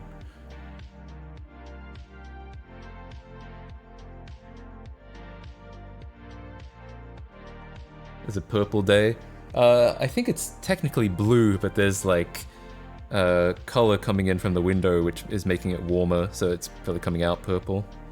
If it was actually purple,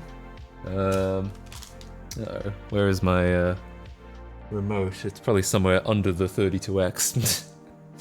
Oh well. Actual purple would be even redder, I think. Burple.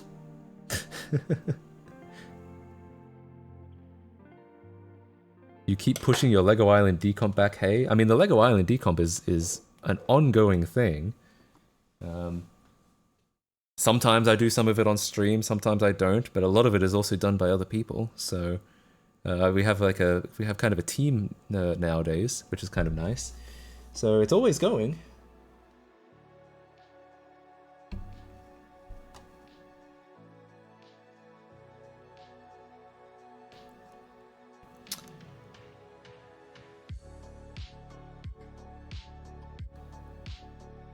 Let's write a script in Windows 98 to change the color of the room according to the lighting of the day. Oh god.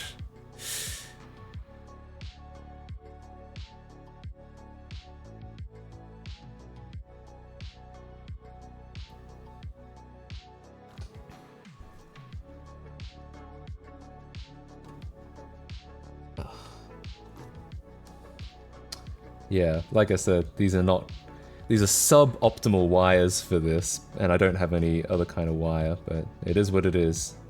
And yeah, next time, I'll now that I know it seems to be mostly working, I'll try and get a real cable, and I'll showcase it if people are interested.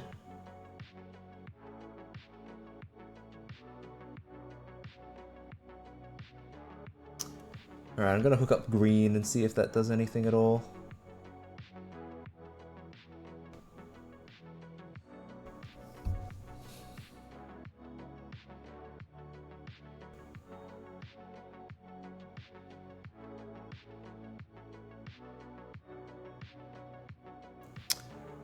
Oh yeah, that is true actually. Python loops are a little strange. You can't really do, like, it's not for I equals 0, I is less than length I plus plus. It's more like it's basically every for loop is a for each. Yeah, that's true. So you have to kind of set up the data in a way that it can be for eached through.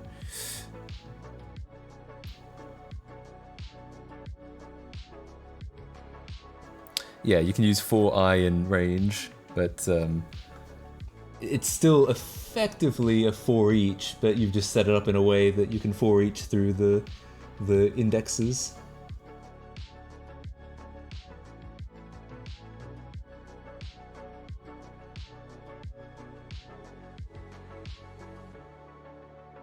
For the Razer Chroma support in Lego Island, you know someone's gonna add like Discord rich presence, I'm sure, and probably probably someone will add Razer Chroma support, because why not?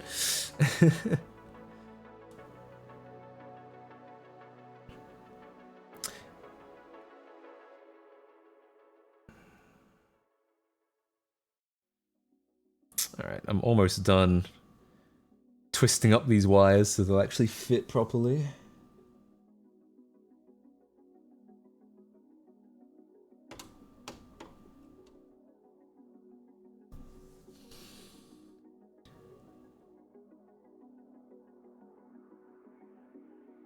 The new metaverse, maybe.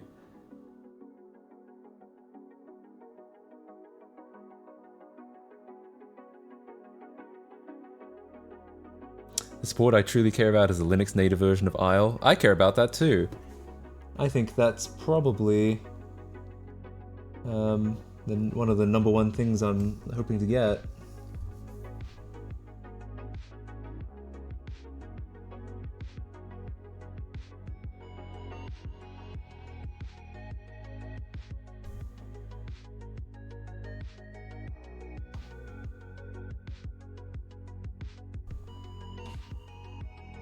Yeah, this will be the last pin I plug in. It's just so time consuming to do all of these. And then we'll start doing some decomp stuff after this.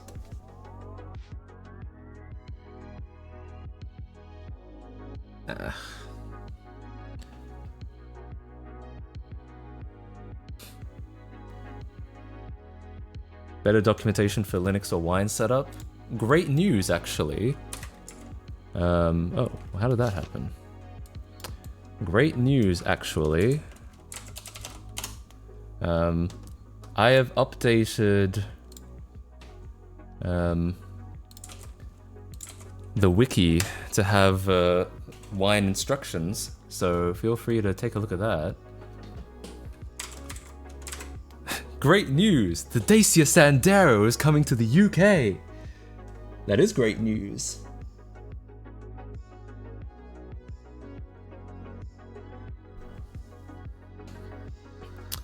If someone did find debug symbols, would the decomp be done, or would there still be some work? There would still be some work. The symbols would probably...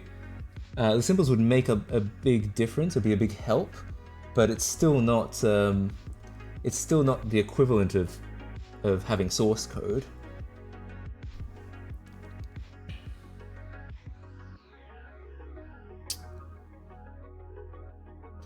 Now, if someone found the source code, that would probably end the decomp, but it would depend when they found it.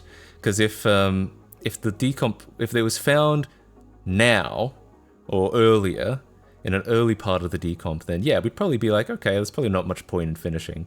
But if we were like 90% of the way through the decomp, we would probably just shrug and be like, well, we're almost done anyway, so may as well. Which is basically what happened with the Mario 64, because the Mario 64 source got leaked. Because the decomp already existed, everyone just kind of shrugged and was like, oh well, you know, we've already got the decomp. So, yeah.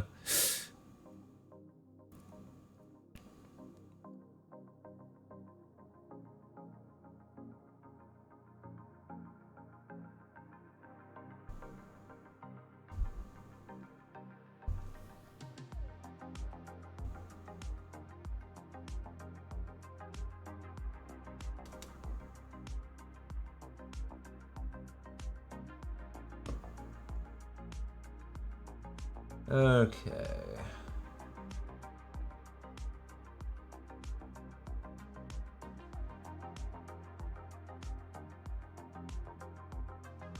Oh, this is terrible. It's so bad. Hang on.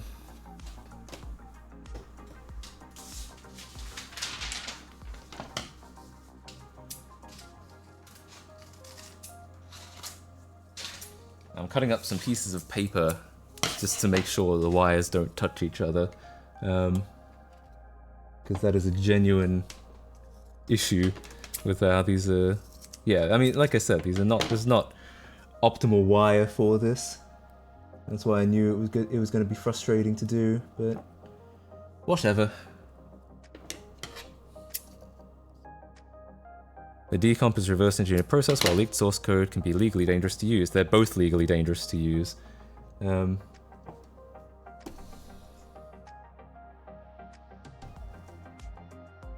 It's a common misconception that reverse engineered code is by definition legally permissible. Couldn't you tape him? I feel like that would be fairly difficult.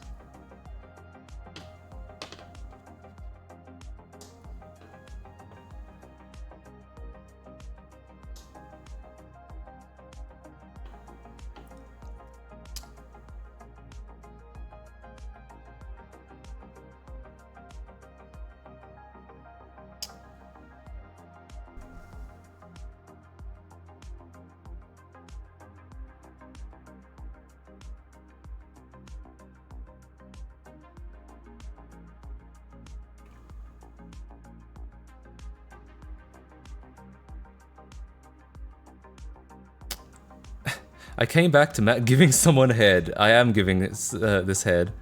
Yeah, only clean room reverse engineering is allowed, and basically no decomp is clean room, and if they say they are, it's probably not actually a decomp. The only way you can really do a clean room reverse engineering of a game is to actually just remake it from scratch.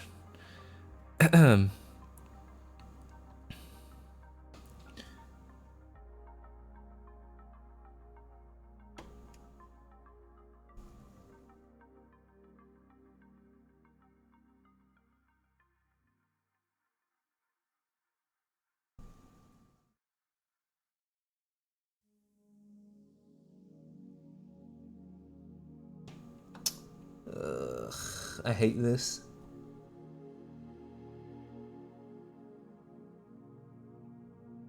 The wires are all a mess and they're so close to each other, it's hard to not make them touch. I'm trying to not cross the streams! Ugh, that might be the best we're gonna get. It was also stripping a few moments ago. Yeah, true. Good point. If you create something that produces the same binary, / maybe in the case of Java decompilation of binary which behaves the same, you certainly can't redistribute it. Yeah, basically. I mean, there's no legal definition, but if you derive something from copyrighted code, your derivation may still constitute copyright infringement. And reading x86 assembly code and deriving C++ code from it counts as a derived work. It would be like, you know, taking it's strictly legally not much different from just looking at C++ code and rewriting it into Python. Strictly, you're making a derived work, which may constitute copyright infringement.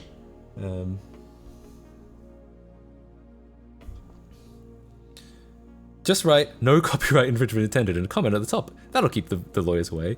True. Has it ever been tested in court? There have been, we've had this discussion on stream a few times. Some people are probably sick of me talking about it, but, so I'll try and summarize. There have been cases similar to a modern decomp. There have been situations where one company has taken code or taken microcode from another company and made their own product with it. And in some situations, the derived work is considered different enough that it doesn't constitute copyright infringement. In other cases, it's not considered different enough.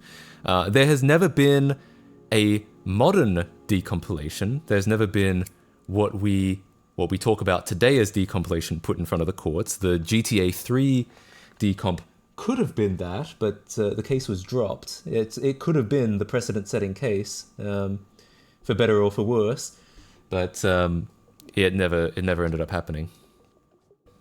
Did someone try to say, but it's abandonware? As far as I know, no. People have tried to claim fair use, and there has been a precedent that if you're reverse engineering something or decompiling something to fix it, or to make it operate better with something else, then fair use could apply. But obviously, that's something that a court would decide, and most of us are just trying not to get sued in the first place. Like, we could get sued for just about anything. Just saying that we're legally clear doesn't mean that, a company couldn't still just try to sue us anyway. Even if they might lose, but we still have to go through the whole process of figuring out who's who and who's going to win. Didn't you say you wanted to fix that it crashes when exiting?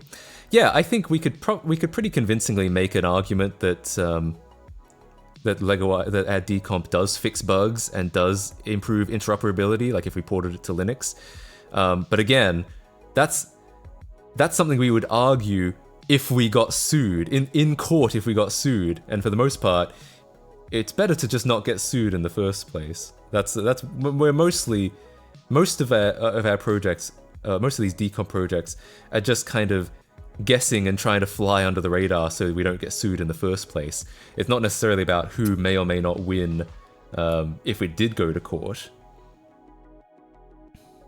Bleem, who won their case against Sony but folded due to legal costs anyway. Yeah, and they didn't even win the first time. They only won on appeal from memory. So, that's a lot of stress to go through.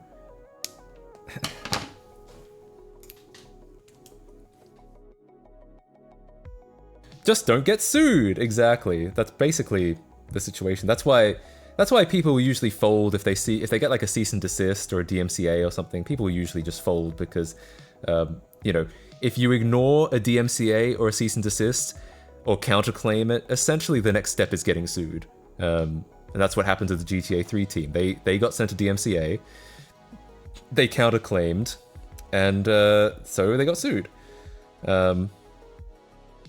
That is the next step to that is the process. If you counterfile a DMCA, the next step is to take it to court.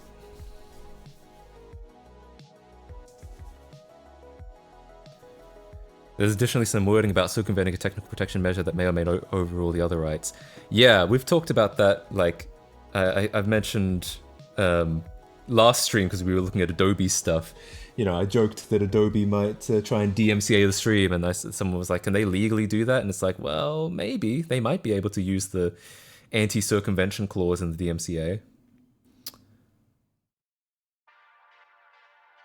These companies have enough money to get lawyers to tie up until you can't afford to defend yourself. Yeah, I feel like that's pretty much what happened in the GTA 3 case. Was I don't think Take-Two cared at all about winning that case. What they wanted to do was wrap up the decomp team in enough litigation that to basically strangle the decomp until they made enough money from the remasters, and then drop the case when they didn't think it was worth pursuing anymore. I believe that's basically what they were doing. I don't think they cared about winning.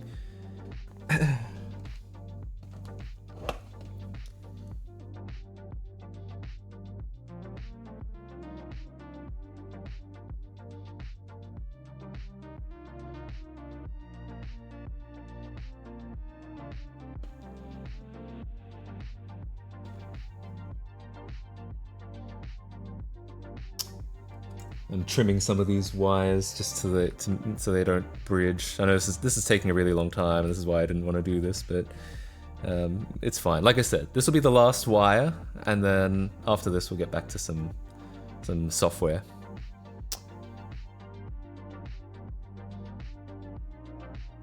It is fun. It is like I said, it is cool to see it. So I'm not regretting doing it or mad that I'm doing it. It's just it is frustrating.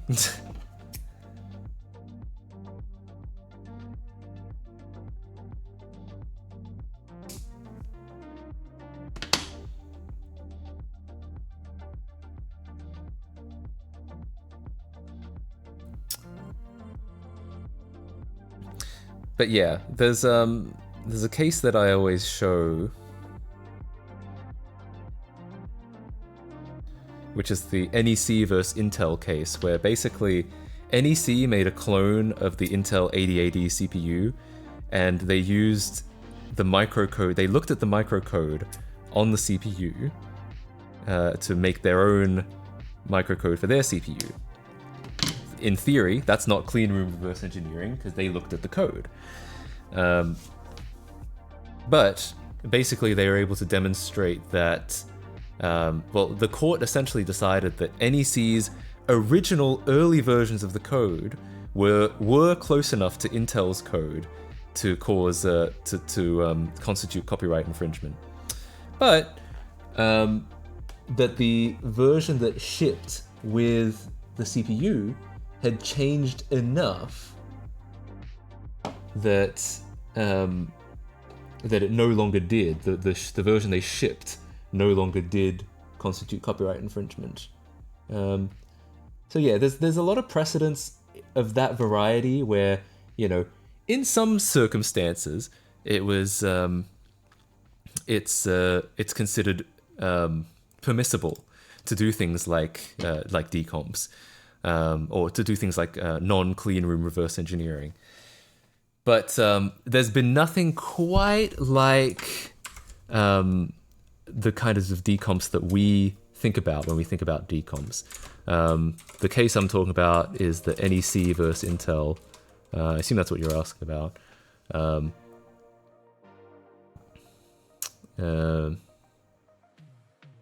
Yeah. These were additional observations made, but the main observation made, if we go to Wikipedia, clean room design, the main observation was that, yeah, while NEC did not, hang on, a US judge ruled that while the early internal revisions of NEC's microcode were indeed a copyright violation, the later one, which actually went into NEC's product, although, hang on.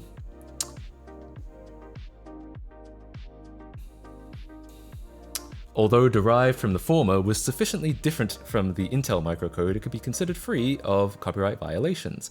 While NEC themselves did not follow a strict cleanroom approach in the development of their clone's microcode during the trial, they hired an independent contractor who was only given access to specifications, but ended up writing code that had certain similarities to both NEC's and Intel's code.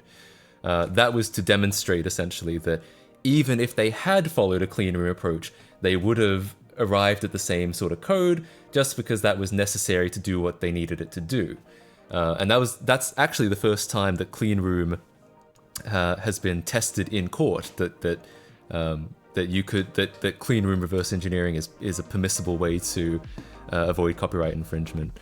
So this is usually the case. This is frequently the case that people will point to say that, you know, you could reverse engineering, non-clean reverse engineering is possibly permissible. Yeah, but there's been nothing precisely like the kind of community decomps that we see today. That specific case has not been tested in court yet. It's much easier if you don't distribute the resulting code, but only a tool that generates from the exe. Possibly. So the EU has a law. The EU actually has decompilation or decomp legislation, which is that you're allowed to. Oh, interesting. This was the page I wanted. I get the cached version, which is essentially that you're allowed to decompile things provided that what's the wording they used? Yeah, it's errors, I think. You're allowed to decompile for the purposes of fixing bugs or correcting errors, as they word it, or to improve interoperability with other things, like with other pieces of software. However, they also say this is not a blanket, like you're allowed to decompile everything. You're only supposed to decompile the parts of the software that you have to in order to achieve this fixing bugs or interoperability. Now, we could still probably argue that, you know, we did need to decompile the entirety of Lego Island to get it to run on modern operating systems. You could probably argue that. But that being said, it doesn't say anything about, and you're allowed to upload the source code to GitHub. You know, that's definitely so. You know, being allowed to decompile something is different from being allowed to distribute that decompilation. But yeah, it's possible that if you didn't distribute the decompilation and only distributed a tool that could do it, yeah, I could imagine that's probably more legally permissible. But again, I don't know, because there's no law that says that. There's no precedent to say that's the case. That's just I just imagine that could help.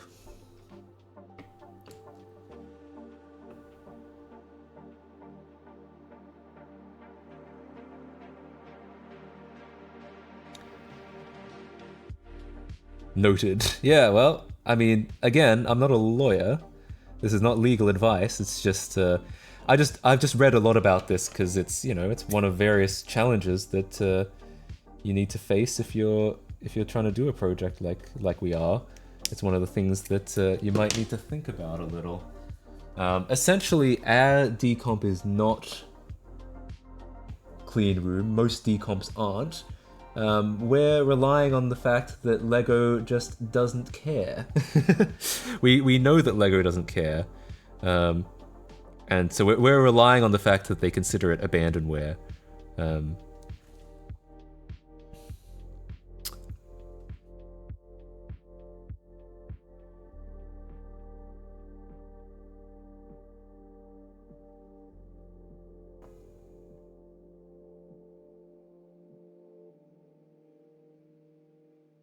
God, it's taken a really long time to get... Okay, so, but I finally have... I'm gonna reference the streaming core. No, don't do that.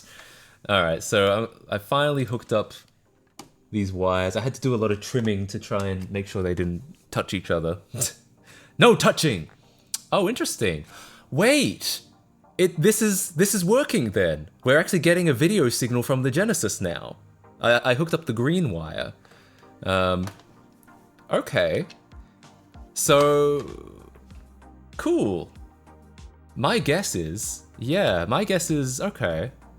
Interesting. So RGB is from Genesis, Composite is from 32X. That's not green? No, but it is the opposite of green. It's like inverted green. So... It's everything except green, which is actually might be how it works. It might actually be everything except green, and then the 32X stuff is the green stuff. It may be using some like balancing. Maybe it's using like YCBCR or something like that. The different signals. That's what I meant. Might as well put on blue now. No, I think I'm just gonna say it probably works. And when I get a real cable, you know, we'll do it. I think I don't know if I have the patience to wire up it, the G and the B, oh the R and the B, I should say. Produced by or under license from Sega Enterprises. He lied. Yeah, the EverDrive is not. I would say is not, but you know. How much did the 32X even do in Knuckles Chaos specifically? Sprite scaling and that's it. Well, if you want to see what it looks like without the 32X, you can. But I think yeah, it's the 32X handles most of the foreground stuff. So it handles the characters with more like color depth, I think, and there's probably some particle effects and stuff like that. You can see the Genesis background part now. Yeah, so I actually feel like this is probably it looks very goofy. But I think it is probably what we said, that it's different signals. That's why the front is very green, but the back is devoid of any green. I think that's why. I'm not here earlier. I was porting ReactOS code to JavaScript. Good, good. Yeah, I mean, if you want to see, I'd be interested. Yo, actually, let's play Night Trap. Let's play Night Trap like this in like half LSD mode. And later on, if you stick around, we might, I might play a little bit more with no 32x just for fun. All right. Like, cause the player to grow and shrink, so that might have something to do with it. Yeah. I think for the most part. Oh, this is interesting. So yeah, we're getting signal from the Genesis still, but it's like black and white. And then the 32x stuff we're getting in full color-ish, but there is probably some different signals going on. Because that's like the Knuckles and Chaotic stuff was super green. Damn it. Sadly, my Sega CD is not the greatest at reading discs at the moment. It may or may not be 30 years old. Yeah, Night Trap with weird colors, I think. Oh wow, it's a different color now. Huh. I wonder why that is. Hey, welcome to the stream. Come on, check that disc. Maybe I should wipe the lens, actually, with some alcohol. I might do that real quick. There's been a couple of things we've had to clean with alcohol this stream, because the Genesis cartridge, or the Genesis expansion port was also kind of dirty. A bit dirty. Okay, so I have a microfiber cloth here. So I'm just gonna grab some alcohol, take a sip of it myself, of course. Floating input reads as random value each time, I suppose. That's probably true. I could maybe hook the red and blue to ground and see if that helps. See if that does anything. Because the ground is easy to hook into because it's just on the side. All right. Wiping the lens carefully, carefully. Are you connecting the colors wrong, as in red on the Genesis and blue under the display? I don't think so. I think it's probably what we said. I think it's too coincidental that we got red and blue. I feel like it's that we're getting everything but green in the background and then only green in the foreground, or mostly green in the foreground. I feel like it's probably a something about the way the color is calculated. But I don't hate the idea of that one shorter wire. I don't hate the idea of plugging red into ground and seeing what happens. If you drink enough of that, you might start seeing weird colors IRL too. True. So I mean, you're not convincing me not to do it. All right, real quick, because I think this will probably be quick because we're just hooking it into ground. I'm gonna try connecting ground to red and just see what it does. Oh god, actually this might be slow. Oh dear. Oh dearie me.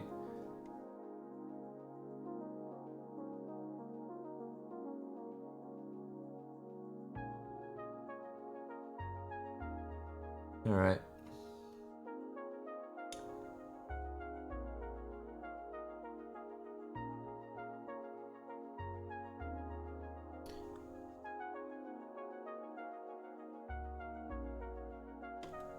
Uh-oh, something fell out. That was the other ground wire. Yeah, but this is the last one I'm connecting, okay? Last one. We're not gonna do all of them. This is not going to be worth it, I don't think.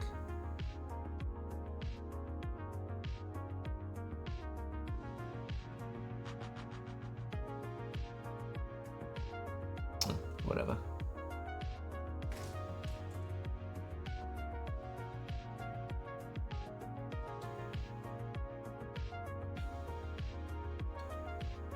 I just recently started looking into all the Sega CD games I missed as a kid. Cool seeing you're working on a Genesis. I am.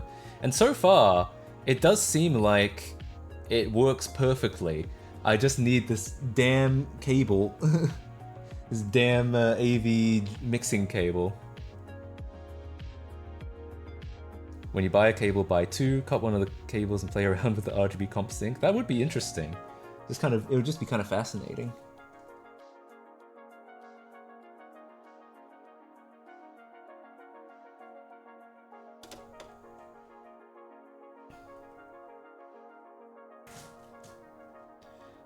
So yeah, we know that it does use the composite signal, but not necessarily for picture. It still uses RGB for picture, it would seem.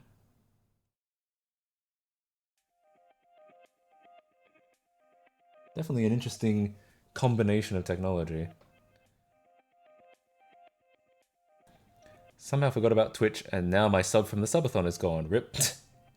Sounds about right. That's why I'm planning to start dual streaming to YouTube at some point, just so people remember these streams actually happen.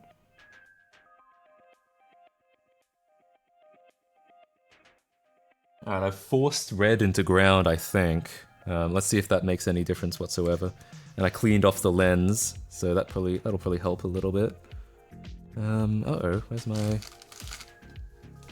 where'd my spacer go? Well, maybe we don't need it.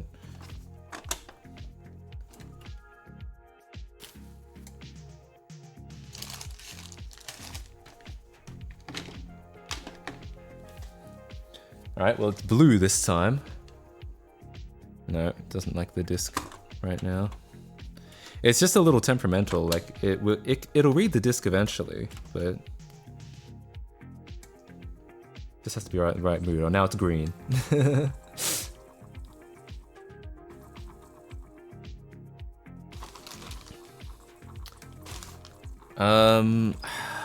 I need my spacer. Where did that go? That's why it's making noise. Shit. Might have to get another one. There's so much mess on my desk right now. I don't know if I'll be able to find it.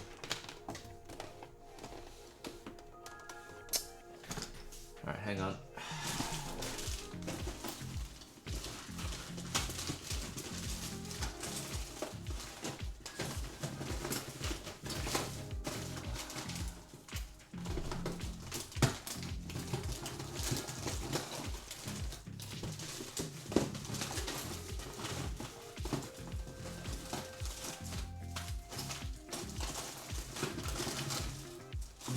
Maybe I don't have any of these anymore. That's very annoying.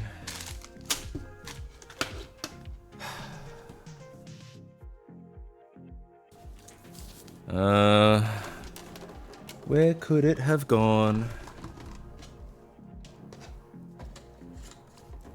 It's just missing at the moment. Jesus. Like, there's so much on my desk right now.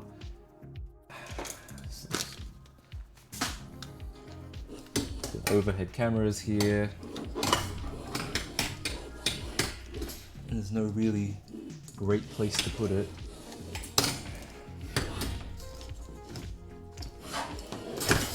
Okay. Not there. Yeah, this isn't good.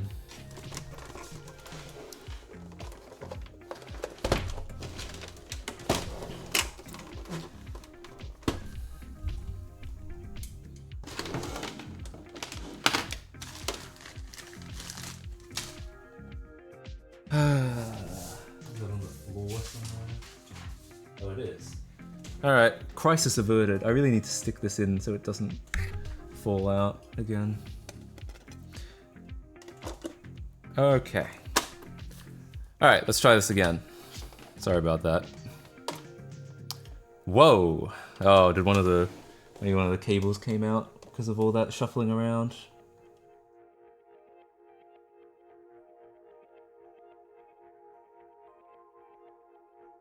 No, they look pretty in there still.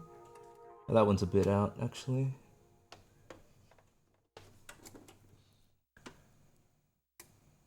Okay, there we go. Yeah, just one of the pins came out. Damn it.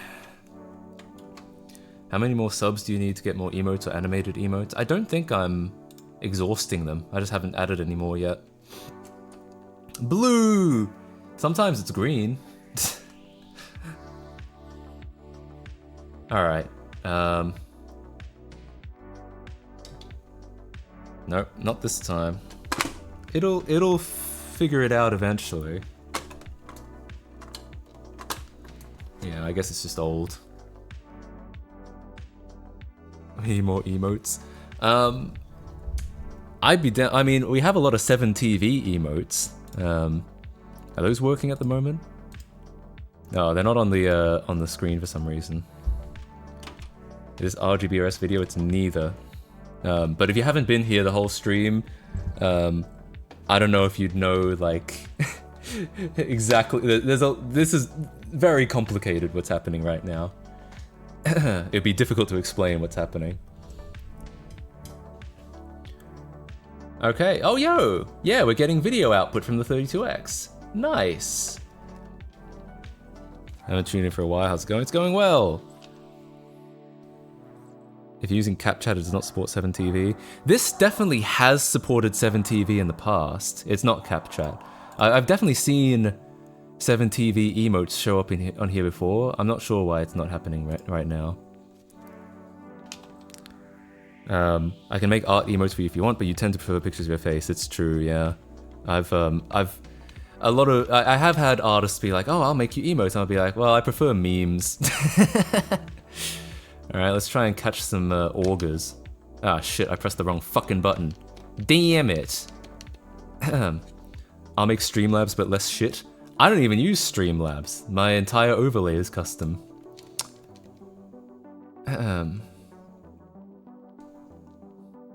Oh, and now it's not going to load anymore.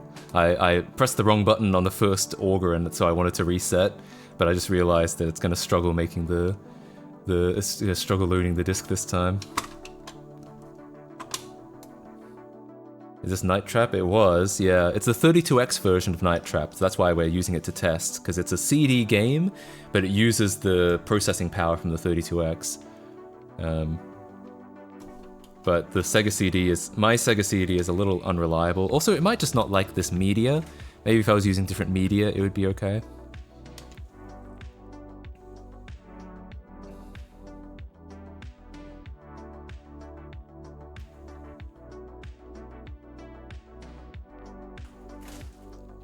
Anyway, let's get another auger. Let's actually get it this time.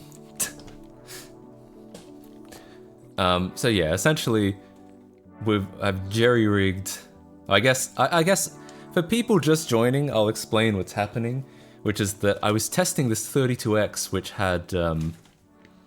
which was sold to me as untested. Oops, I changed the fucking access code again. I need it back to blue. Is that blue? I don't even read it. There we go. All right, I caught him. So yeah, I pressed the fucking access code button again. Oh no. It's unfortunate because blue doesn't actually render properly. This is interesting though. Oh, this is actually what we would expect, because the video from the 32X is actually rendering about right, you know? I missed some, I think. But then we're only getting green from the Genesis, right? That's what we expect, because I only hooked up the green pin. So, all right, so for people just joining, if you want to know what's happening, is I bought a 32X untested, which basically means, you know, I have no idea. They're not, for whatever reason, they're not telling me if it works or not. Maybe they really didn't test it, or maybe it's broken and they just wanted to say untested to give me some false hope. I bought it because I had the suspicion that it probably was working, and that it just needed some, you know, some TLC or whatever, the band. And so I picked it up and I had to make a power cable for it. It didn't come with any cables. So I had to pick up the power cable and I had to pick up a power cable and no, I had to make a power cable just now. Sorry, I'm getting distracted. Sometimes it's blue depending on how the system boots. Yeah, I know, but I feel like this is too, okay, so if we reset, let's see if it's, Maybe that was just because like one of my wires was falling out or something. Like maybe it's going to be consistently green now. Because it looks like it's consistently green now.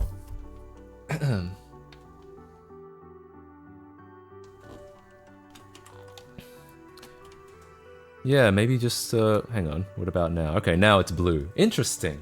All right, well I don't know then. So the fact that sometimes blue is really weird.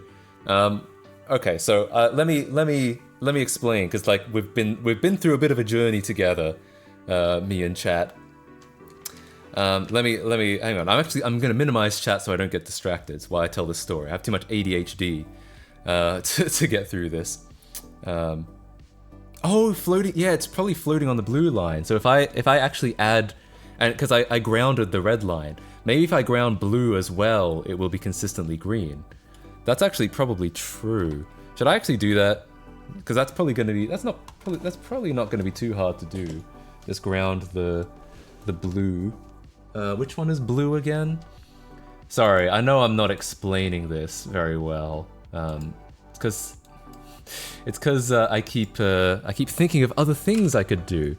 All right, I'll just ground. I think I can probably ground the blue pretty quickly, and that won't. I know I said that was the last wire, but no, we will ground the blue, just to see if that does get us consistently green. Shit. This was a mistake already.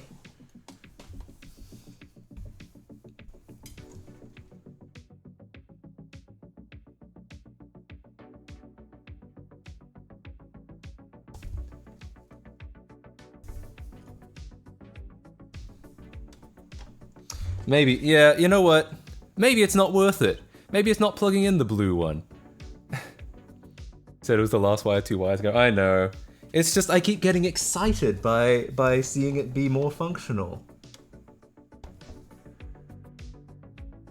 Alright, who cares? Fuck it. I'm not even gonna bother. It's gonna be too much work. Okay, so if you've just come in and you're not sure what the hell is going on. Oh Jesus. That's even worse. Oh, that might be because one of these wires popped out. Let me just reseat that.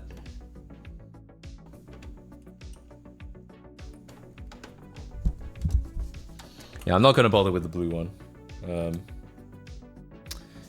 this wire I think has come out, so and it's not easy to get it back in. I'll try with these tweezers real quick.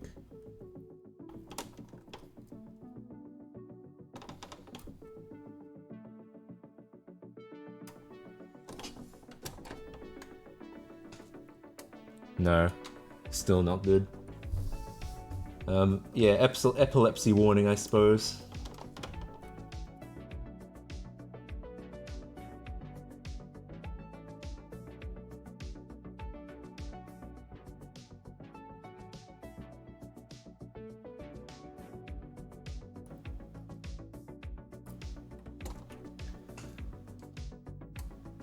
Okay, well now it's purple. Okay.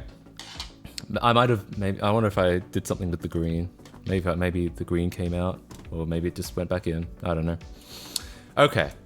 So if you're not sure what's happening and you want to know what's happening, why it's like this.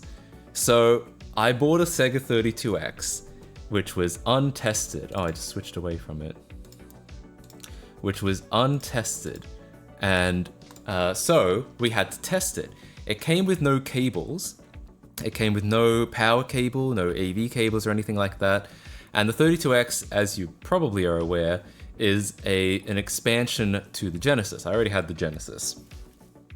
But the 32X, so I fashioned a power cable out of my existing power cable, because it turns out it uses basically the same voltage as the Genesis itself and the Sega CD, and I had already made my own power cable for those things, so I just hooked into that and got a 32X power out of it. So that was the first part of the stream. Now, here's the quirky part about the 32X, is the 32X actually combines video from the Genesis with video from the 32X. But there's no way for it to get the video feed from the Genesis through the cartridge slot, and vice versa. There doesn't seem to be any really good way to get the fancy 32X effects back through the I mean, it could get them through the Genesis video processor, but then I guess you'd probably lose a lot of the point of having the 32X having a whole GPU, an extra GPU. So what it does is, what you're supposed to do is take the AV out from the 32X and then plug the AV from the Genesis into the 32X, and then the 32X will combine them to make the final image. Now, I don't have this cable. I don't have this cable that combines the Genesis to the 32X. So what I'm doing is just, with the encouragement from chat, is just poking wires into the back to try and connect the two. And it's very frustrating because I don't really have the kinds of wires you should be using for this. I do not have any solid core wires. I only have the opposite of that. I don't remember what it's called. So I only have these thin strands, and they're too thick. Solder to the board. No, that's way too much effort. They're too thick. So I keep having to like take these wires and like pare them down so they're just thick enough to plug in, but not too thick so they actually do go in. And that's why it's taking so long, and that's why I haven't plugged in all of them, because it's so much effort. And I only did this as a temporary stranded, yeah, probably. And I only did this, the reason I'm not going to do any soldering or anything like that is because I wasn't initially going to do this at all. I already knew that it was going to be too frustrating to like try and poke these wires in. But I did want to see it. You know, I was looking at the image without the 32X output, just the backgrounds from the Genesis, and I was like, this probably means the 32X works. This is probably, like, these games probably wouldn't be running at all if the 32X didn't work. But it would be nice to see the video output. Because you can't say, yes, it works 100%. It's like, yeah, it probably works. And it just wasn't very satisfying. So I eventually, I was talked into poking the wires into the back. And we got this far with it. I'm refusing to go any further because I just think it's going to be too much of a pain in the ass. And I already said, I'll just buy a cable. I'll just buy a cable at some point. The only problem is we can't do that today. If I buy a cable, it'll take a few days to come.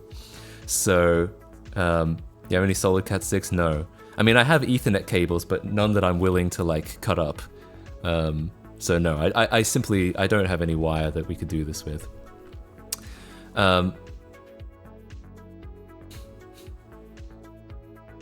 You put solder on the tips and it'll be solid. Yeah, true. But I'm also I still have to like go through and like pare them down like strand by strand to make sure that it's thick enough. That it's thin enough specifically. Because I don't have any. I have thinner wire, but the only level down I have is like Kynar wire, the really thin stuff, and that's probably not going to work at all. So the wires are too dummy thick to get past the connector. Yeah, pretty much. So that's why the colors are all goofy, is because I'm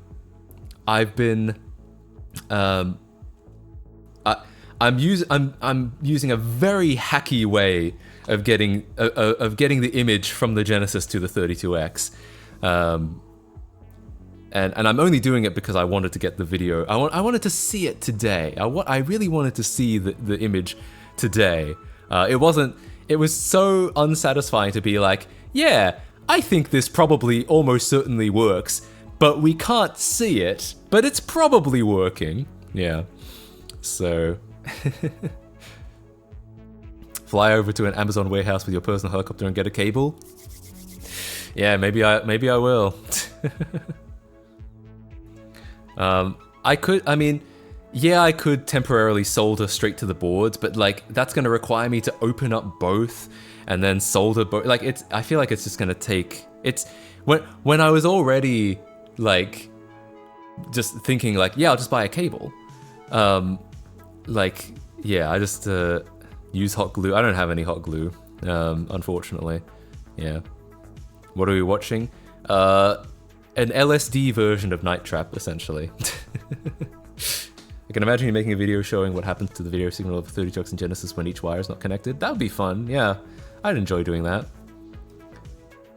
Why am I unable to send messages on your Comcord server? You probably need to read the you probably need to read the rules section and like click the check mark, and make sure your Twitch is connected to your Discord account. Yeah. Even with good soldering skills, opening and soldering stuff always carries a risk of damage. Yeah, for sure. Yeah, it was just more of a hassle than I considered worthwhile. Not that being said, fucking poking wires into the back was also a big hassle, but at the time it felt like it would be less of a hassle. Maybe it wasn't in practice, but at least it's not a permanent thing. At least it's not something I have to like desolder at some point. Video where you slowly reduce voltage to the 30 trucks DC jack and Mega Drive alternatively. Yeah, that'd be fun. I mean, like the whole variable power supply idea, the things I'd like to do, but they just become difficult when it comes time to like buy the linear power supply or buy the linear regulator, because they're kind of expensive. How are you displaying the image right now on stream? RetroTink to convert it to HDMI, and then just capture card.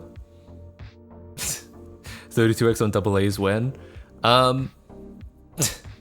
I guess you could. I mean, it takes the exact same. It's exactly the same voltage as the Genesis, so you know, it has exactly the same likelihood. I think it's the same amps as well. So they have the same likelihood of working. Yeah. I guess they would just work about half as well because it has to do 2 devices instead of 1.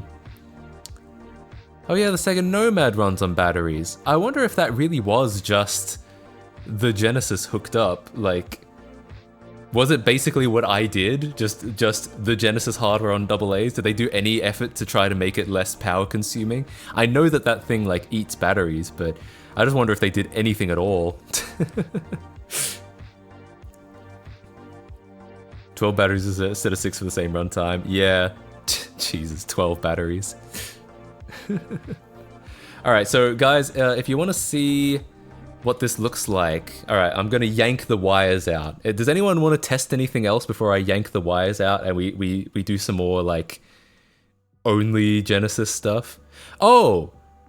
Yeah, I wanted to see what the video would look like. No, get it gone. Get rid of it. Delete it. What I might do is yank the wires while the game is running. Interesting. All right, let's do that. Do you own the BillGates.com domain? No, I only own the BillGates.sex domain. Damn it. All right, we have to give it a few more tries before the Sega CD will boot properly. I do wonder if maybe it's the media. As in the mainstream media.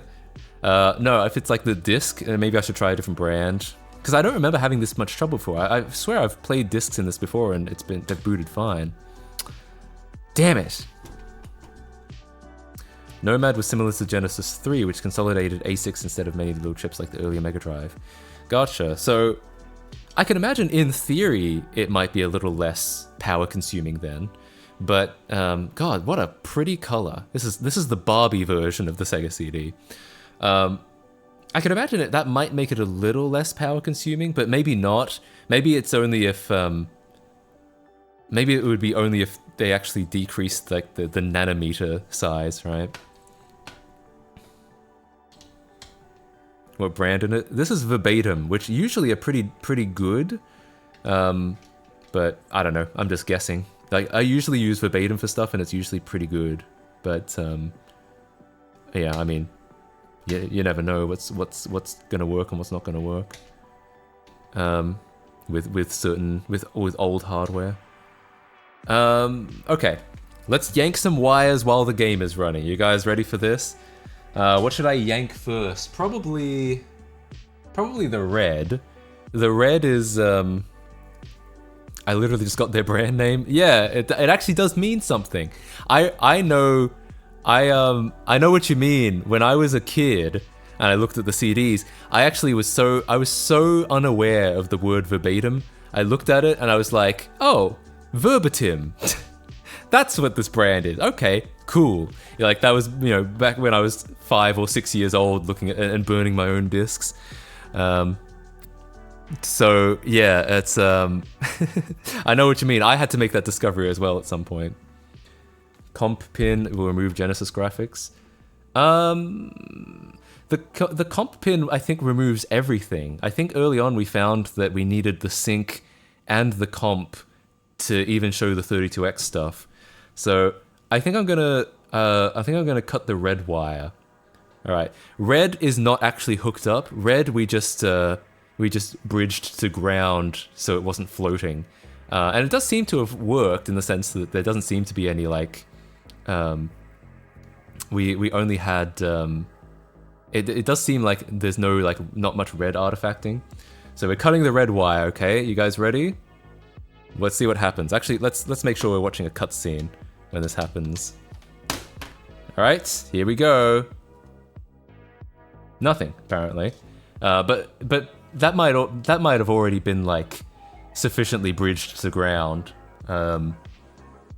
Yeah, so because the red is just going to be floating now. Okay, so what we've got hooked up now is green, sync, and composite. Maybe red wasn't working. Yeah, maybe. Though I think the thing is, if it was connected to ground, I mean that's probably consistent. All right, so we're pulling green. All right, you guys ready? Pulling green. Oof. Oh no. Oh, interesting. Well, look at that. Okay, yeah, the whole Genesis went away. It's just the 32X graphics now. That's fun. I love that. Hang on, can I use muscle memory to go back to the hallway? Oh yeah, we were back on the hallway. Come on, there we go. Sync on green. No, it's got a dedicated sync pin, I think. That's fun. Okay, so green is out. Told you RGB is Genesis to 32X and comp to screen. Yeah, but did I say that wasn't the case? I speculated that wasn't the case at some point, but I don't think I think we pretty quickly found that wasn't the case when we hooked up the composite and no Genesis graphics appeared.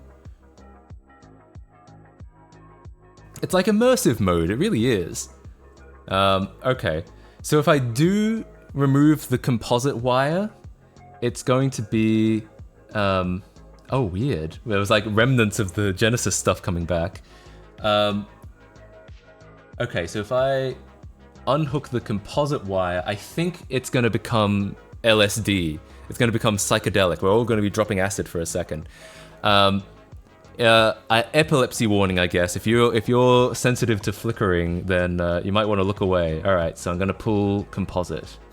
Yeah, there we go. So there goes composite. It's we've still got some video sync. We've still got because it's appearing obviously.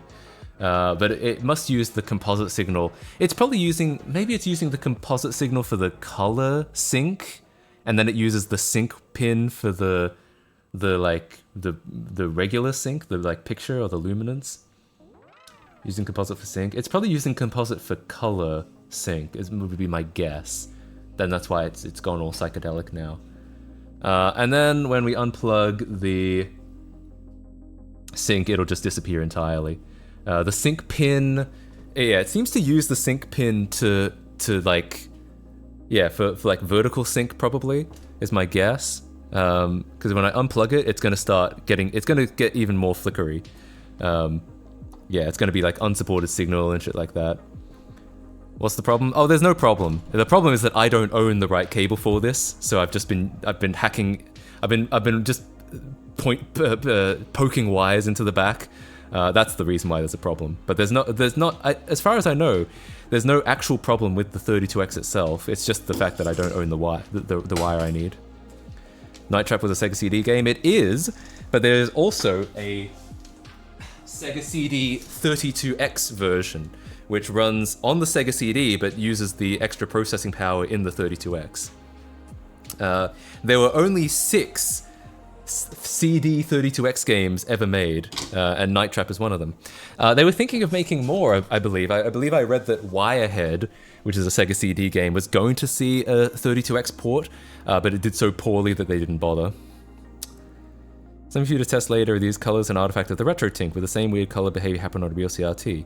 It's an interesting question. My guess is gonna be yes, they would, but it would be hard to tell. I do have a CRT.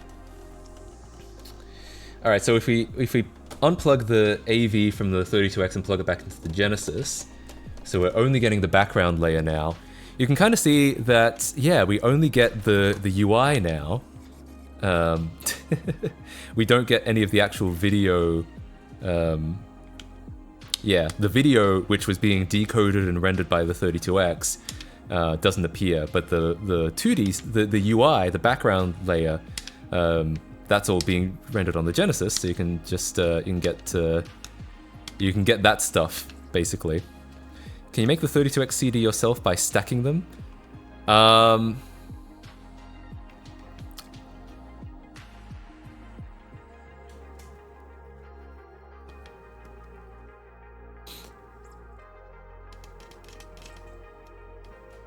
How do you mean stacking them? Because like this is a CD. This is both add-ons. So it's a Sega CD and a 32X.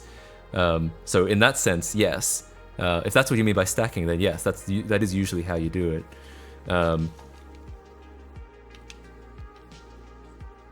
Rip bitrate. Oh, does the bitrate not like the static? That's kind of funny. I thought you plugged in either to the Genesis. You can plug in both. The Sega CD, I'll try to show this without destroying everything. The Sega CD is a side extension and the 32X is a cartridge extension. Technically, the cartridge port and the expansion port are the same port, I believe. It's just that if there's a cartridge here, it'll prioritize the cartridge, and if there isn't, it'll prioritize the expansion port.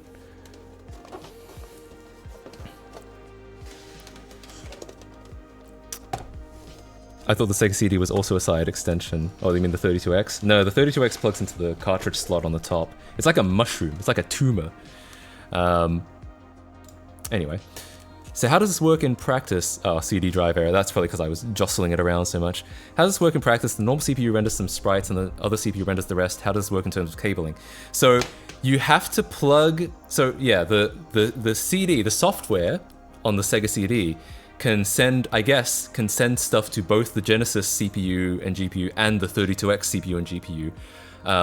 In order to get that to work though, because the 32X can't get the video feed from the Genesis through the cartridge slot. There's no mechanism hardware-wise to do that. And it would be woefully inefficient, I think, to send video signal from the 32X through the cartridge, through the Genesis's video port. It's probably you probably lose some quality doing that. So what you have to do is you have to plug an extra wire from the Genesis's AV output and plug that into the 32X, and then it will do some compositing internally, some mixing of its signal and the Genesis signal, and then output that and then you plug the actual AV cable into the back of the 32X. So you're not wrong to question how that works, and essentially it doesn't. Essentially you have to externally combine the Genesis video and the 32X video. Yeah. A pass-through that kind of thing? I think so. The Genesis is... I believe that's why the Genesis primarily does background stuff. It might be a really simple compositing, like the 32X just slaps its image on top of the Genesis, and the Genesis is just used for background.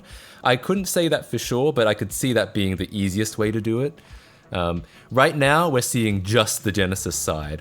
because I don't actually have the wire to go from Genesis to 32X. Earlier on, I'd been poking wires into the backs of both of them to try and get the signal from one to the other, which was cumbersome and a little frustrating. And it's not a long-term solution. I'm gonna buy the cable eventually. I just don't have it now. And so right now we're just seeing the Genesis side.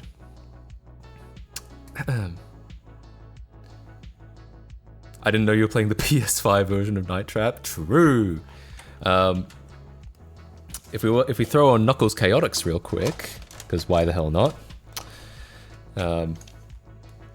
Any normal person would buy the cable and wait for it to arrive. Matt spent 3 or so hours sticking wires in. Okay, let me just get this clear. I said from the beginning, I'm just gonna buy the cable, but I was encouraged a lot from chat, and I did agree, I'm complicit, I did agree that it would be really cool to see that picture today, rather than have to wait for the cable to show up. But it was always my intention to buy the cable and wait for it to show up. I just thought to myself, it would be cool to see it working today. So so that's why I did spend some time doing that. I did spend too much time, I'll admit, I'll agree, but I want to make it clear that it was always my plan to buy the cable and wait. It was just, wouldn't it also be cool to see it working today? Do you want a slight distraction? What have you got? Apparently the transfer rate between the Mega Drive and 32X is really, really slow, making... Oh. So we're playing Knuckles Chaotix, as you can see. All the foreground stuff is missing. You can only see the background stuff that's being rendered by the Genesis. I believe the startup screen is supposed to be showing right now. All right, let's play training this time. This menu appears pretty well, because this is all just background 2D Genesis stuff, I guess. All right. Mighty the Armadillo, who's that? SBO, I've heard of SBO, Charmy, and Vector. I haven't heard of Mighty for some reason. Did Mighty not make it to Sonic Heroes? Is that why? All right, I'll let Mighty be my combi. All right, well, here's the game. Okay. As you can see, we've got the background in there for sure. Quite a few sprites, in fact, and I did. What is it? I think if you were a Knuckles Chaotix expert and you played a lot of this game and you were really familiar with how it worked, you could probably beat the game this way, because if you knew what to expect, if you knew what it was supposed to look like at any given time. That's not me. I do not know what is going on. I don't even know what's going on right now. I guess we're just swaying back and forth between these. I don't know why I can't get out of here, but yeah. So that's how that works.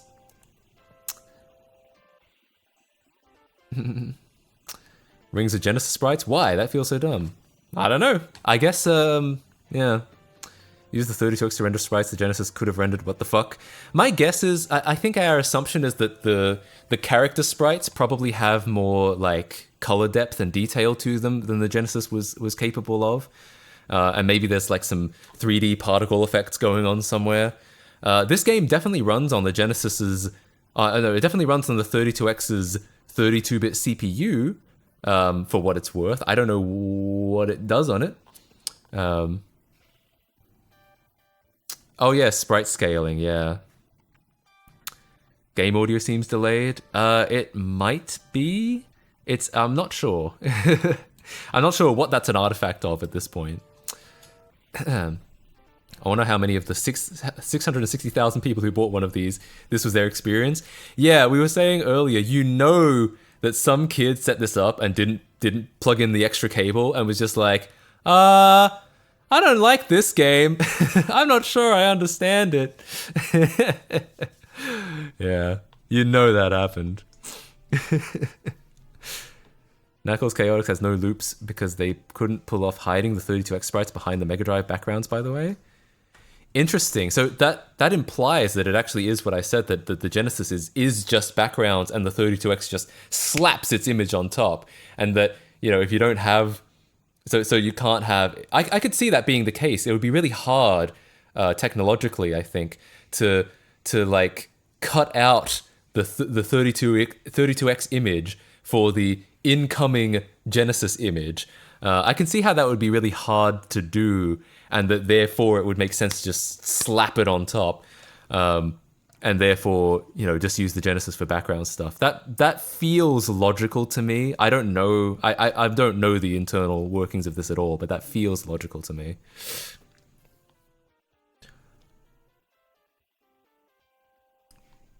Put the cables, please put the wires back. Oh god, no, I'm gonna be here for another hour trying to poke these shits back in.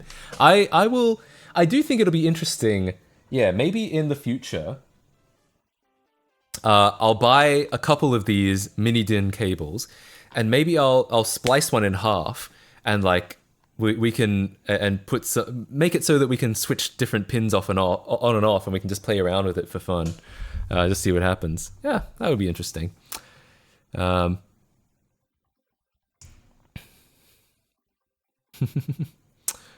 It's really funny because the sprite scaling is used for an honestly worthless effect anyway. Well, it's a difficult proposition.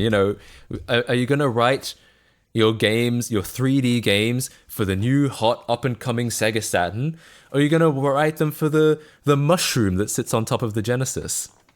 Solder it, but I mean that's still gonna take like an hour to like disassemble everything and like start soldering wires in. It's just it's just gonna take too long. Unless you meant with the cable I buy later, which I can do that, but we're not doing that today.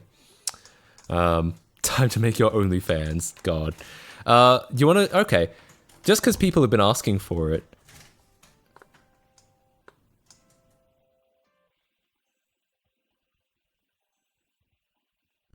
Wow, that is really delayed. That was actually unbelievably delayed, that audio. What's going on there? Is OBS doing that? Oh yeah, by the way, if you were wondering what just happened, the floor in my apartment is not even. So if it's in the wrong place, my chair will just kind of scoot back. And I'll have to manually bring myself forward. That was weird. Yeah, I wonder why. Why the audio is so delayed. Okay, I'm gonna put another 32X. Let's put people have been asking for Doom on the 32X without the 32X, and you know what? I'm down to give it a try. The Genesis side of Doom for the 32X. Genesis only side. I'm sure they needed the 32X, but did they need to draw the characters on it? So they could have them jump into the level from the front of the screen? My only guess is like I said, that maybe they got more color depth or maybe even more resolution into the characters by doing that. I don't know. I agree. I'm not sure, but that's my only guess. All right, here we go. I'm really excited that this seems to work. I just need to buy that damn cable. And if considering that it works, this was actually really affordable because I bought it untested, which meant it was cheap. And the fact that there's absolutely nothing wrong with it at all, except that I don't have this cable, ostensibly, that's kind of cool. I like that.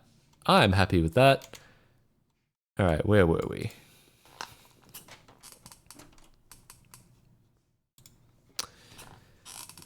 They look like Genesis sprites. Well, to be fair, I haven't seen those sprites at all, or at least not in a long time, because I've been playing this version this whole time. So I have no idea. That's just a theory. Did you improvise the cable? We did, and then I unplugged it again so we could play more. You missed the if you wanted to see the improvised cable, you missed it, I'm afraid. Writing code that runs in parallel on multiple CPUs is really hard. Memory bandwidth can be a problem. Yeah, definitely. But the developers from Sonic R managed to pull some tricks. The whole game runs mostly on one CPU, while the second CPU was... Oh yeah, I've seen the Game Hut on that. Yeah, it was, especially back in the day, like I'm guessing the libraries for multiprocessing were not were not as comprehensive as they are today.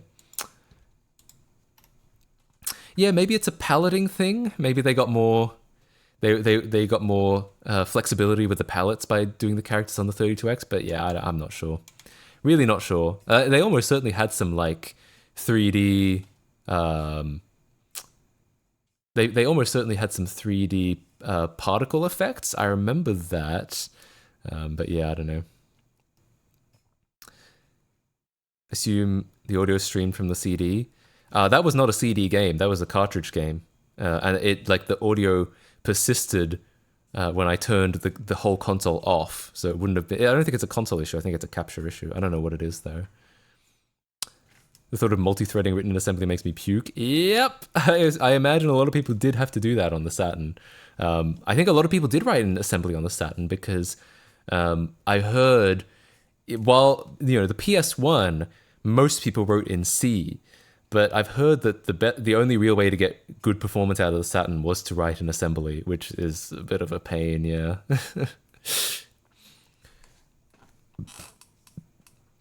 Between Sonic 1 and 2, they had to reduce the detail in Sonic's gradient in Sonic 2 to account for Tails. Any freeing up of the very limited palette goes a mile in rendering 2 detailed characters on screen at once. Yeah, so perhaps between the 2 characters, the palette might have been more extensive than the average Genesis game. What architecture was even the 32X and the Genesis? The Genesis is a 68K. The 32X might be one of those SH, one of those Hitachi CPUs, like the ones in the Dreamcast. Hang on, let's check that real quick. 32X CPU. Yeah, twin Hitachi SH2, 32-bit RISC processor. And yeah, the Genesis, I think, is just a Motorola 68K. By the way, I exist now, bruh, at work. I mean, sort of. So what we've got here is the Genesis... Wait a second. So we've got the Genesis side of Doom, and I'm guessing all the 3D in the background is not showing because we don't have the 32X video feed. But I'm seeing something interesting here, which is that this menu interface surely would have been rendered on top of the game. So that breaks my theory as far as the Genesis stuff only being used for the background. There was clearly some way to get the Genesis stuff in front of the 32X feed. I wonder what it was. I wonder how they did that. Genesis had 68K and a Z80 sound chip. That Z80 sound chip became the main CPU when used with Master System cartridge. Oh yeah, I have heard that the Master System that the Mega Drive is basically fully compatible. The Mega Drive is fully compatible. Just the cartridge slot is different, so you need like an adapter. That was the power base converter. But yeah.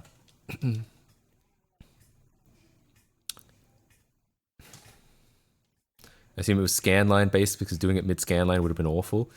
Yeah, unless it's just a simple toggle like put the Genesis in the foreground or put the Genesis in the background. It could have been scanline though. That would be doable considering they had like, you know, the horizontal and vertical sync and whatnot. A toggle based on scanline. Ah, okay. I was thinking it would be a toggle for the whole screen, but I guess scanline, because scanline is doable, that would probably work. That would probably make sense, yeah. I could see that happening. It's color math that just replaced the black pixels. I don't know. I don't know if there's that. I don't know if there's any like. Yeah, I don't know. Anyway, honestly, it might have been. Click start.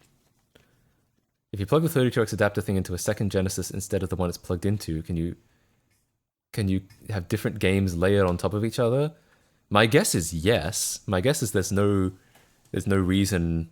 Like if I had this Genesis and 32x, and I had a second Genesis playing a completely different game, and I used that as the AV in on the 32x, my guess is that would work and it would look very interesting. My guess is that would work, yeah. All right, let's press start.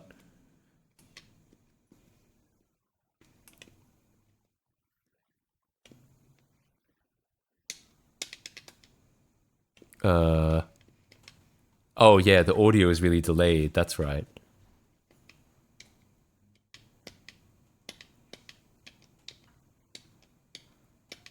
Yeah, it's just black. You just can't see any of the 3D rendered graphics. Yeah.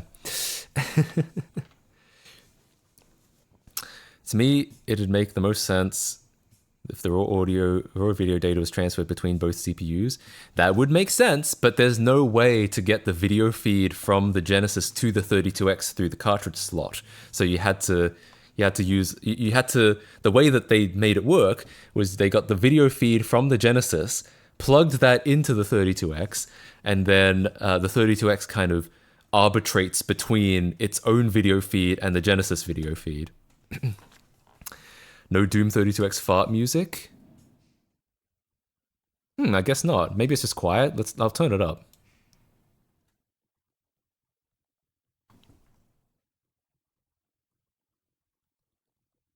What's interesting is I can hear... Oh, Jesus. There it is, I guess. I don't...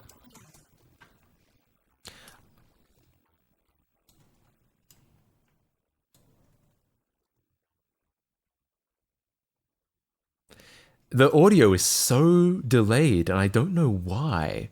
It's really bizarre. Like even when I move the volume slider in OBS, it's delayed. Like the audio going up and down is delayed. I don't know what's going on there. Yeah, it's as farty as ever. True. Maybe it's 32x audio. Is the 32x capable of producing audio? Like in theory, it must be, right? Because it's getting the audio from the Genesis. In theory, it should be able to mix its own audio in, right? But did any games actually do that? The 32x does have additional sound hardware. Interesting. I've never thought about it.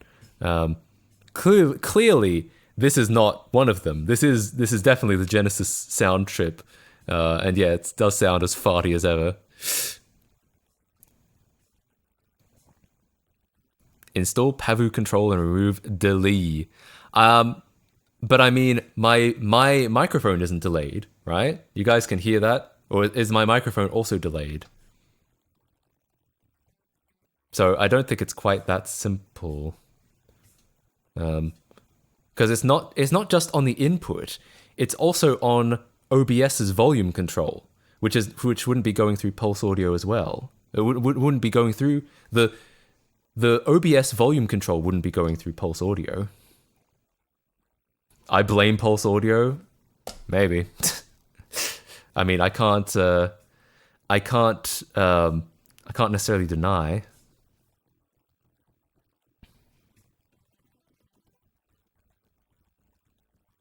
Why not Pipewire? I actually do use Pipewire. I'm saying Pulse Audio to be like, because OBS would be using the Pulse Audio part of Pipewire. Like, again, this is why you can never be like too precise. I feel like everyone's gonna be like, but wait, don't you mean this? And I'm like, yes, but I'm using like shorthand because I don't want to have to explain like 5 million things. Yeah. Anyway.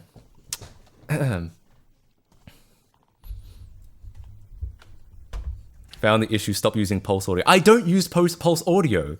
I never said I used Pulse Audio. I just said that, what I said was that the OBS volume control wouldn't be going through Pulse Audio. And because Pulse Audio stuff, like Pulse Audio apps, will contact Pipewire through Pulse Audio, right? They don't have native Pipewire support. So I'm using Pulse Audio as a shorthand for the fact that OBS would be going through Pipewire, but or would be going through Pulse Audio Pipewire. Anyway, my point is, I don't think so, because even the volume control is delayed. Anyway. Couldn't they use sprites for the eyes? I don't know. I don't know how, like, people would have... I don't know how developers would have chosen what goes on the Genesis and what goes on the 32X. I feel like as if I was developing, I would have written, like... I would have probably put as much on the Genesis as possible. Anything that the Genesis could do, I would put on the Genesis, and then that just to free up as much 32X processing power as I could for like the fancy stuff. That's how I think I would have done it, but I don't know if that's what developers actually did. Yeah, it's the Pulse Audio API, but not the software. Yeah, I was using shorthand when I said like Pulse Audio. I was using shorthand for the Pulse Audio API.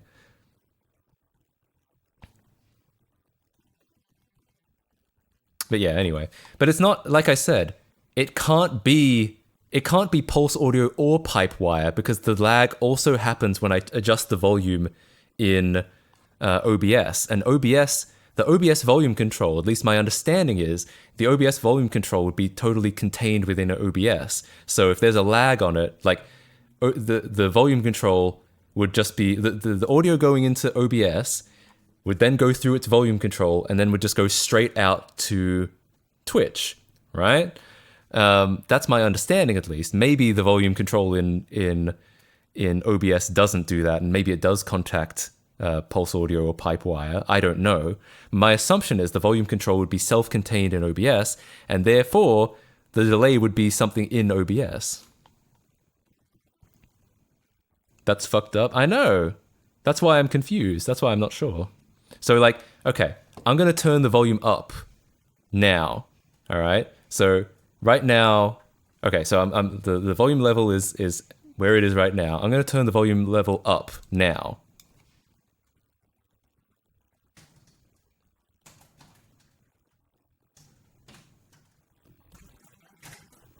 Why did that take so long? Like, yeah, I'm just fiddling with the volume in OBS. Like, why did that take so long? Like, OBS itself has introduced some latency somehow, but only into that control. And I already checked the OBS, like, audio thing. There's no sync offset on that audio. It's so weird. It's really weird. I don't know why that's happening. You finished the email page? Yeah, like a week ago. You can try it out if you want. If you type !mail. But yeah, I don't know. That's weird. Could try recording the source is Orchium and see if the delay is still there. Yeah, I don't know. I mean, I don't really care that much. I'm sure it'll be fixed next time I stream. It's just weird right now. Remove and re-add. I guess I can try that. Okay. It's a little annoying because and even this, look at this. I deleted the source. It's still playing. And then it only just stopped now. Like, what the hell? Am I doing anything else with it? Does anyone have any other, like, games they want to see? It's, yeah, bizarre OBS moment. Might not be worth fixing all this to do. That's kind of what I was thinking, but, like, I guess I may as well do it just to see if that would fix it. OBS is having a wobbly, yeah. Okay, so I'll go ahead and re-add it. I think I need to go through all my sources and delete the old audio device. That's why I was kind of apprehensive to do this, because I used the same source in a bunch of scenes. All right, I think that's all of them. Okay, well, I added it. Oh, but I need to Oh, sorry, that was probably really loud for you guys. Yeah, okay. Well, I mean, it's fine now, I guess. Yeah, now it's responsive. But I mean, it didn't like it wasn't super important anyway. But yeah, so I guess deleting the source and re-adding it fixed it. Jump scare Genesis fart. Yeah, sorry about that. Because when I add a source, it'll just start playing it to you guys, but I won't be able to hear it until I change the settings so that like I can hear it. So I won't know what the volume is. But yeah, anyway. I mean, it works. It's fine. Guess I'll go ahead and add this back to all my other sources. I mean, it probably wasn't worth doing just because I probably could have just restarted OBS and it would have been fine, but whatever.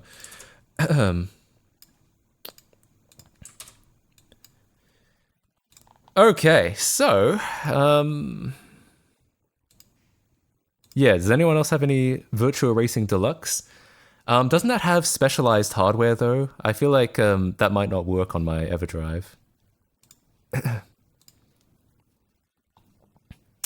I want to see Shrek. There's no Shrek 32X game, I'm afraid. Unless one of you guys makes it, obviously.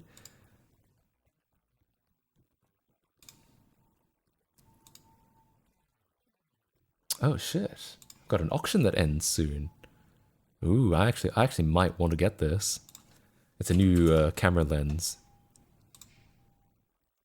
Alright, I'll put a bid in just so that like just so I don't so it will notify me more.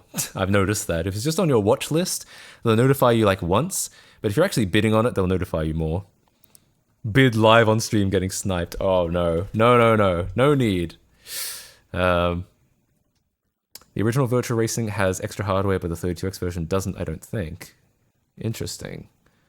Is that true? I'm gonna look that up real quick because I'd be down to try it if it does work. Oh yeah. Okay, maybe the 32X version would work. Okay. Yeah, I might give that a try. Real quick. And then we'll get to the decomp, yeah. I'll finish off with a little bit of decomp work.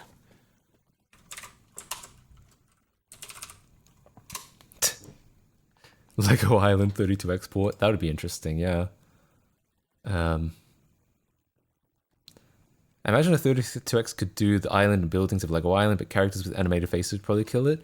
I could see that being the case. Yeah, because the island is fairly simple. Like the geometry, there's not much geometry. There's not many textures really. There's not much lighting going on. It's fairly primitive looking 3D wise. But the characters might get a little hairy, you know? Might get a little complicated.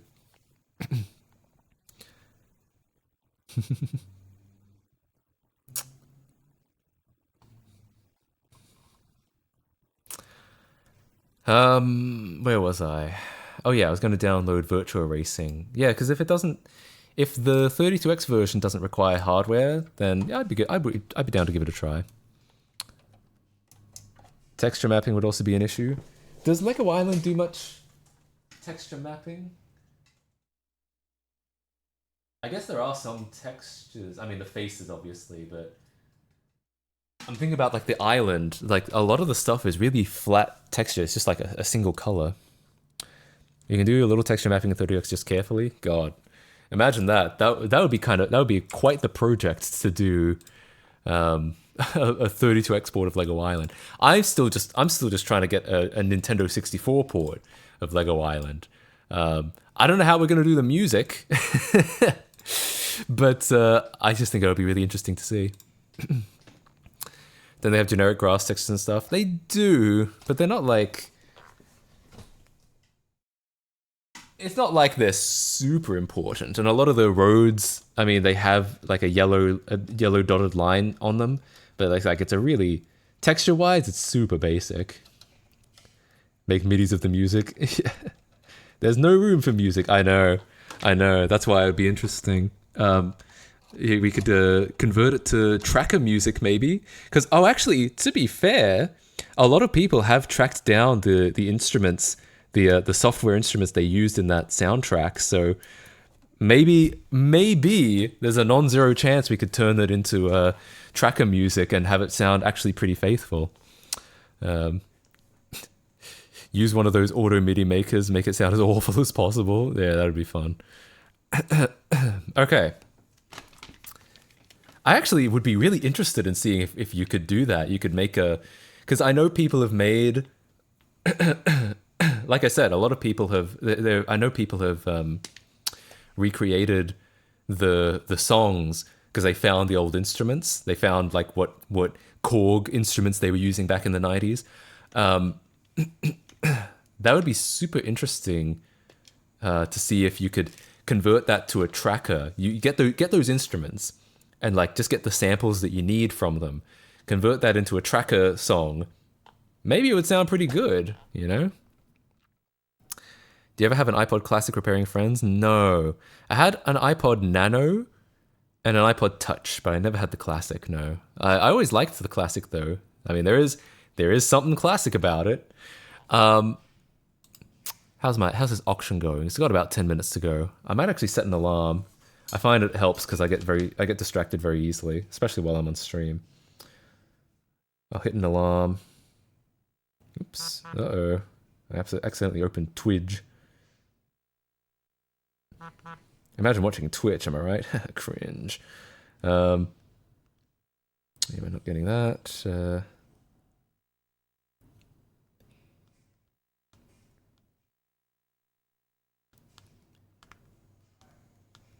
Sorry, got a message to reply to. All right. Oof. Setting an alarm, that's what I was doing. I'm already distracted, my god. Timer, something like 10 minutes. Okay. All right, good to go. What are you buying? It's a camera lens that I want, but we'll see if I actually get it. How much of the game runs on the Genesis? How much runs on the 32X? Mortal Kombat 2 32X. Interesting. I'm guessing it's probably the backgrounds. A similar situation of the backgrounds are on the Genesis and the foreground is on the 32X. What lens? Well, I can't tell you because then someone will find it and snipe me. I'll tell you after if I win or lose. Yeah, I'll tell you later if when the auction is over.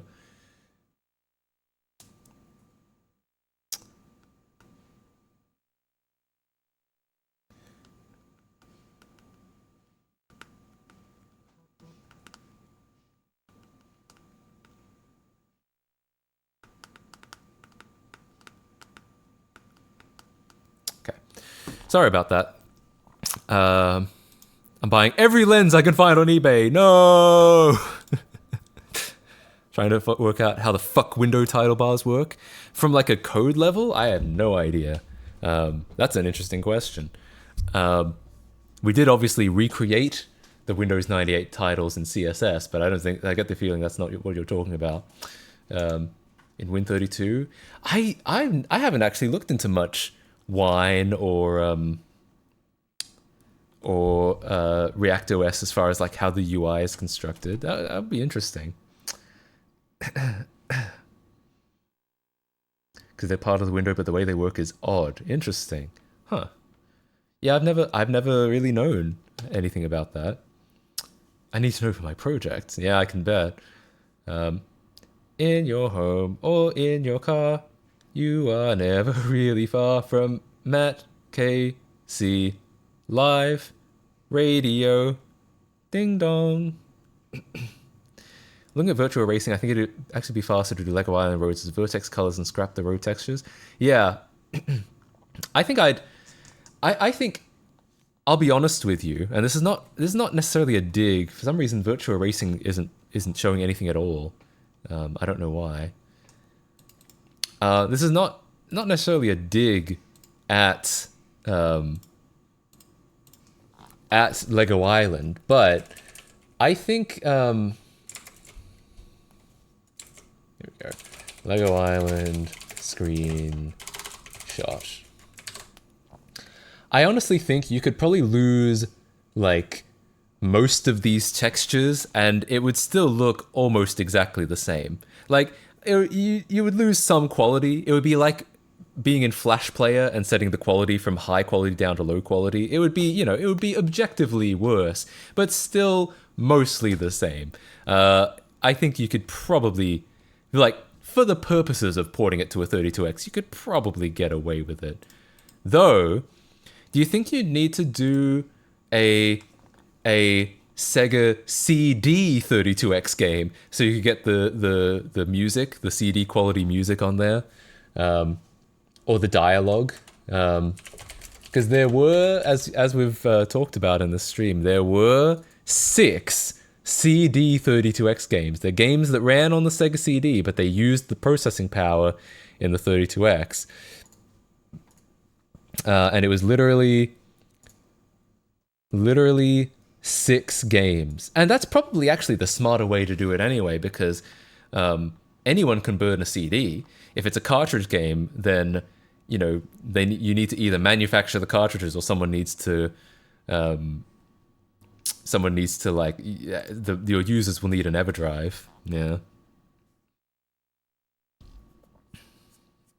Have you considered throwing the Adobe CC installer in a debugger to figure out why it doesn't work on mine? I've considered it, yeah, but I haven't done it. I feel like I could probably get the CC installer working with enough time and effort. I actually got the Visual Studio installer working for the most part, and that too is like largely web-based, I think. But the problem with the Visual Studio installer was it was missing like some WinRT API, but I could probably have even transplanted that in somehow. EverDrive might be easier to get than both 32X and CD add-ons. Oh yeah, true. Well, it depends, because there is that... So, for the originals, you're definitely right. But there are the new... Hang on, there we go. There is that Mega CD, FPGA... Yeah, there's the Mega SD. You can buy these now, which is a full Sega CD remake, but in the form of like an EverDrive. It's like a flash card. These are pretty expensive though. $280. I mean, it's not bad. I don't know how much Sega CDs cost nowadays. How much do Sega CDs cost nowadays? Which one is actually cheaper to get? But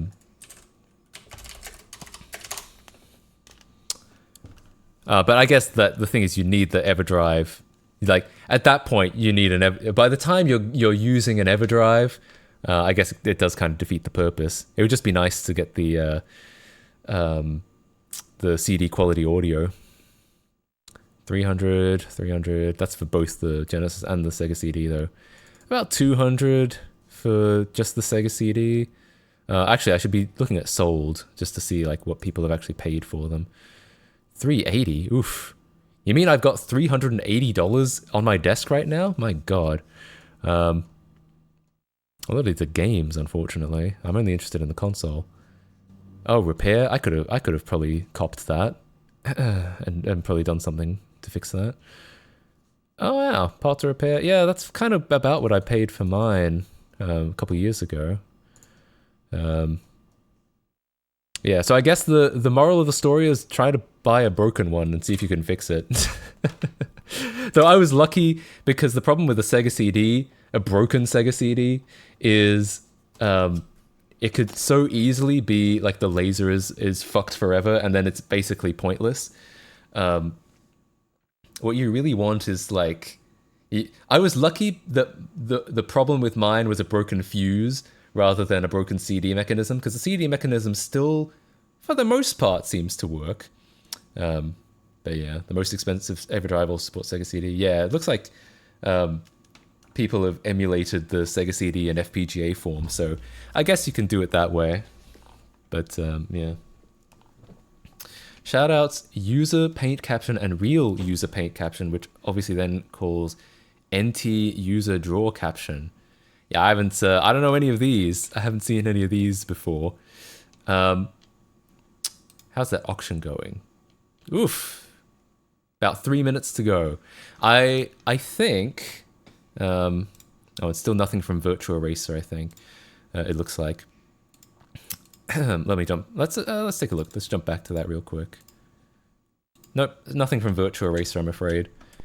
I'm gonna hold out until the end of this auction, and then as soon as the auction is over, I'm gonna.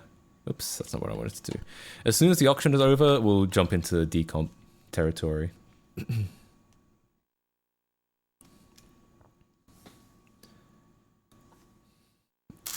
All right. Matt Casey on subathon when? Uh-oh. Are we all unsubbing from me? eBay is the best buying, selling service in the world. Isn't that one of their slogans? I mean, I do use eBay a lot for sure.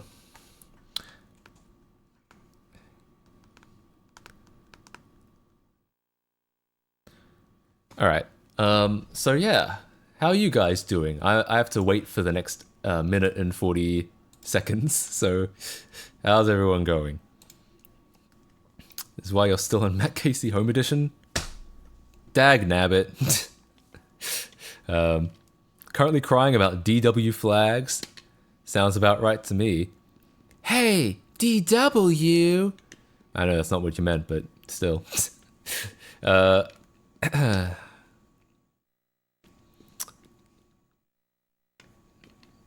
I'll continue following you. Hey, thanks, man. I appreciate it. Wait, what the fuck? We've got an unlicensed Super Mario World for Genesis here. Well, we got to give that a try, don't we?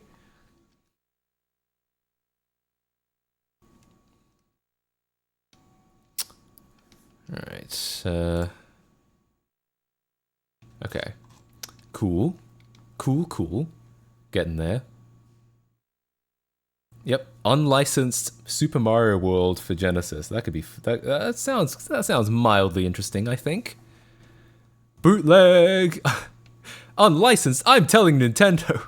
I'm calling the police. Damn it. This is the one with Jeopardy as the ending song. Oh god. I don't know if we're going to be getting to the ending song though. I don't know if I have the patience for that. All right, we're coming down to it. All right, hold, pause, champ.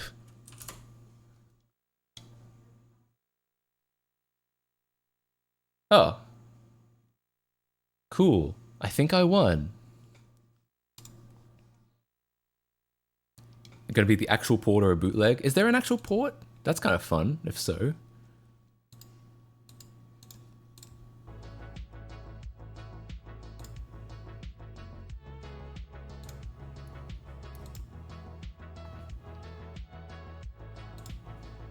Why is this so slow? I'm not sure. It is very slow. I don't remember it being this slow. I don't know if something has happened from it sitting around for a while. Oh yeah, that's what I call mine. The soft mega.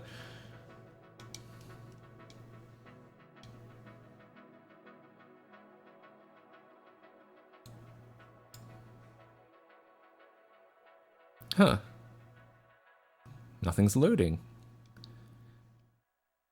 I wonder if that's also why Virtua Racer wasn't working. There's something like maybe my my unit is breaking. When am I gonna register Hypercam 2? Never! I'm never gonna register Hypercam. How many people do you actually think did back in the day? Like, now I'm just wondering. Like, I feel like it's kind of like the buying WinRAR where nobody really did it.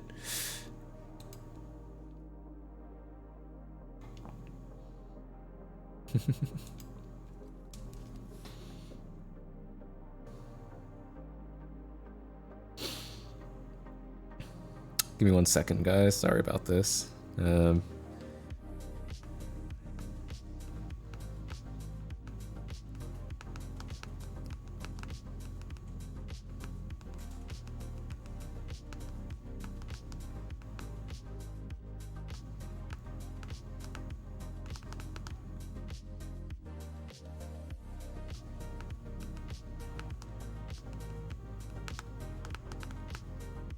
Okay. Didn't LGR do a thing where he did? Oh wait, that was WinRAR, I forgot. Yeah, I mean, they're both kind of in the same category of most people use them unregistered, I think.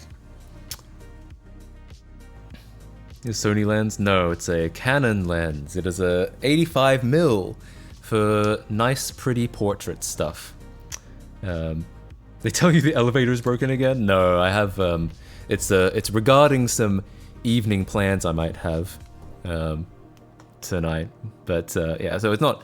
It's urgent-ish, but like not as devastating as the elevator not working.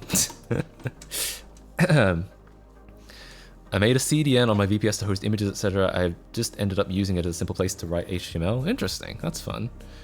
Did I actually win the lens or not? Oh, I did! Yo, claps in chat, guys. I won a lens, and not for much money either. That's pretty cool. Alright, cool. Nice, alright.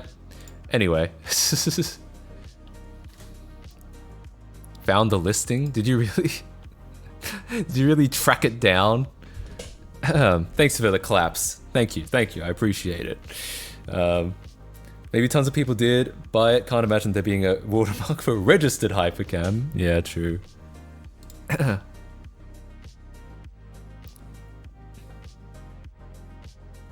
Damn. Yeah. Yeah, I guess so.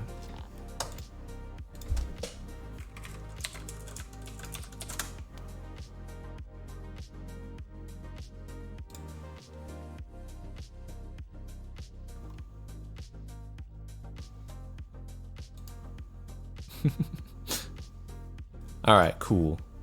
Good shit. Now, moving right along. What's this? Hang on. I was intrigued by... Oh, but I don't think it's going to show up again. I was intrigued by a recommended... Oh, okay. That. Cool. Alright. Alright. Let's move on to... decomp work. Now, I'm thinking... Unless you guys will hate this, I'm thinking what I might work on today is not actually the decomp itself, but I might work on another tool for it, which is the tool specifically that I want to work on is an injection framework so that we can automate re-injecting add decompiled code back into the original game. That game isn't working? Apparently not, and I'm not sure, maybe there's something wrong with the... Maybe something's probably just not like... Maybe I need to like clean the pins on the cartridge or something like that. I'll have to try that again, but I'll do it off stream. I'll have to test it further. Lego Island creepypasta, maybe. But yeah, so the idea is... yeah, that was the lens I got. It is a little... I'm surprised you're able to find it so quickly, but hey, thankfully, I'm glad that I didn't mention what it was when the auction was still happening. I'll make sure to do that again next time. Have fun, Matt. Hey, thanks. What the hell is this? Oh right, it's the AV cable plugged into the RetroTink. Certainly see someone make a creepypasta. Yeah, why the hell not? Alright, so I'm just gonna throw that stuff there for now. Yeah, so that's my plan, to just throw together. I don't think I'm actually gonna finish it today. So it's not gonna be a big achievement today. I think I'm just gonna kind of get started on it, and then I might have to go. Yeah, decomp! Yeah, a little bit. Just a little bit of software work, you know? You know how it is. Oh lord. Alright, hang on. I gotta check something. I'll check something on stream though real quick. Okay. I'm gonna see the fruits of Wham's labor. I don't know why this has started happening. Something happened with my mouse. Alright.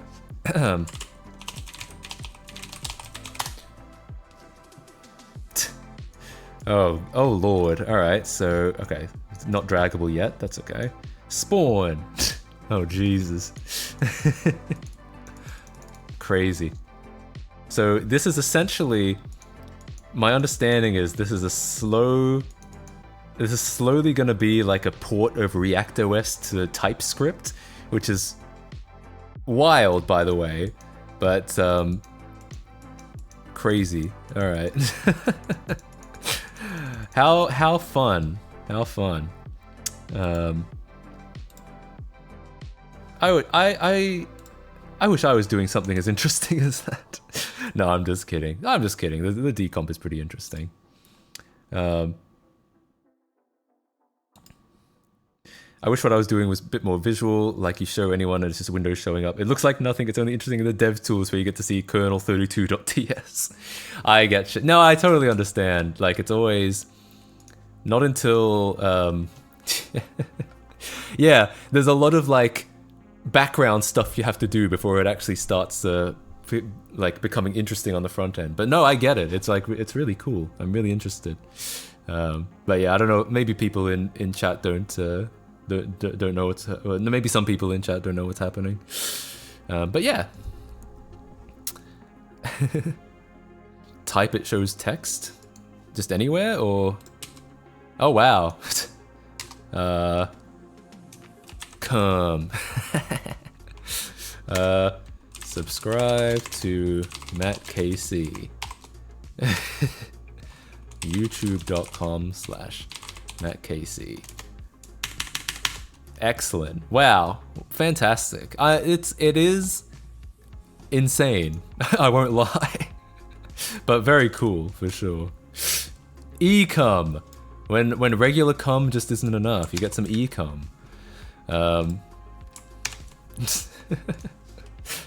Hell yeah, though. Yeah, keep me posted on that. That's super exciting. I'm so glad that fucking 32X seems to actually be working. I just need to get that damn port. That damn wire, I mean. And then we can play some fucking goddamn 32X like a real Chad. In fact, let me check eBay real quick. Let me see if not that eBay. Still not that eBay. This eBay, yeah. Let me check eBay real quick just to see if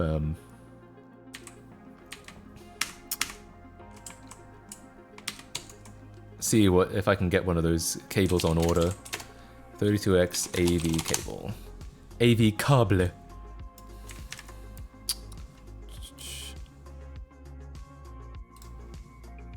Hang on a sec.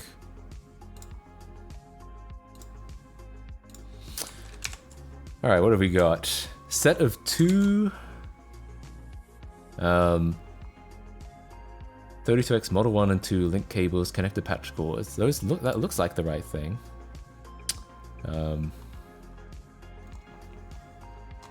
Sure. Alright, I'll buy that. Matt was about to dox himself. No, it's okay. The eBay on here I'm not logged into. It's just I'm having a little bit of trouble with my pass-through virtual machine input.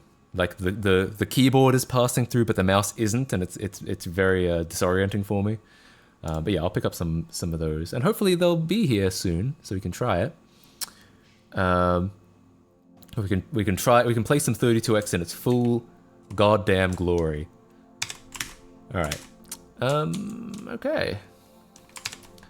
Enough Premiere and Photoshop stuff. By the way, if you want to use the latest version of Premiere and Photoshop on your Linux Wine system, I put a tutorial up on the Matt KC forums, and I'll make a video about it eventually. But I like written tutorials, so if you like written tutorials, you can look it up. Okay, where were we? So, oh yeah. I might stash this, or actually I might just discard it for now. Essentially, these changes are going to be like obsoleted in a minute. I'm going to have to redo them for the new code anyway, which is fine. It was my bad for not like paying attention to the other pull requests, so I'll have to rework that at some point. All I want in my life is for Paint.net to work on Wine. Dev isn't interested in supporting it at all. Does Paint.net not work? I feel like this could be made to work. A lot of people don't think so, but I don't know. Part of me feels like this could be doable. But I haven't given it a try, so I don't know yet. The Paint.net dev is weirdly anti-Wine? Ah, damn. That sucks. Is he like, Windows is the only good operating system in the world?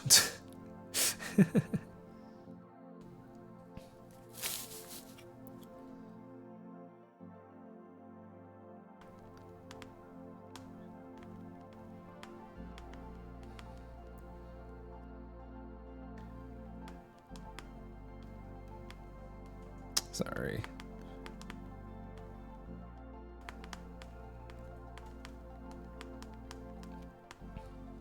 Okay. So yeah, what I'm gonna look into doing today, and I don't think I'll finish this today. I'm just gonna throw together a bit of a injection framework, so that we can auto-inject our decompiled functions back into the game at runtime. And I'd love for there to be a little bit of a GUI so that people can check, people can tick like which functions they want to inject, like if they want to inject all of them, or just some of them, or just one. So yeah, there's going to be a couple elements to this. What's this link? Yeah, that's the tutorial. There's some missing D2D functions in Wine that break it. What's D2D? I found that usually if there's like missing stuff, that if you transplant the relevant DLLs from Windows, it often works. Now, you might not want to do a lot of transplant. Like, I guess it's hard to necessarily recommend transplanting DLLs, but because, you know, it's non-free. But sometimes you just got to do what works, right? How do you plan to reroute the decompiled function calls to the original function calls? I'm probably just going to throw I'm probably going to inject a DLL. And then I'm probably just going to, at the start of each function, just throw a jump in to the recompiled function. So it's basically a jump return, right? I think that's like permissible. I think that would work perfectly fine, assuming that the call conventions are the same, which if we've done our job correctly, they will be. Then that should work, just to throw a jump into the beginning.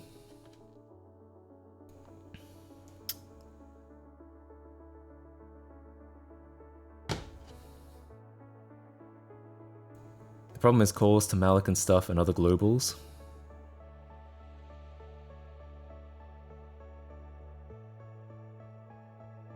Yeah, potentially. I mean, we could also add some stuff into our code that we'd probably add something into our code that. Hey Matt, I recently just got a new gaming PC and need to reinstall Linux. I would use Linux Mint, but what distro do you use? Hey, thanks for the donation. Hey, I really appreciate that. I mean, I am an Arch user, and I wrote a little thing in my Discord about why I'm an Arch user, which is... Yeah, I'll reread it for you guys. Arch is probably not for everyone, but if you're a Linux user, you're probably someone... You're probably fairly, like, techie anyway. I wouldn't say it's probably not for like the you know, the average person that just uses their computer for Microsoft Word and email.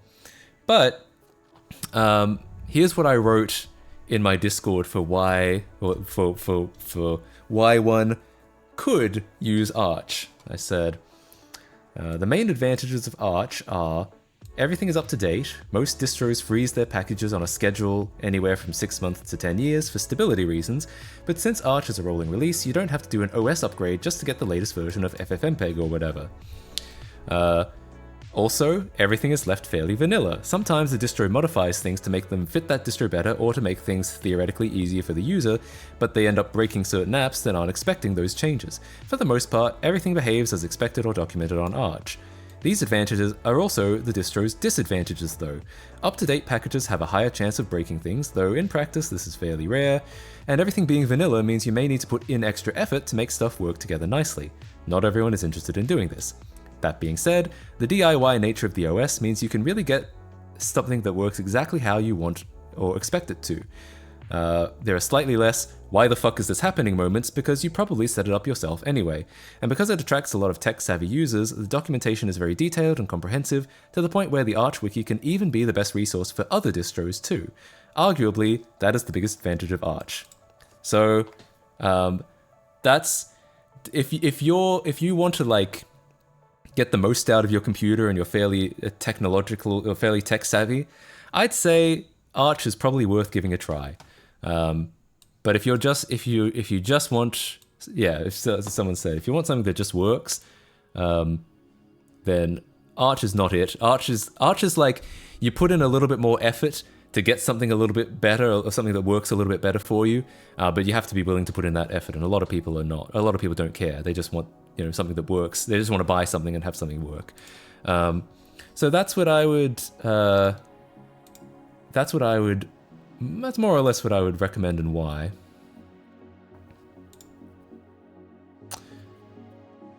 I switched from Arch to Open, what is it again? SUSE? Tumbleweed, because of how often I had to update things and how it often caused compatibility issues. I can definitely see that, and you're not supposed to use Arch on a server because there the stability is more important than having the up-to-date packages.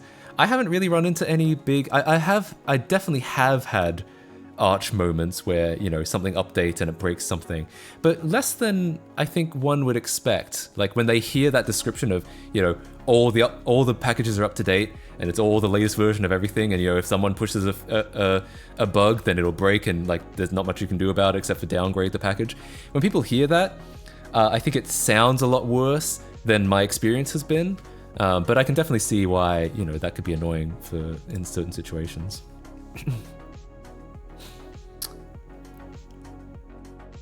My injection PR draft, I couldn't really figure out a clean way to do with properly referencing the original code, stuff like that. Yeah, that is true. That is a good point, that like the globals and the... I don't know if the malloc stuff would be that bad, because we should be using more or less the same version of Smart Heap. But yeah, I'm not sure about the globals.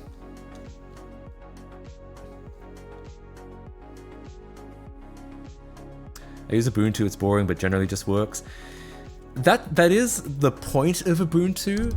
In my experience, I feel like I've had more hardware problems on Ubuntu than I've had on Arch, and my guess is because Arch has more up-to-date drivers. But I'm sure that's not everyone's experience.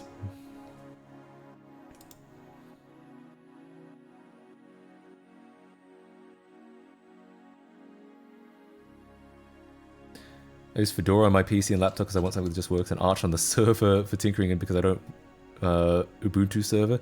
That's interesting. That's kind of backwards from what people usually recommend. Okay, back to this.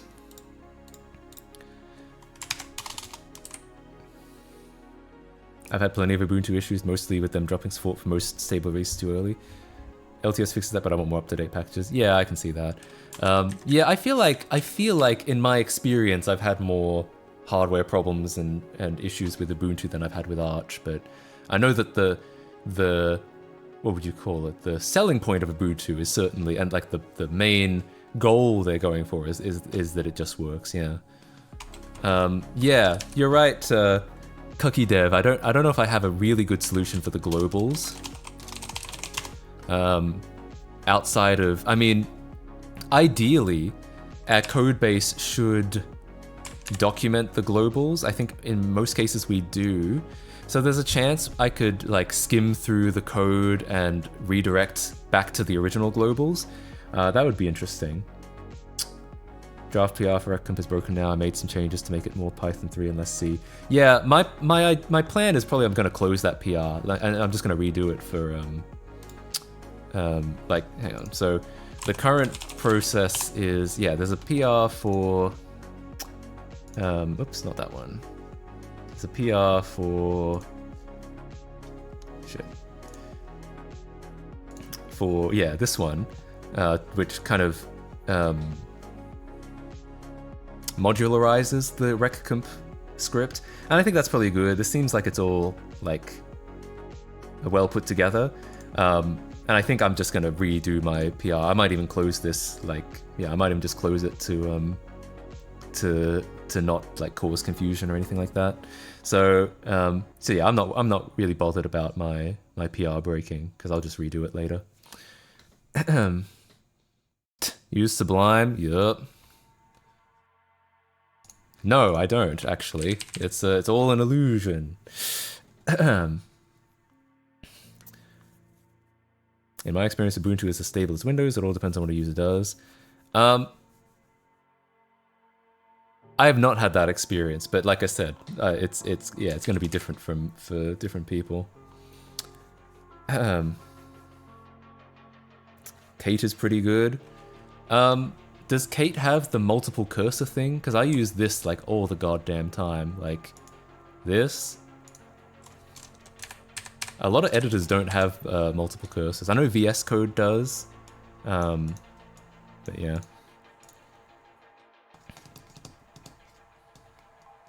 Ubuntu is fine if you don't need to know how Linux works.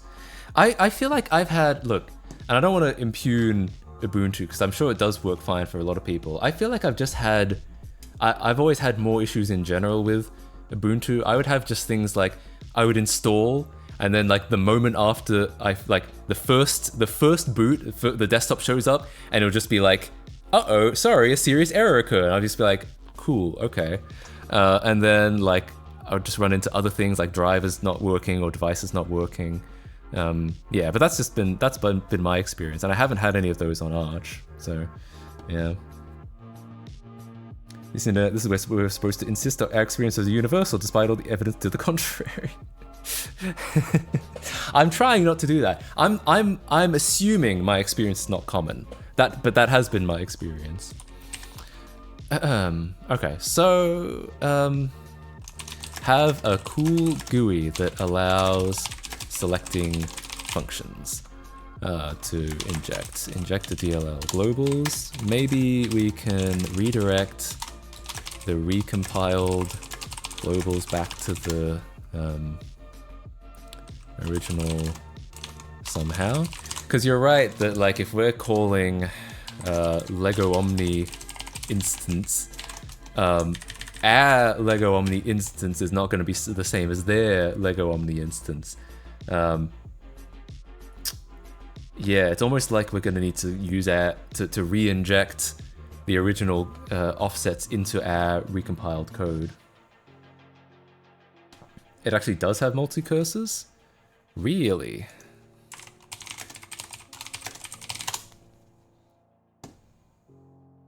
Alt-click, interesting. Keyboard, yeah, maybe I should try that then.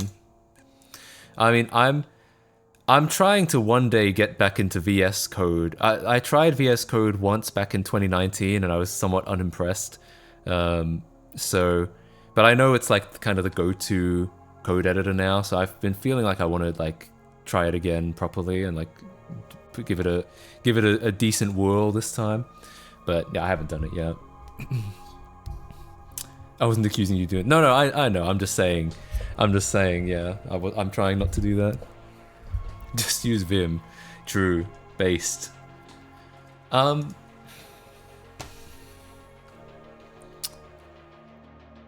Instance. We could probably, if we had to, we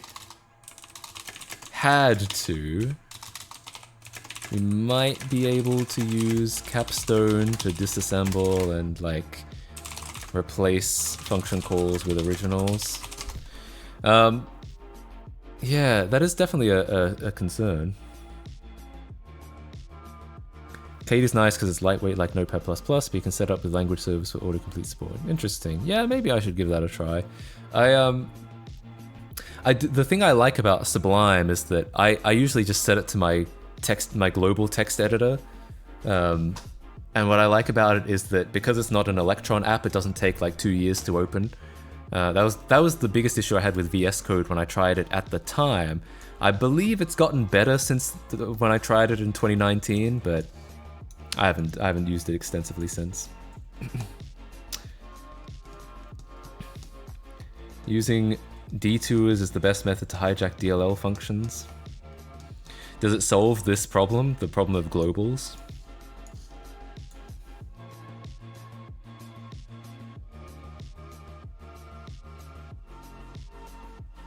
Oh, I guess I should update the title. Whoops.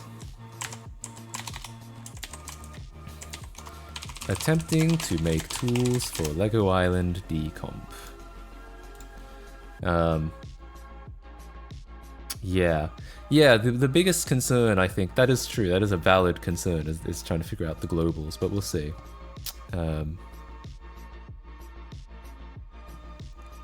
If you do it properly, yes, it's the library provided by Microsoft.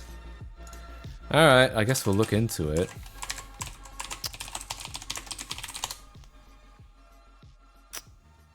Intercepts Win32 functions by rewrite, but is it only Win32 functions? If so, that doesn't really help us. That's not what detours do, they're not for this kind of thing. Yeah, because if they're only Win32, it doesn't really help us here. Those with originals or global addresses with originals. Yeah, maybe.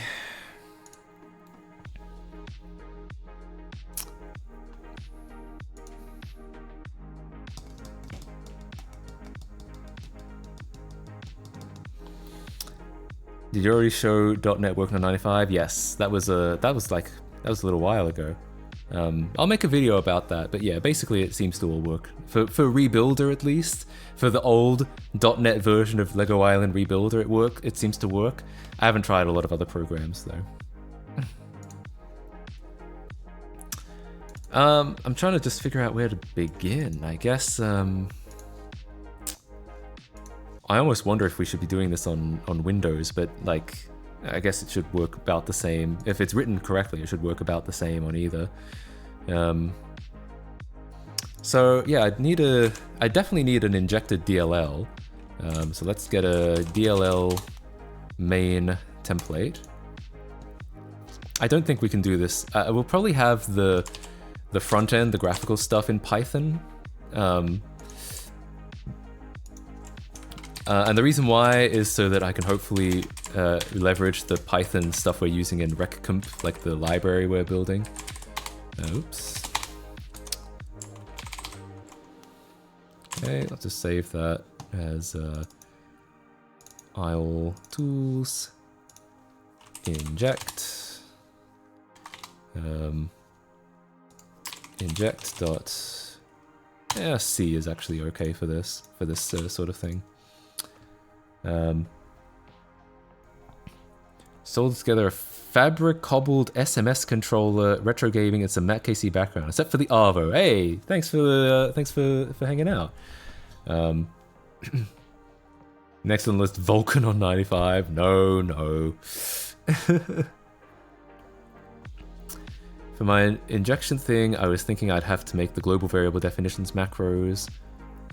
With MSVC 4.2, you can't make global references to fixed addresses like you can with better compilers. We already have PDB parsing and function annotations to mark which function is supposed to be at which address, so we should be able to map decompiled function addresses back to the original Lego one. Yeah, that's my plan. And if we have to, we should also be able to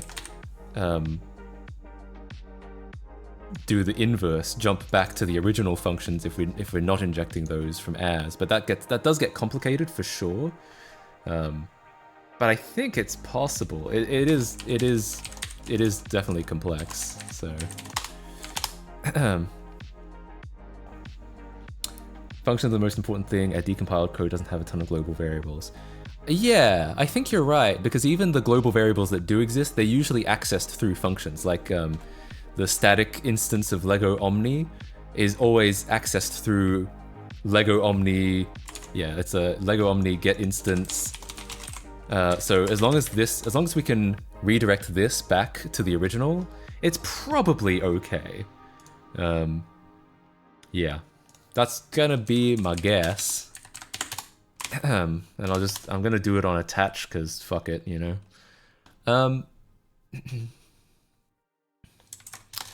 For now, I'm going to also cheese it. And I'm just gonna say like, so we'll use Windows because we'll be using DLL injection specifically.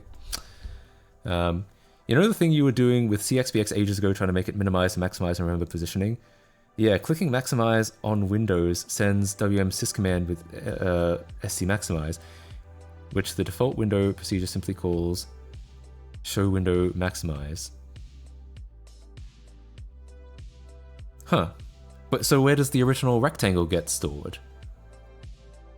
Finding where it in the assembly is jumping to so we can send it back to the original code sounds hard.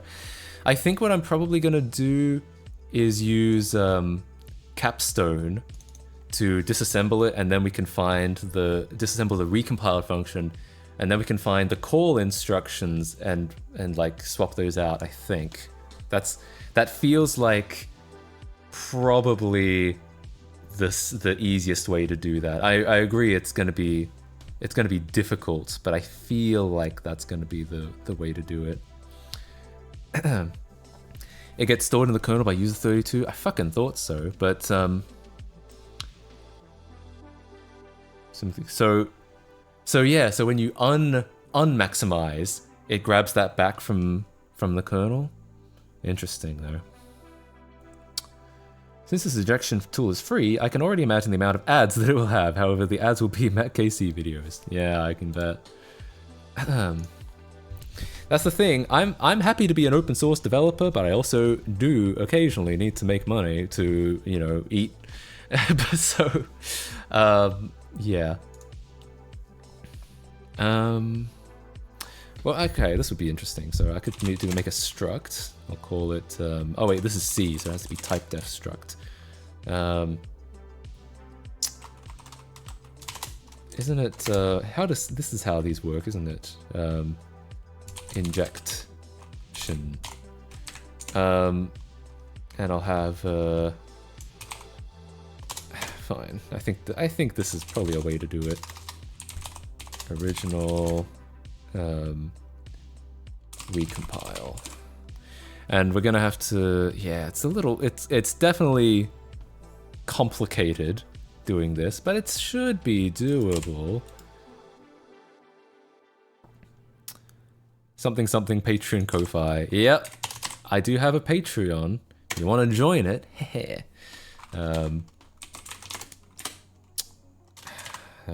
Equals. I hope I can do this.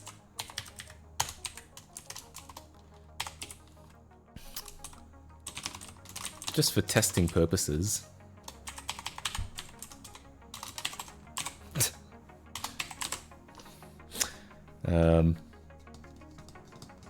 Lego Island is more important than food, yeah. Yeah, I guess you're right. I actually don't know if this is even valid C anymore, so I'm going to... I know a lot of C++, but I don't... which often carries over to C, but not always. Oh right, of course, we don't have Windows. So I'm actually going to need to... I have the MinGW stuff on here, so I'm gonna have to throw together a CMake. Well, I don't have to actually. I could just do slash... It's yeah, i686 MinGW bin TCC. No? Oh, really?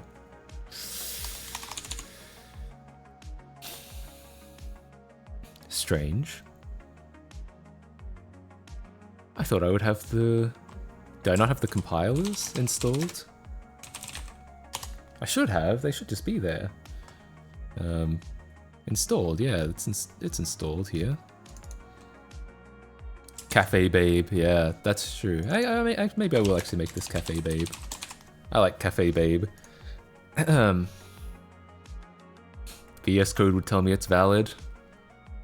I guess so. I mean, you can add extensions to Sublime to make the to add like C syntax stuff, but yeah, I guess VS Code would have that more immediately available. I'm just trying to figure out why I don't have compilers apparently. What the hell? Well, for now, I guess I'll steal my CMake file from Reburn 3 because it's probably got everything I need.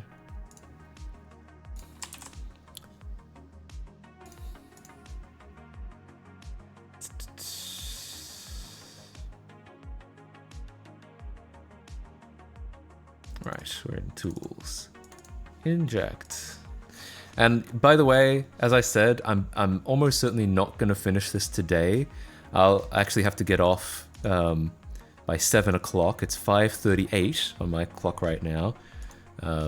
So I'll be probably getting off before 7. That's when I've got a dinner arrangement. Nothing exciting, it's just some friends. It's not a date. Do I look like I get dates? So yeah, it's nothing exciting, just yeah, something I need to keep an eye on.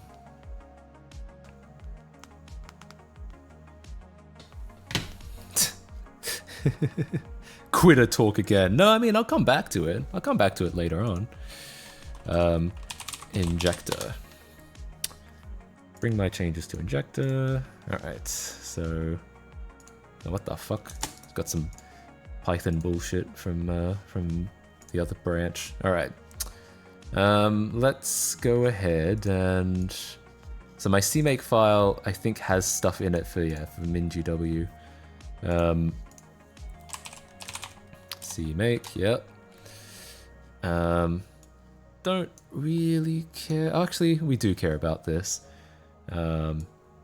We don't care about Unicode because Lego Island doesn't support Unicode anyway.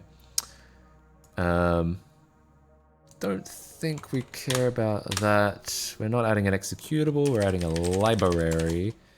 Actually, we have the library further down, so I think we can just get rid of all this. Inject, shared, inject.c, and we are using C today. I think that's okay, and now we just have to... Now we can use Ninja. I think it's the toolchain file. Hang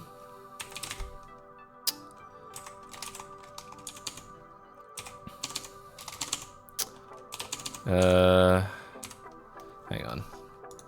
MinGW64 CMake toolchain file. It's been a minute since I've done this stuff. Oh, actually no, I have a toolchain in Reburn to do this. Yeah, this is what I use. So I'll steal this again. Here we go. I'm just forgetting how I did any of this. There we go. Oh, right. It's not source/inject, it's just inject. Okay.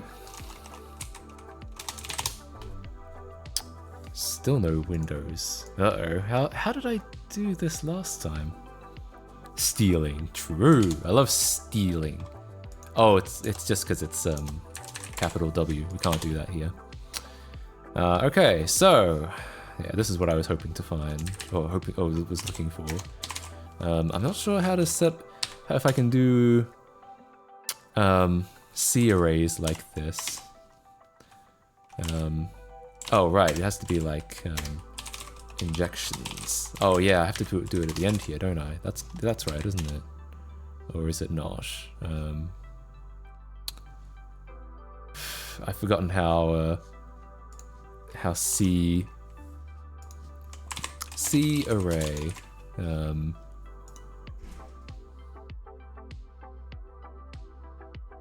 Wait, the bell in the tab?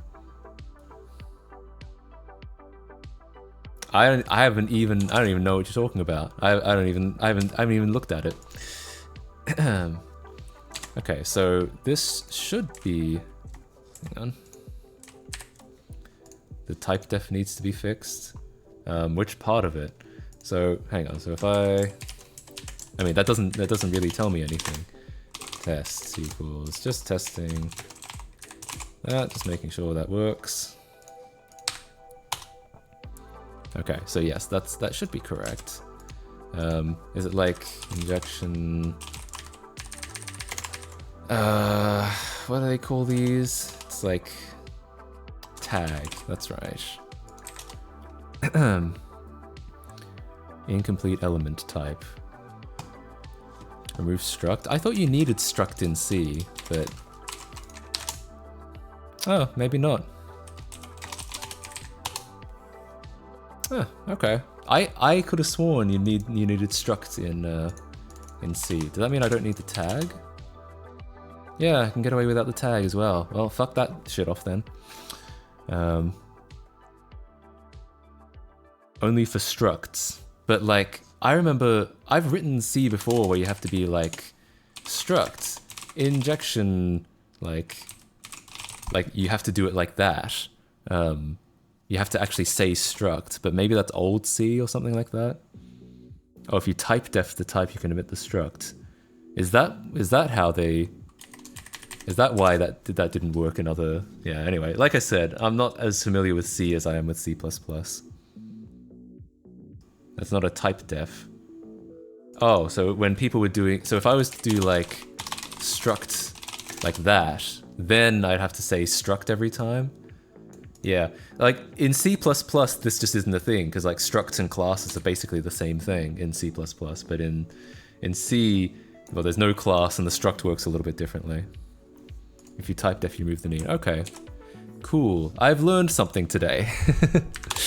All right. Initialization of void from unsigned int makes pointer from integer without a cast. That's okay. I don't mind. Can I have a? It's probably not permissible to have a null in here. That's my. I'd guess. Oh, it is. That's interesting.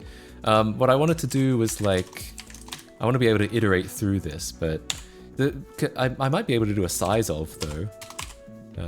Let's see.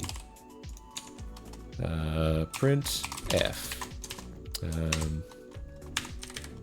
Size of array is going to be size of the array divided by size of injection, I think. Need to include stdio. Just getting a grasp of how I know of how this stuff works. Oh, I can't print because I don't. This is a library. Damn it.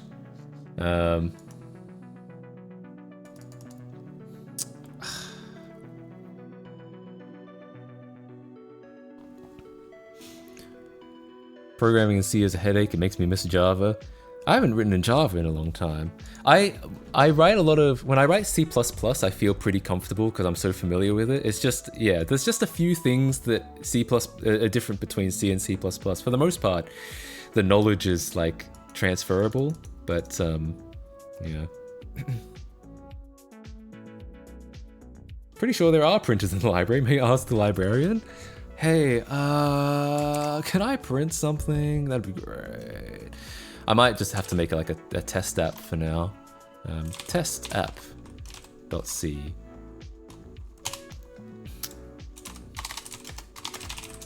It's probably good to make a test app anyway, just so that like, so I can test the functionality. And then I guess this will print anyway as soon as it attaches, so I don't need to write anything. Add executable test app. I don't think I need to make it a Win32 app. I'll call it Let's test app.c. All right, see if that works. All right, wine test app.exe. Oh, does attach not fire? Oh wait, I haven't linked it. My bad. Target link libraries test app private inject. Okay. Oops. All right. Oh, really? Does attach only get called when if I do it through load library rather than linking? That might be the case.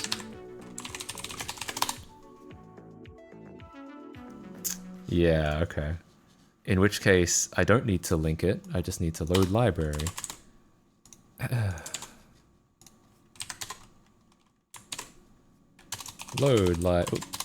Include Windows. Load library, inject. I think that's all I need. There we go. Now I'm getting what I want. Oops.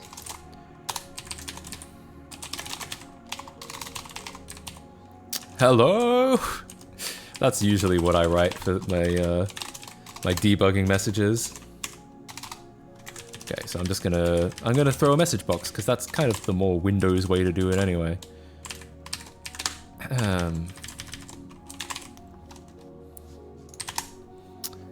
Size of array 2. Great. I had a feeling this would work, so I can just get the count by doing it that way. Yeah, excellent, excellent. Count equals this. And it's going to be loaded through load library anyway, so that's permissible. I usually use sup bitches. Well, sometimes I also use cum and like what the fuck, and you know, I usually use a variety of swear words and naughty words.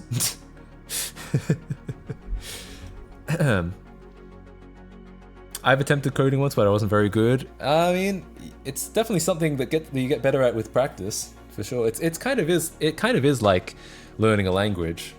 Okay, so for count, oops. Well, this will instantly crash this program because we're going to be writing to unallocated memory.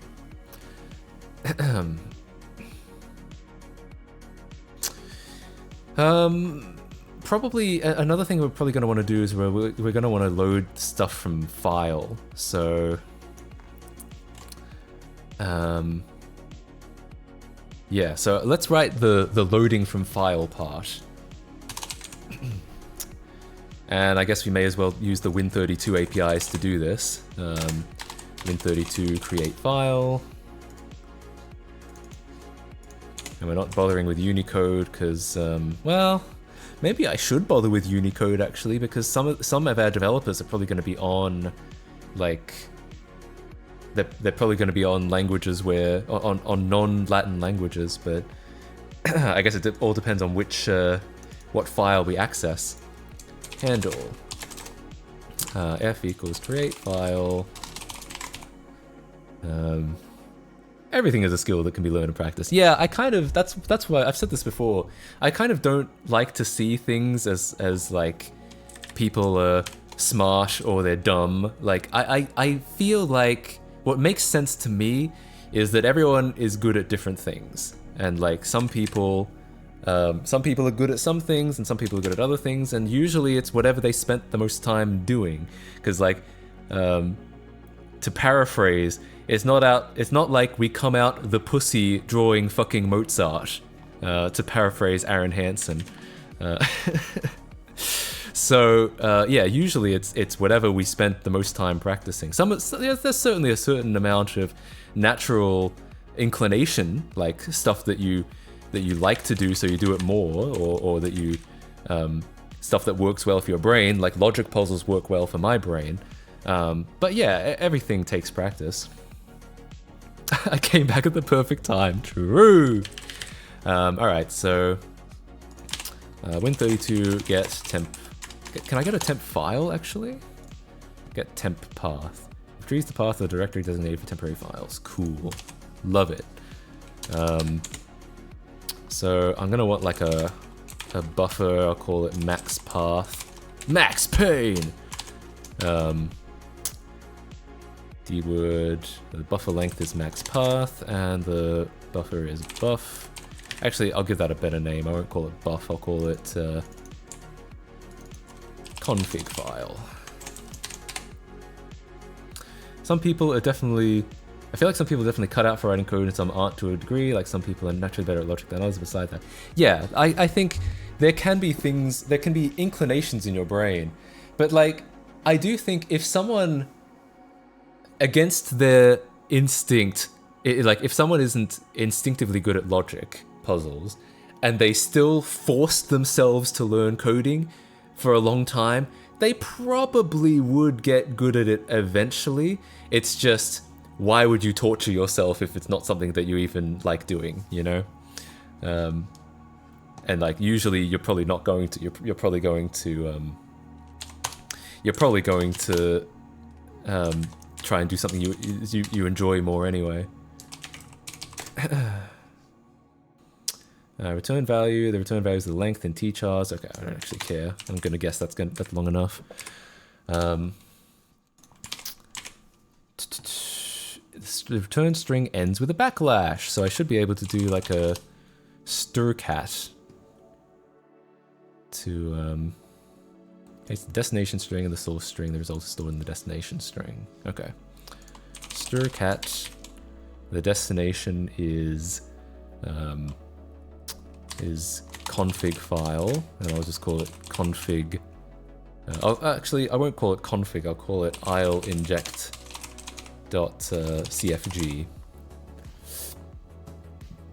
That should be good.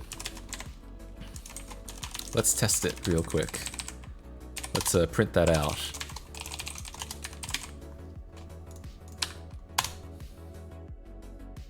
Okay, yeah, we got it. I didn't print a new line, but yeah, that's correct. That's what we want.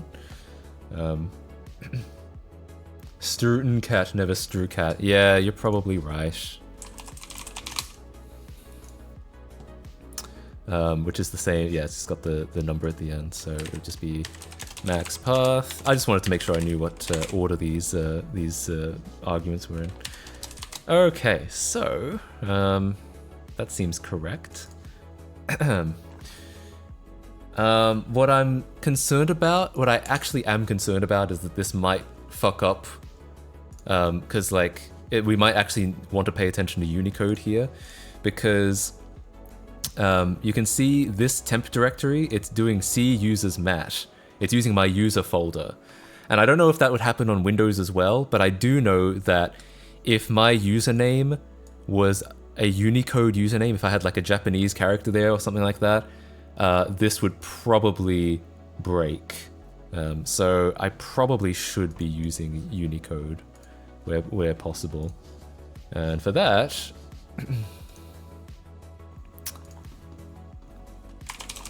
I have more code from Reburn to do this. Why does strucat work? I assume it's in stdio. Yeah, I mean all the standard C functions are in Windows somewhere. Sometimes they just wrap Win32 APIs, but sometimes yeah, they all tend to be in there. Can you not just use relative path name for that? I don't know if I don't know if we can rely on the DLL being in the same path as the executable that made this config file. That's why I want to put it in temp. Why would you have a Japanese character there? If I was Japanese, if I was not an English speaker, my username might be in another language, and I might need to, I know that from experience that this could cause a problem. So, okay, anyway. I'm gonna grab the Unicode defines from CMake. Yep, just steal these. I think we'll just do it, like... And if we ever need to communicate with Windows itself, I'll just use the ANSI functions. Test app and inject. All right. Why aren't you speaking American? That's what I'm saying. Okay. So yeah, so far so good.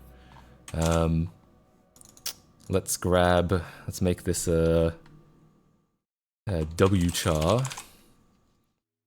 Make this the W version. I guess if it's Unicode, I could just use, yeah, that version. I mean, because the idea is you're supposed to use fucking, like, you're supposed to use the macroed functions so that, like, these defines do it, and I guess I could do it the right way. It's just fucking annoying. Here, I'll make them T chars. You happy?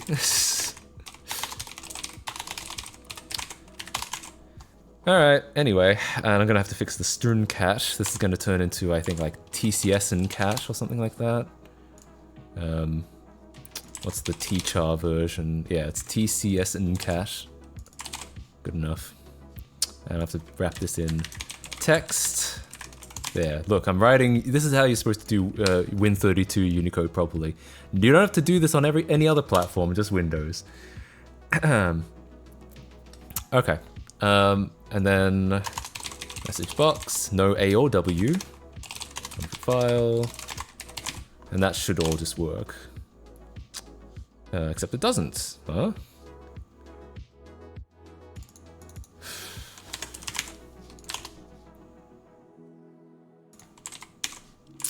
That's interesting. Load library.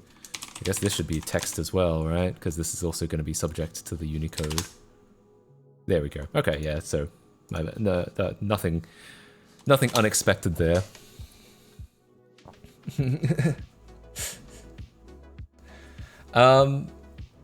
Alright. Good to know. Alright, yeah, we're doing Unicode properly, whatever. Next, I'll write some, like, if this is like real C, I'm supposed to have all the variables at the top, but I think we might be on later C. Let's see. Oh yeah, so create file, config file. Where is it? Create file. Desired access, I think is just going to be read, generic read. Share mode. I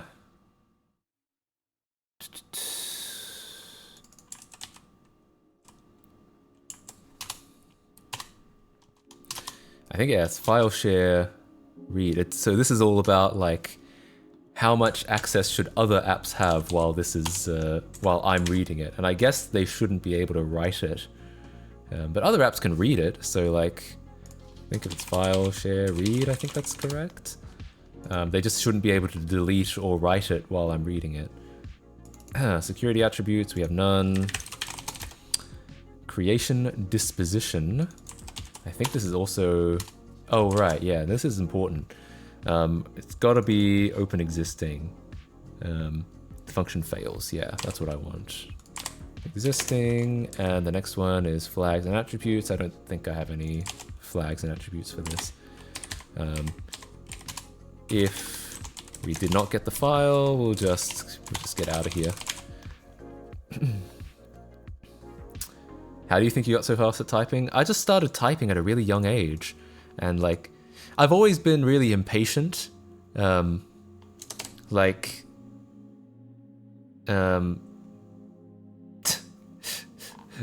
almost like I might have ADHD or something. But I've always been like, I've always naturally tried to make everything faster. Like, I used to type, you know, start, win R, and then type PowerPoint. Because, you know, back then it was faster than going, you know, start programs, even though it's more effort to type in PowerPoint, start programs, Microsoft Office, Microsoft PowerPoint. I would just do it because it's quicker. I was just always really impatient. And so I think I just naturally started typing faster. But there's always been a degree of people being like, wow, you're a fast typer. I remember I got that even in school. Like in like year 3, people would be like, how did you learn to type so fast? I'm like, I don't know, I just type. Yeah. I mean, I still do that. It's just that the typing menus are a bit better than they used to be. You used to have to type stuff like PowerPoint and WinWord because you had to actually get the exact executable name. Nowadays, you can just type in like per, or actually, I don't have Premiere shortcut on here, but you can type in stuff like sub and it'll get you Sublime, or you can type in cur and it'll get you Chromium. And so you can be even faster now, but back then you had to type in the whole executable name. But I would do it just because it was faster. I think it just came naturally out of me being really fucking impatient. Patch. I'll just throw this stuff in here to make it a little neater.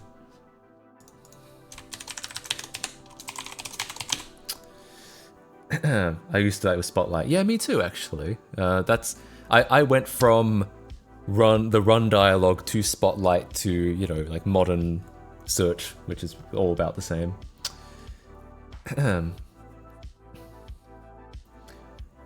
My resting typing position is Wazard. Hell yeah, based.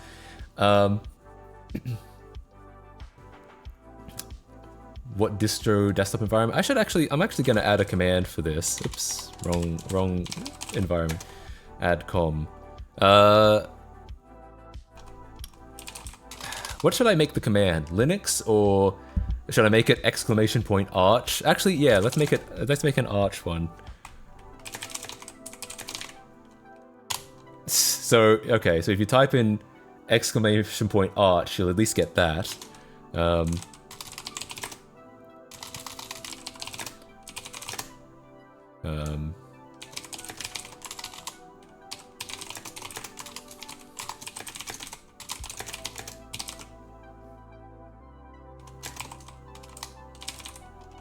There, okay, so there's also a distro. So if you type in Arch, it'll just say the meme. If you type in distro, it'll show you both.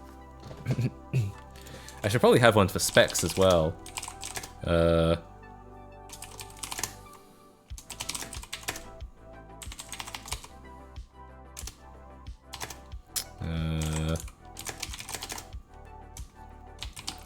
What are my specs? That's the thing. I've said this before. I'm not actually much of a specs guy. Like, I'm the kind of person where as long as it's fast enough, I'll use it, and then as soon as it's not fast enough anymore, I'll just upgrade it. Like, I look at the specs when I'm building the PC, and then I just promptly forget about it.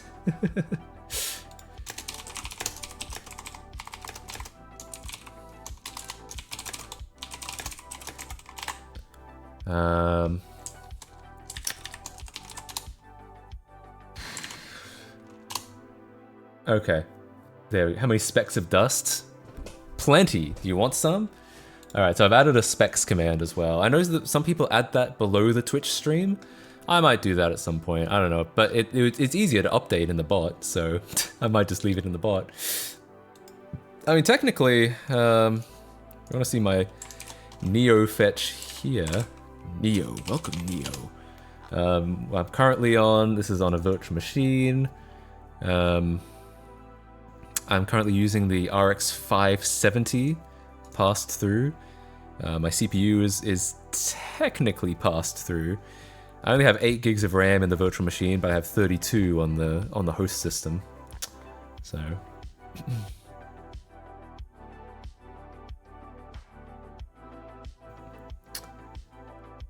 we had a little debate at work. When you declare a local variable within a method or function, you use underscores, right? Pascal case, like var, my var. I don't do that, but I'm sure there are style guides that do that. What OS is the host? It's actually exactly the same. It's Arch again. The reason I have this virtual machine is not because I want to use a different OS. I still want to use Arch when I do stuff.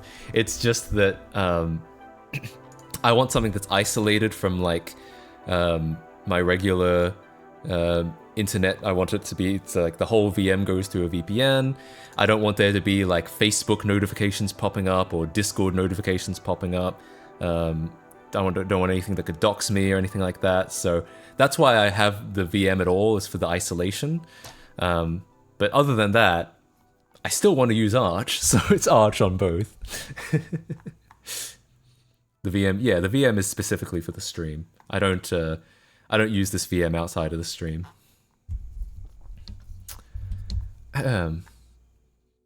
He said doo-doo. True. Anyway.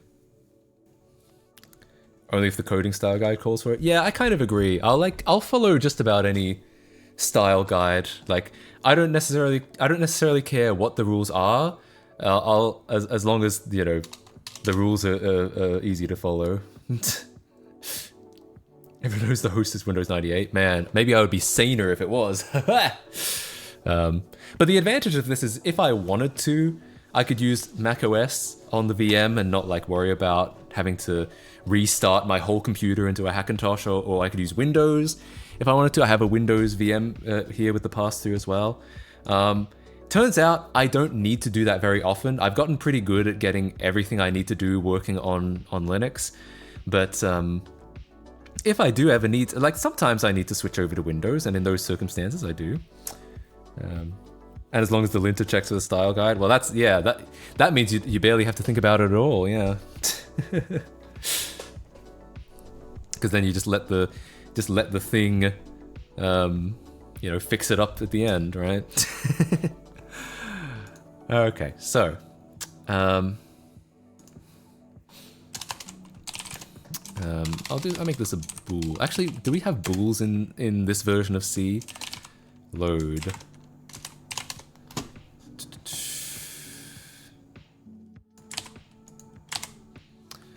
And I'm simply going to, in that case, we don't need this at all. We just say like, actions pointer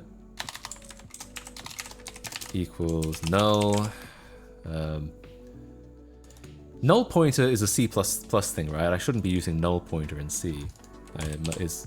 I'm fairly certain.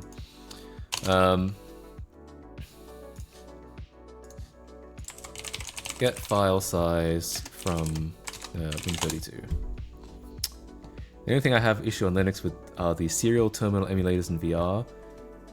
Interesting. Yeah, I don't think I use either of those really. So there are absolutely things that are still missing on Linux, but I've gotten my workflow pretty much all on Linux, especially the fact that I run Adobe Photoshop and Adobe Premiere in Wine.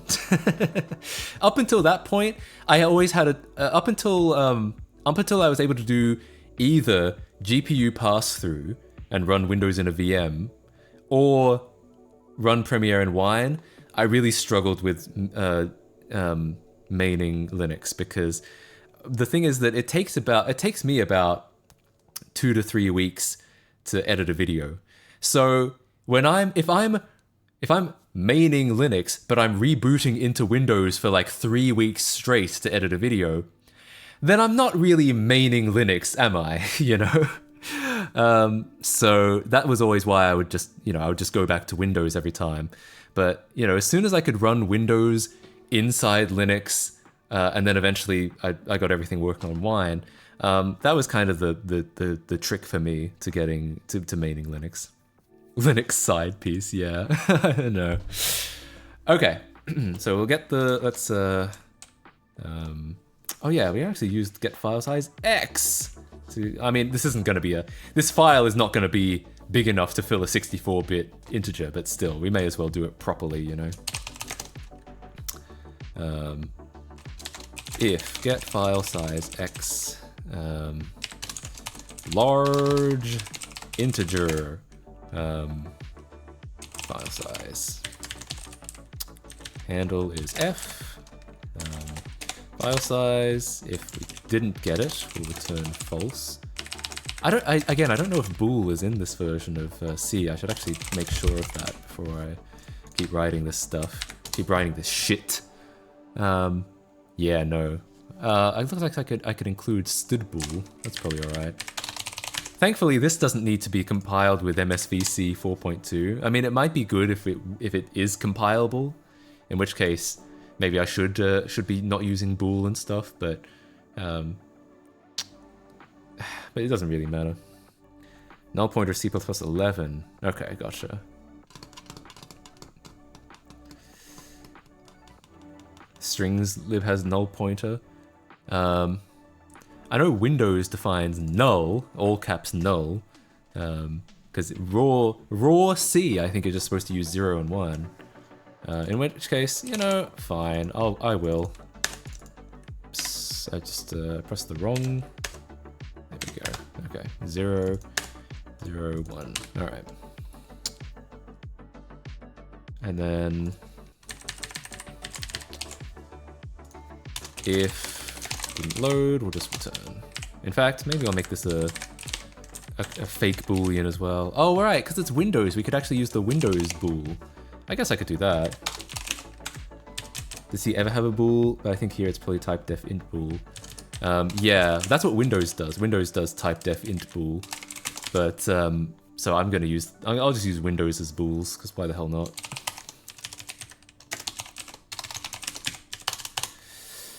Okay, I'll get the file size. If file size, actually, how do we use large integer? I know it's a union. I've looked at this before. It's a union with a, yeah, quad part. I'll just use that. If file size dot quad part. Actually, we don't really need to check it. I'm just gonna malloc blindly. My plan is to just to save the binary data straight to disk, which is, you know, kind of rude, but it's a fairly C thing to do.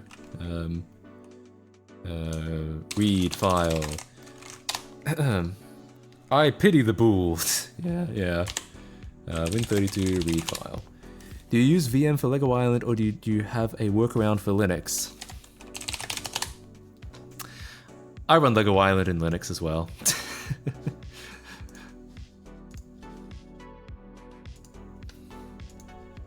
Just have to wait for it to fucking load. Here we go. Hell yeah. This is running through DXVK, so technically it's running Vulkan in Vulkan right now. It's running through DG Voodoo, which wraps it up to Direct3D 11. And then it's running through DXVK, so technically this is running in Vulkan right now, which is kind of funny. Through Wine, right? Yep, through Wine. Is there a prefix? I always have, I generally put, anyway. I generally do put every single app into a separate prefix just for like neatness. So yeah, this is in a specific Lego Island prefix.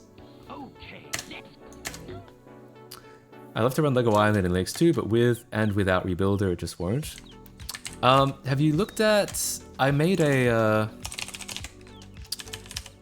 If you go to legoisland.org, getting started, a week ago, I added some extra information for running Lego Island or in Wine.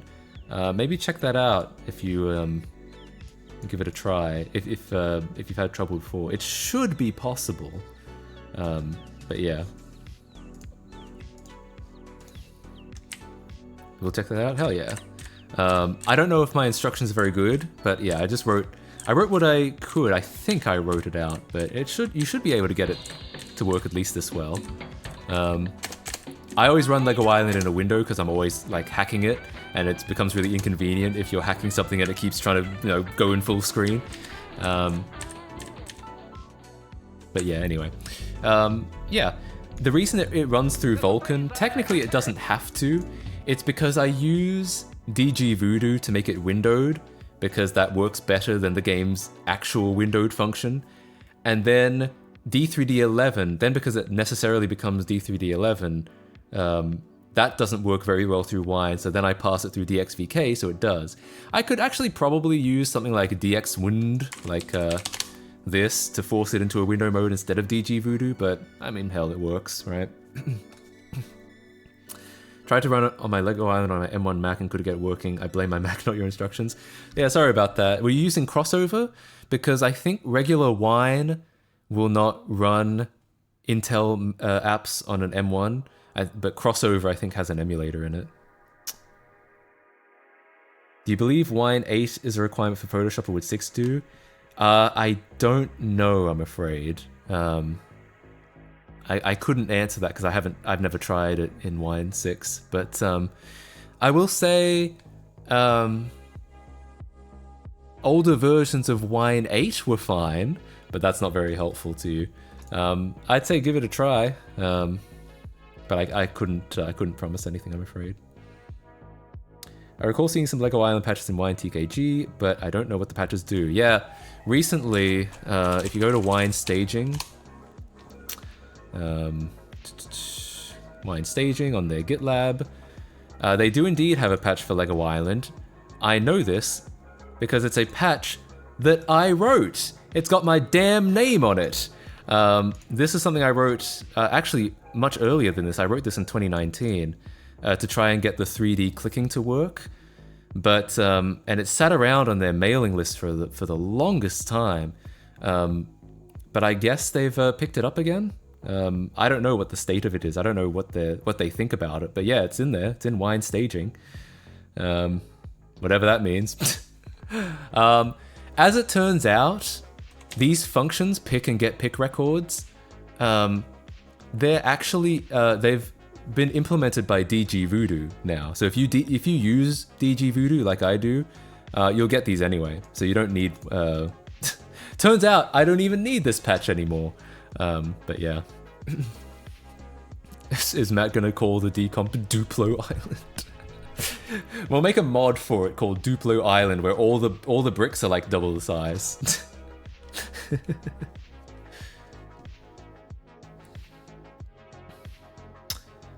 Alright, so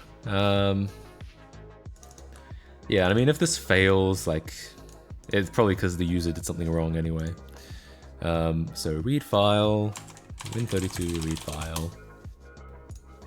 And it's only a 32-bit app, so in theory it can only address 4 gigabytes or only address 2 gigabytes, I think, on Windows. So it can't allocate that much, really. Alright, we're gonna read the file. F. The buffer is injections. Number of bytes to read is going to be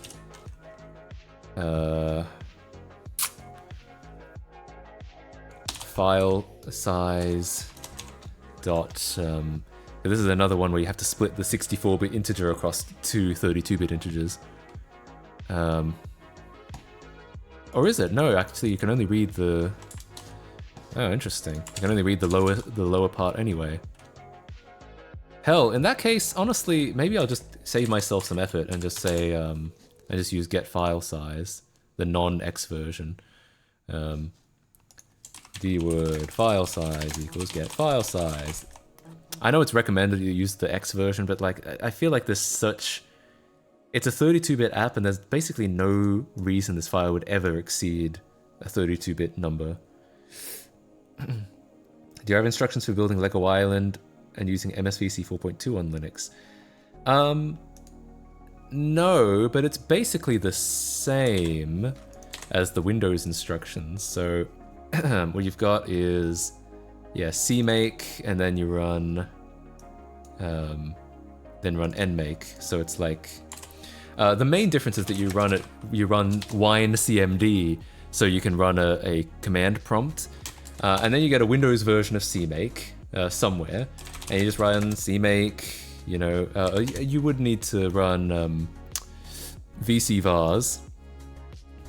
So you run CMD, you run VCVars, make a build folder, CMake. Yeah, basically this. So yeah, they're basically the same. The main difference is just that you run wine CMD, and you need a Windows version of CMake.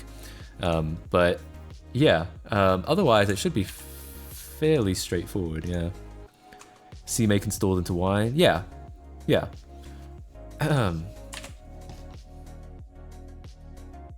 Okay, where was I?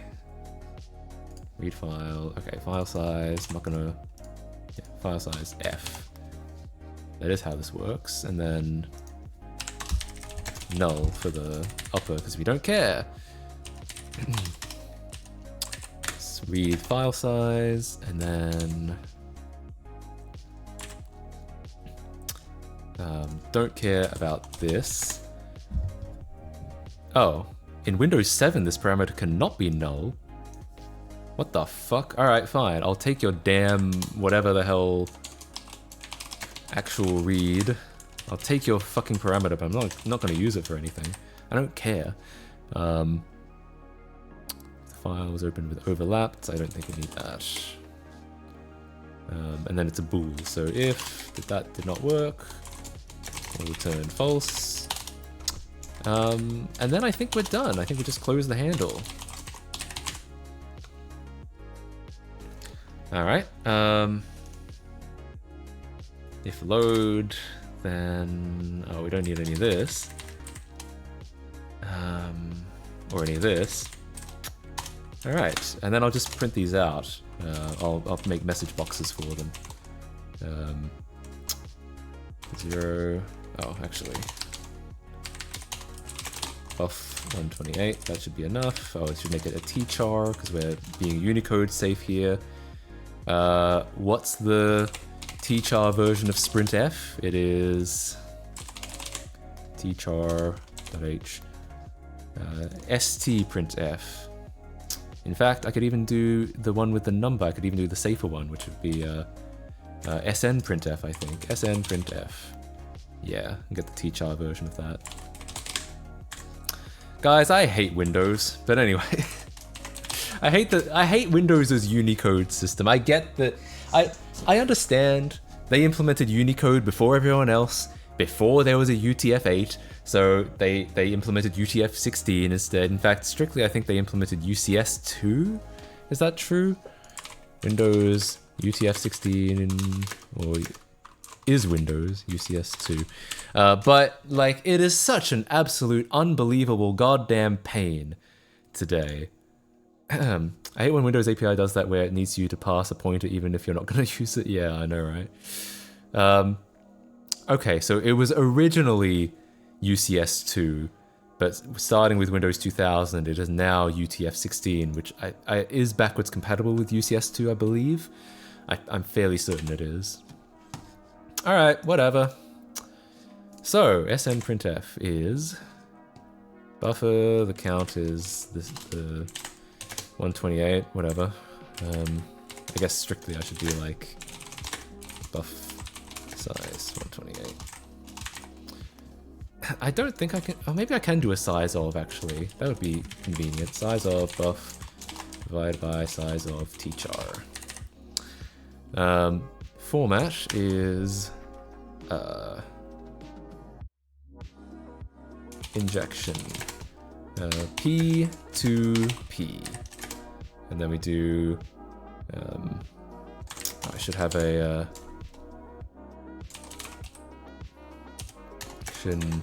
inj equals injections I, inj original, inj what is it? It's recompile.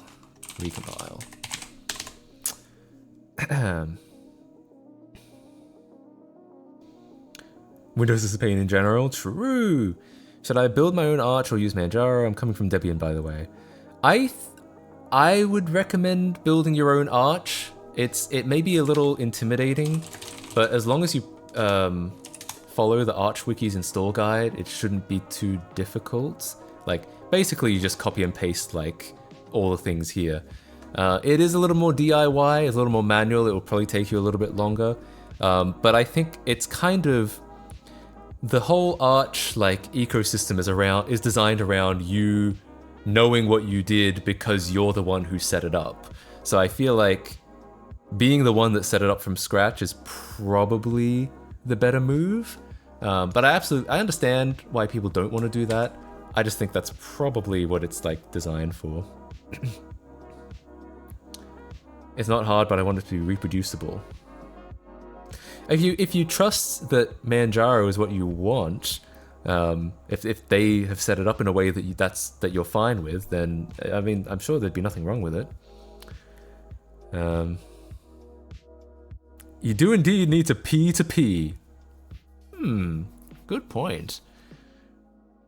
if you really don't want to install Arch, go for Endeavour OS. I've never used Endeavour OS. I actually don't know much about it, but sure.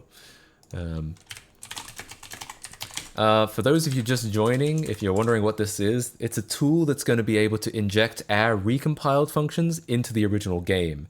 And the idea is that we can then test out, not only test what we've decompiled in real time in the context of the original game, we can also start to make modifications. We can start to, like, if we want something to behave a little bit differently, we can decompile that one function, re-inject it, and we've got our own code in there now. So it should be, I believe in theory it's all doable. It's a little complicated to set this up, but I believe it's all doable. So that's basically the idea. All right, so I'm going to create now the file, and we're going to throw in some Easter eggs. Basically, I'm just going to say 69 and 420 over and over again. I'm doing it in Little Endian because that's how it's going to read it. All right, and at the very end, I'll go. I'll just make them all 69.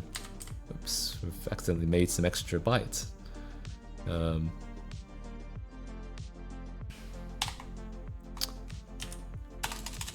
Okay, that's fine. So I'm going to save that in my wine prefix. Oh, I guess we're just using the generic prefix for now. That's fine. Users match temp. This will be isle inject.cfg, and we should be able to see this come through when we test this. As soon as I figure out as soon as I figure out what's actually wrong. This is definitely wrong.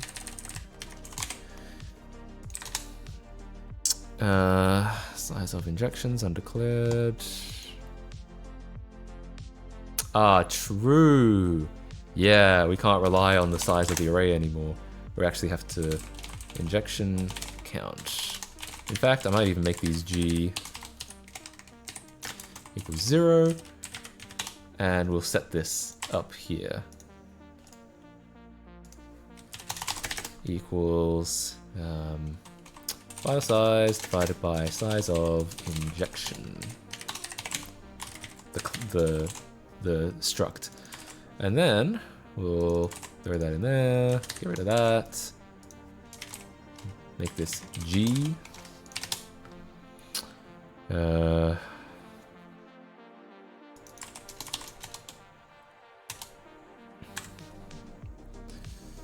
on, so we've got some stuff up here.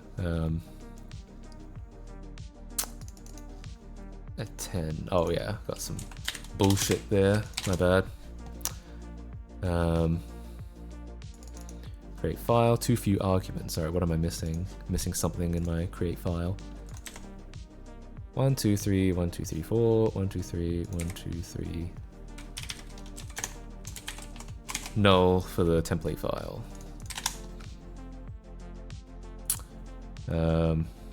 Injections, yes, I didn't rename this. G injections equals that. I guess I'll do a check for the, like, if the malloc fails. Oops. That way we're just not, we don't barrel on reading into unallocated memory.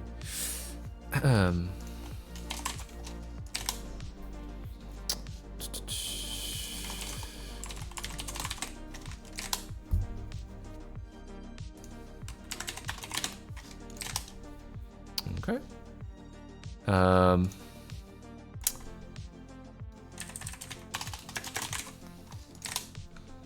All right, cool. And then at some point we should see all 69s and 0. And I think that's it, yeah, all 69s and 0 at the very end. Cool, good stuff. Little Indians. No, we're not talking about Indians, okay? I'm not want to make any comment on any Indians, okay? I'm not making any comment on the size of any Indians, okay?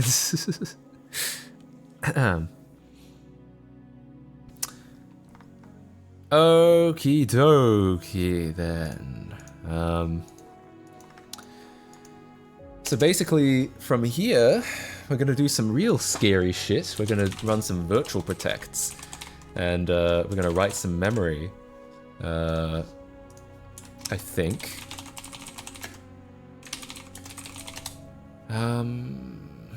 Yeah. We might not actually need to do virtual protect, but it's probably the smart thing to do. Inj original. Size of LP void, which should be 4 at all given times, but you know, it's better not to hard code a number. The new protection is going to be... We need to be able to write to it, essentially. Yeah, read write, that's probably fine. And then the old protect, we're gonna need to grab the, yeah. Old protect. And we'll store that protection later on. So, if that works, and then, yeah, the end, original, oops, original, size of LP void, old protect. That I believe is permissible because this passes by value, so it'll copy the value before it even passes the pointer to it.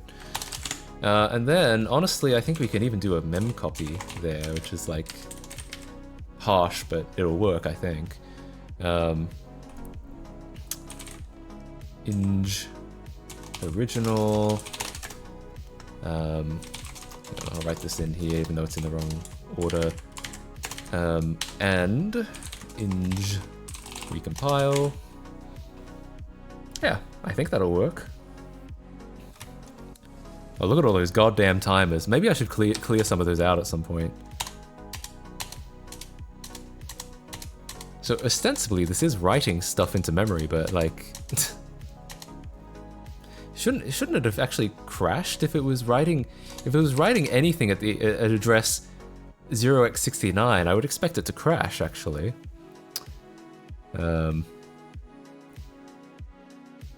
Virtual Protect is also one of those that needs you to pass a point you're probably not going to use. I know what you mean, but I am actually going to use it here just because it's just because I may as well. I'm surprised it's not crashing, but maybe it's because it's in Wine. Maybe it would crash on actual Windows. Maybe at the end I'll be like,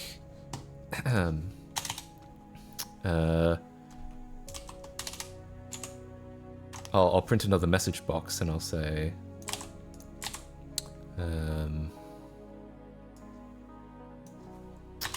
data at OX69 P, and I'll cast it to a D word. Stop saying the D word.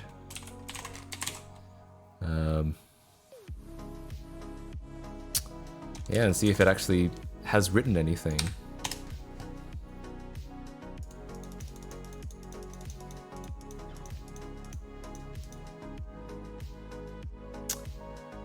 It must not be actually updating, right? Like, what if I ninja clean and then ninja rebuild? Strange. Oh, maybe. Oh, I bet what's happening is the virtual protect is breaking. The virtual protect is probably just returning false. Okay, that makes sense. I get that. All right. Cool. I mean, that's kind of the injection bit done. The next bit is Python, where we would need to... Okay, so just to summarize, for anyone who's following along at home,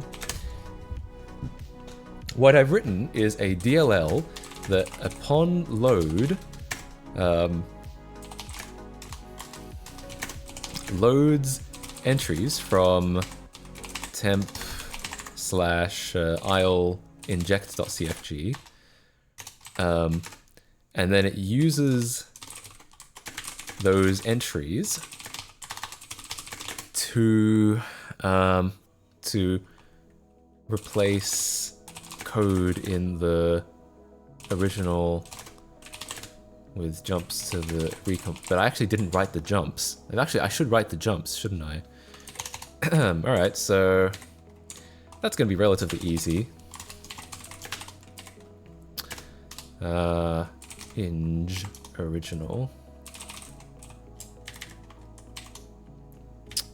Oh, actually, I'll say char pointer equals inj original.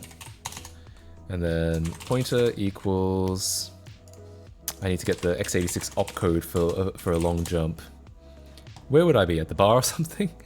For those following along in the bar, it's E9. Oh fuck! And jumps are relative as well. That's so annoying. All right, because OX E9. Then we need to get a relative address. So what I'm going to do is I'm going to say size t relative. Because size t should be the size of a pointer. It should be, not that we'll ever need this, but I'm just writing this to be correct. It'll be 64-bit on a 64-bit computer, and it'll be 32-bit on a 32-bit computer. Equals inj recompile minus inj original plus 5. It has to be plus 5 because it's relative to the end of the instruction. The instruction is 5 bytes in size. So, that's pretty much it. Does it start loading the functions into the same addresses or new memory? Our recompiled functions will be in new memory, but basically this code will jump. Basically, when an original function is called, the first instruction will just jump straight to the recompiled function. So, and as long as everything is set up correctly, as long as the calling convention is all the same, that should be valid. Because then when that function returns, it'll just go back to whatever called the function to begin with. But yeah, it's yeah, it should work. But what if I wanted to run it on Itanium? I think you won't have much luck, I'm afraid. Sorry. Okay, so now uses those entries to replace code in the original with jumps to the recompiled functions. And that is literally it. That's literally all it does. Yeah, that's all it does. I mean, that's all it needs to do. But, so what we're going to need to do next time is we're going to need to write a script. And this is actually the complicated part, to be fair. We need to write a script that will it'll create... Alright, so next time that will provide a simple GUI to allow users to pick and choose which functions to inject. Then use PDB to locate where recompiled functions are. Now use source code to locate where original functions are, because we list all the original offsets in the source code. And then we use the PDB to locate where the recompiled functions are. Construct injection map, or ilinject.cfg. That's going to be the base functionality. Oh, and then launches il.exe and forces injection DLL, forces it to load injection DLL. So, and then that will do the actual injecting. So that's the base functionality. But what we also probably need to do, and this is probably going to be the most complex part of all, is locate in recompiled functions where original functions are called. If the original function being called is not selected as one to be injected, replace it with a call to the if the function being called is not, hang on, I'll word this a little simply, being injected, replace it with a call to the original function. And the reason we need to do that is because if you're writing Lego Island code and you want to call like the main game master object, you call Lego. Now, our version of the Lego function is going to point to something that doesn't exist because it didn't get created through our code. So we need to be able to locate the Lego object that was created by the original game by re-injecting this function back into the recompiled function. So, this is probably going to be the most complex part of all. We're probably going to have to use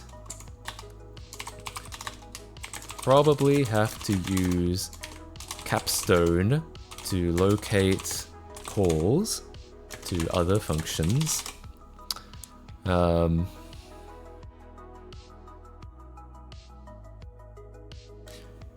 like a simple trainer. It's certainly similar to a trainer in the way that it injects stuff. It just has to fit into our code base properly, essentially. Try some trainer maker apps. Some have tutorials. I mean, I've already kind of made one. If you count Lego Island Rebuilder, I guess it's not technically a trainer, but it does similar injection. It's more, the important part is more just the fact that it needs to, we're injecting large parts of the game wholesale. When's the next stream? Okay, so, do I have a calendar on here? I guess this will do. So it's currently Friday for me. Next stream should be Monday. So if for you it's Saturday if you're in Australia, then it's going to be Tuesday. But if you're in the US or Europe, then it should be the 20th. Okay. Discard. So yeah, that's essentially what we've done today. And this is also going to need to provide backwards injection DLL will need a way to take inverted injections. So not just jumping from the original to our recompiled function, but also jumping from our recompiled function back to an original function. Tuesday, hello Tuesday in there. Is Naughty Dog remastering The Last of Us Part 2 a good idea? My reply is no. True. Okay, so yeah, I think I'll finish up for today. Let's see if there's anyone I can raid you guys off to. Oops.